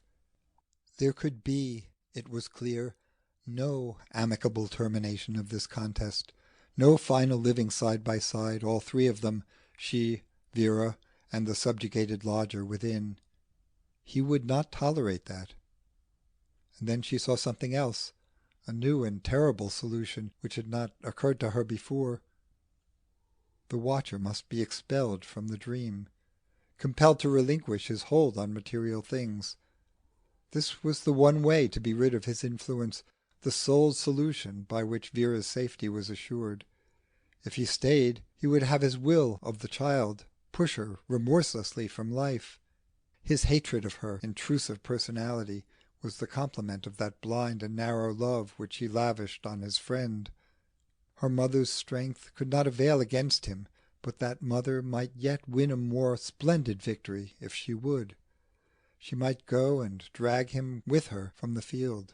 So tightly was he enmeshed within her being that only thus could he depart. She saw it now in this place of light. Her very soul and body must be torn asunder if she would extricate him from the fetters of the dust. There was no longer room in life for her and Vera. One or the other of them must perish. This cruel truth grew and filled her consciousness. Gradually all other truths, hopes, plans, melted before it, leaving it in possession of her mind. But she did not want to die. She wished, she longed to live for her daughter's sake, to offer, if she might, reparation for the coldness of past years. She had schemed it all, her care, her tenderness, her courage, begun already to taste its joy. She was going to concentrate herself on Vera, Vera who, without her guardianship, was helpless, a nameless child cast upon the world. Could such an act of abandonment as this deliberate death be called her duty? Could this be the solution towards which she was being pressed? She exclaimed within her mind, "I cannot bear it! What a choice! To forsake her, or else to let her die? Where could she go? Who would take her? How cruel, how inexorable they are!" "You see," said the Watcher, "you see your sacrifice would be a useless one, and even if it were not, would you indeed give your very life for this? Go from life in order that she may live in poverty and imperfection, move to and fro, add to the ugliness of things? How gross a folly! You who love it all so much, to go for ever from the dream?" She answered him meekly, pleading with him, for now he had her at his mercy, and she was not ashamed to sue him for her life.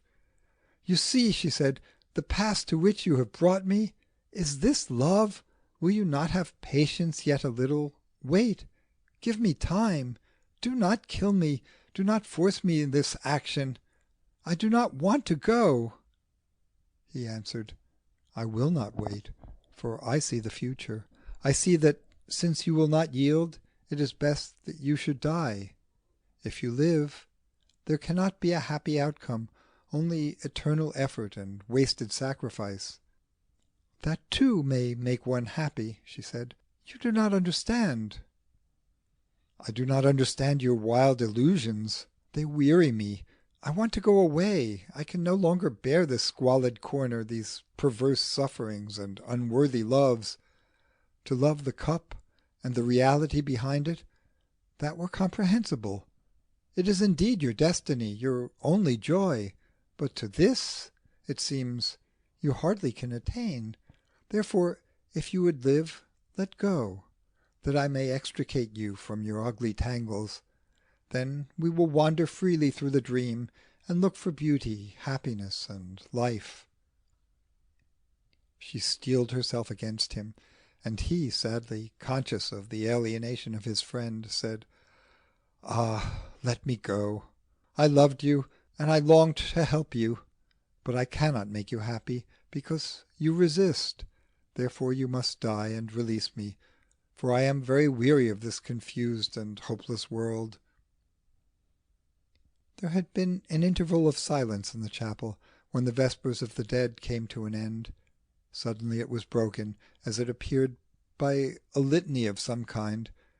Constance was still deep in the fear and amazement which her discovery had induced, hoarding, as it were, her courage for the awful hour which she discerned ahead. Hence the opening phrases went past her very softly, without attaining to her consciousness. But presently she woke from her dream, called forth by the high and urgent voice which led these poignant ceremonies. She heard it cry with a strange accent of authority, a certainty that its invocation could not be in vain. All ye orders of blessed spirits, and the congregation took it up, finishing the phrase, pray for the faithful departed. They had gone, it seemed, beyond the limit of their first petition. The supplication of divine omnipotence was over. Now they extended their appeal, humanized it, claimed the help of the triumphant dead in caring for their poorer kin. Saint Gregory, Saint Augustine, Saint Ignatius, cried the appellant voice, and the eager chorus followed with its supreme demand, pray for the faithful departed. None were excused from this duty. One after another the torch-bearers of the faith were claimed, petitioned, and with so assured an accent that Constance almost expected a quiet presence to answer from behind the radiant mist. It went on, that roll call of the happy dead, and with each name the reiterated imperative, united cry for help. They called them down into this little chapel, claimed their kinship, insistent on the necessity of their suffrages, expectant of their brotherly aid. They were reminded of their humanity, these elect and shining spirits, snatched from the study, the brothel, the battlefield, the court.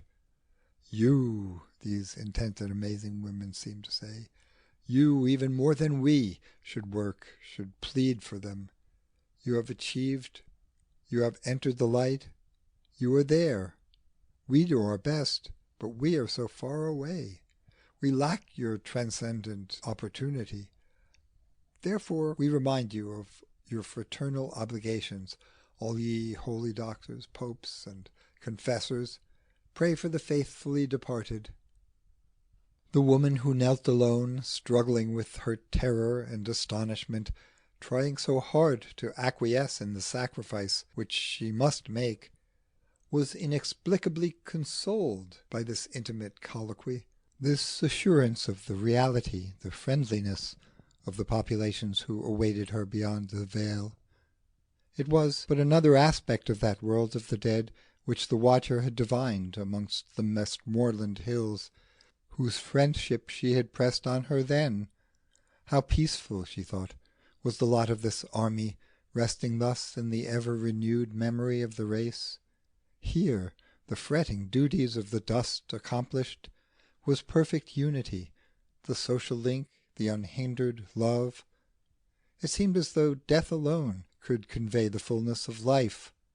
Constance felt herself to be initiated into a mighty society, held, welcomed, and sheltered by it. Her terror passed away. She turned on the watcher. "You," she said to him, "have nothing to do with this. I am not afraid now. All is well. I see that it does not matter where one is in it, living or dead, this side or the other of the veil. You said that to me once. I give it to you again. But Vera must stay, because she has not finished, is not ready to go out of the dream." He was astonished, a little crestfallen. "Do you mean," he said, "that you are glad to go, as Martin was, you who cannot see the light?" She answered, "Yes, I believe I am. Glad to make a good departure, a death that is worth while. They shan't be ashamed of me if I can help it, the people on the other side." She was very tired now. She could dispute with him no longer. She only wished to sleep. The litany continued, and she listened to it idly, till suddenly from out its rhythmic supplication came one, startling in its supreme assurance, which obliterated the walls of the chapel, the very ramparts of the world, and set about those who could make it the splendours of a house not built with hands, that thou wouldst be pleased to admit them to the contemplation of thy adorable beauty. We beseech thee to hear us. These captives of time and space, from the very deeps of their prison, offered this selfless prayer for those who had passed from their sight. She rose on the wings of it, she for whom that prison door stood open. She asked it for herself, and for the watcher, for all the spirits of the living and the dead. This was what she wanted, what all men wanted. This was the link still lacking to unify the scattered actions of her life. But one must, as she saw it, share in that beauty, contribute to it, as the one condition of true sight. Did the watcher, she wondered, see it? Had he done so, it had surely purified his love, satisfied his thirst for reality, stilled his unrest. Others had the vision in some measure. It was here in the world for those who had learned to see. She remembered Martin, remembered the sacred thing to which she had given an unwilling guardianship, remembered Helen, sanctified by a foolish agony which she did not understand. Then, turning on herself, she asked suddenly, passionately, the one question of the awakened soul: "How can I serve it? What can I give?" The inner inhabitant was ready to reply to her, but she knew the only answer before she heard its voice. As she went out from the chapel, hushed, shaken, and bewildered, there stood by its entrance one of the demure and black-gowned sisters of the choir. She looked at Miss Tyrrel with friendliness, as if divining in her some quality appropriate to the rites. Constance said, "What is this place? Who are you?" The woman answered in the sweet and nervous accents of the cloister, "Madam, we are called the helpers of the holy souls." End of chapter 21.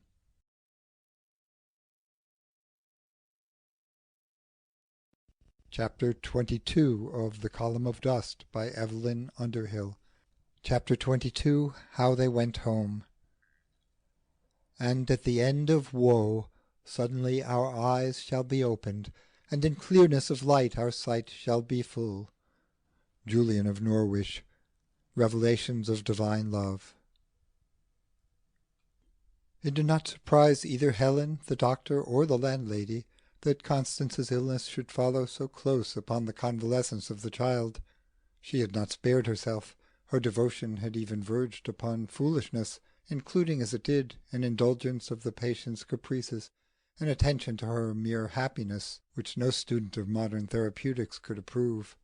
During these last permitted days of her physical existence, she was ceaselessly obsessed by the desolating consciousness of awakened spirit that she could never, under any circumstances, love enough.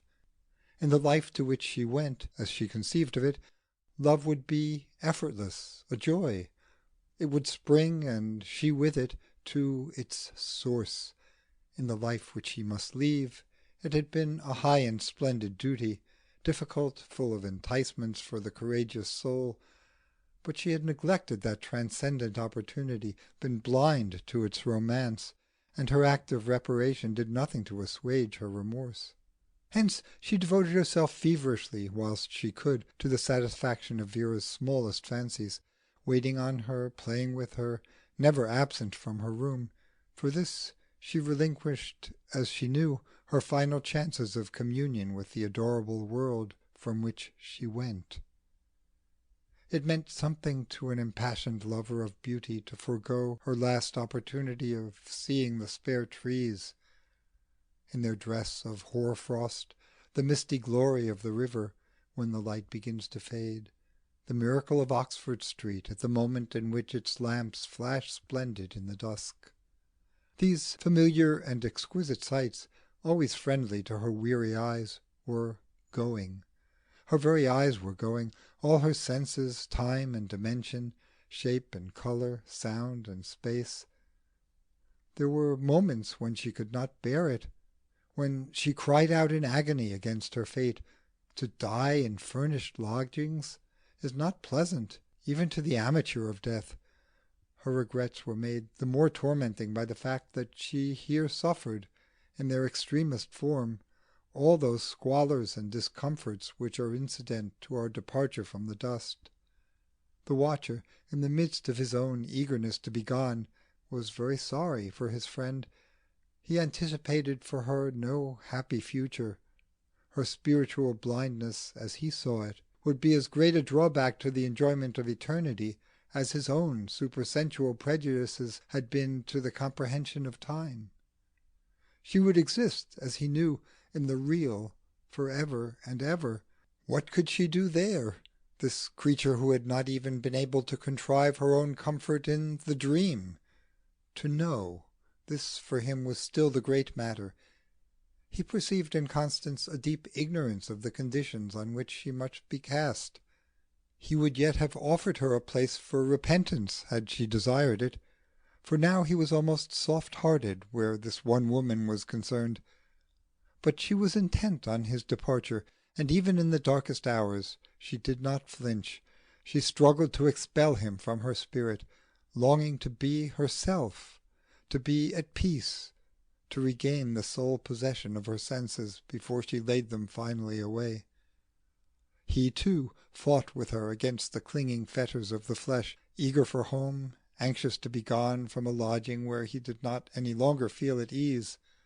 The battle tore at her body, racked it with a fever which no medicines could still.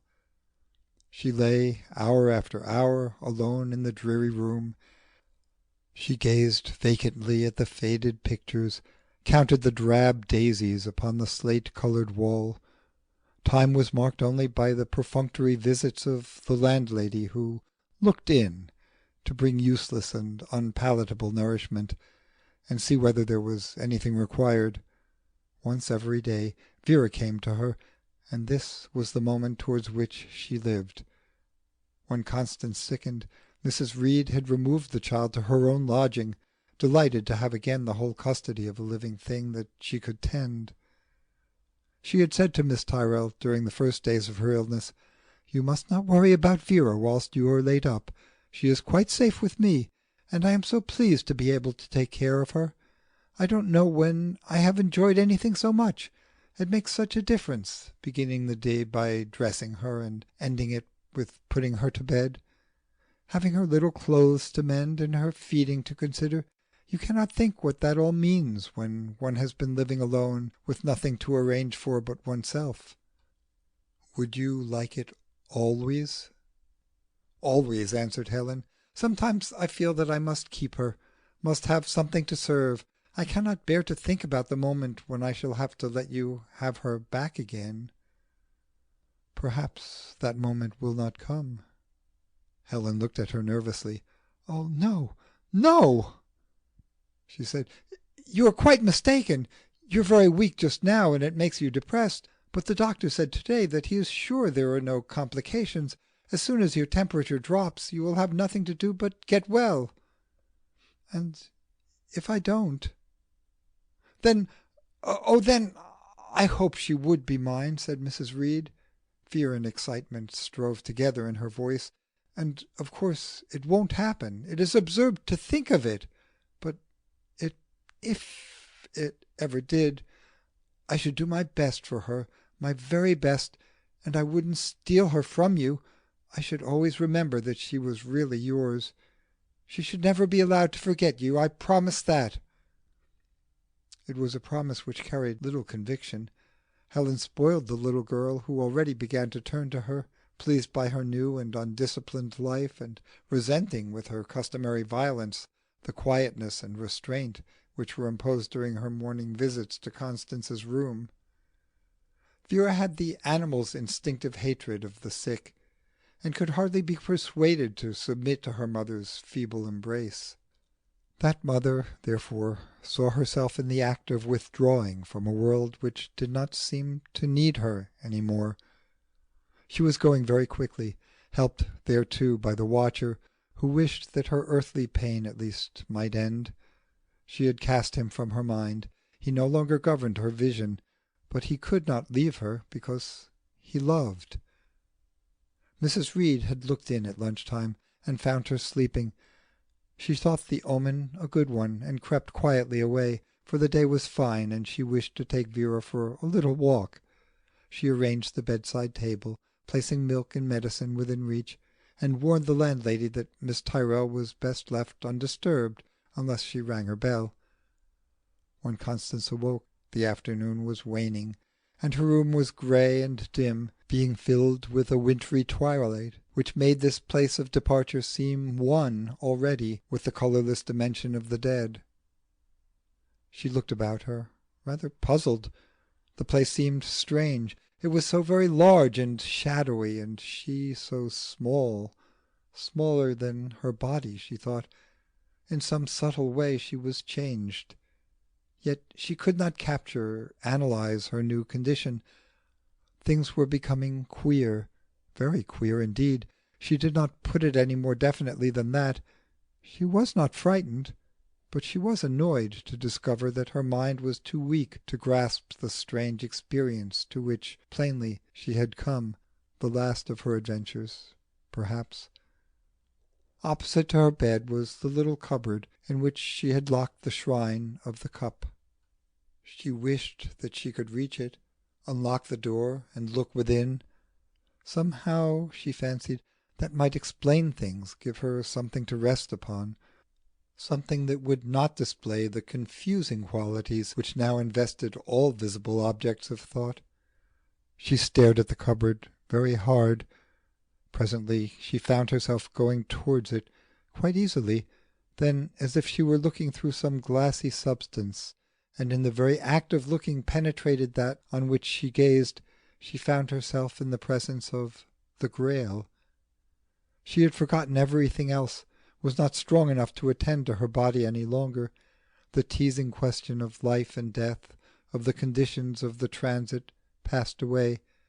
She did not think of asking herself on which side of that veil she existed, because the veil had disappeared. She and the chalice faced one another, but not the cup of cloudy glass which she had known. It had taken on the splendours of reality, and she smiled, for she looked perfection in the face. It shone close to her, yet unseizable. It shone through the whole world, a lens which focused and poured out upon the piteous sphere of effort the benediction of the uncreated light, humble yet omnipotent, desirous and elusive. She wondered whence she had obtained those words. They came back to her now, suddenly comprehended. They were all that remained within her mind. Her eyes were opened on eternity, easily, naturally, since they were shut for ever on the illusions of the earth. She perceived reality at her door, ever near her, patient and unsleeping, awaiting the recognition of its child. She saw it, but not alone. even in the act of departure she must, it seemed, carry out the redemptive duties of her race, as Dante, gazing into the eyes of Beatrice, there saw reflected the light of divine, so the watcher, gazing into the soul of his friend at this crucial moment of transcendent victory and earthly loss, was permitted to see the transfigured spirit, the inmost inhabitant, where it sat like a Mater Dolorosa, holding upon its knees the slain self by whose death it was redeemed. It seemed to him now a very holy thing, and full of wonder. He did not know that its sacrifice was commonplace enough. There was no one to tell him that, judged by the stupendous standards of humanity, any other action had been a sin, that Constance's passion took no heroic rank amongst the sublime adventures of the dust. In the human aspect of her death, in its determined quixotry, its profound and unrewarded love, he recognized, astonished, the key to all the mazes of the dream. Out of this agony there was reflected for him a ray of that divine personality which he, the ignorant and impersonal investigator of things, had little suspected to be the energizing light in which alone it was possible to see God. In that light eternity was remade for him. The awful boredom of the infinite, its incomprehensibility, had passed away. He no longer noticed that he did not understand, for the desire to know was gone. He looked again, detached from the dream, on the busy tangle of organic things, on a world founded on illusions, supported by the considerations of matter, growth, and sex. But now he saw no paradox, no confusion, only as it were a furnace whence now and then the will drew forth a perfect spirit made for its own delight. He heard now the voice of that love in which all subsists, crying through eternity with a sad voice and urgent to its many errant sons. And the most faithful of all answers to this appeal did not come from the infinity which is its home, but was dragged and distilled from the turmoil of life, from the midst of that sacrificial torment which he had so bitterly and ignorantly regretted for her whom he had learnt to call his friend. There, in the healing of division, he saw perfect union attained. He who had now all knowledge saw himself outstripped by those who had a very little love, and saw also in the satisfaction of his own lust of curiosity an end which even the meanest human soul had hardly held consistently through life.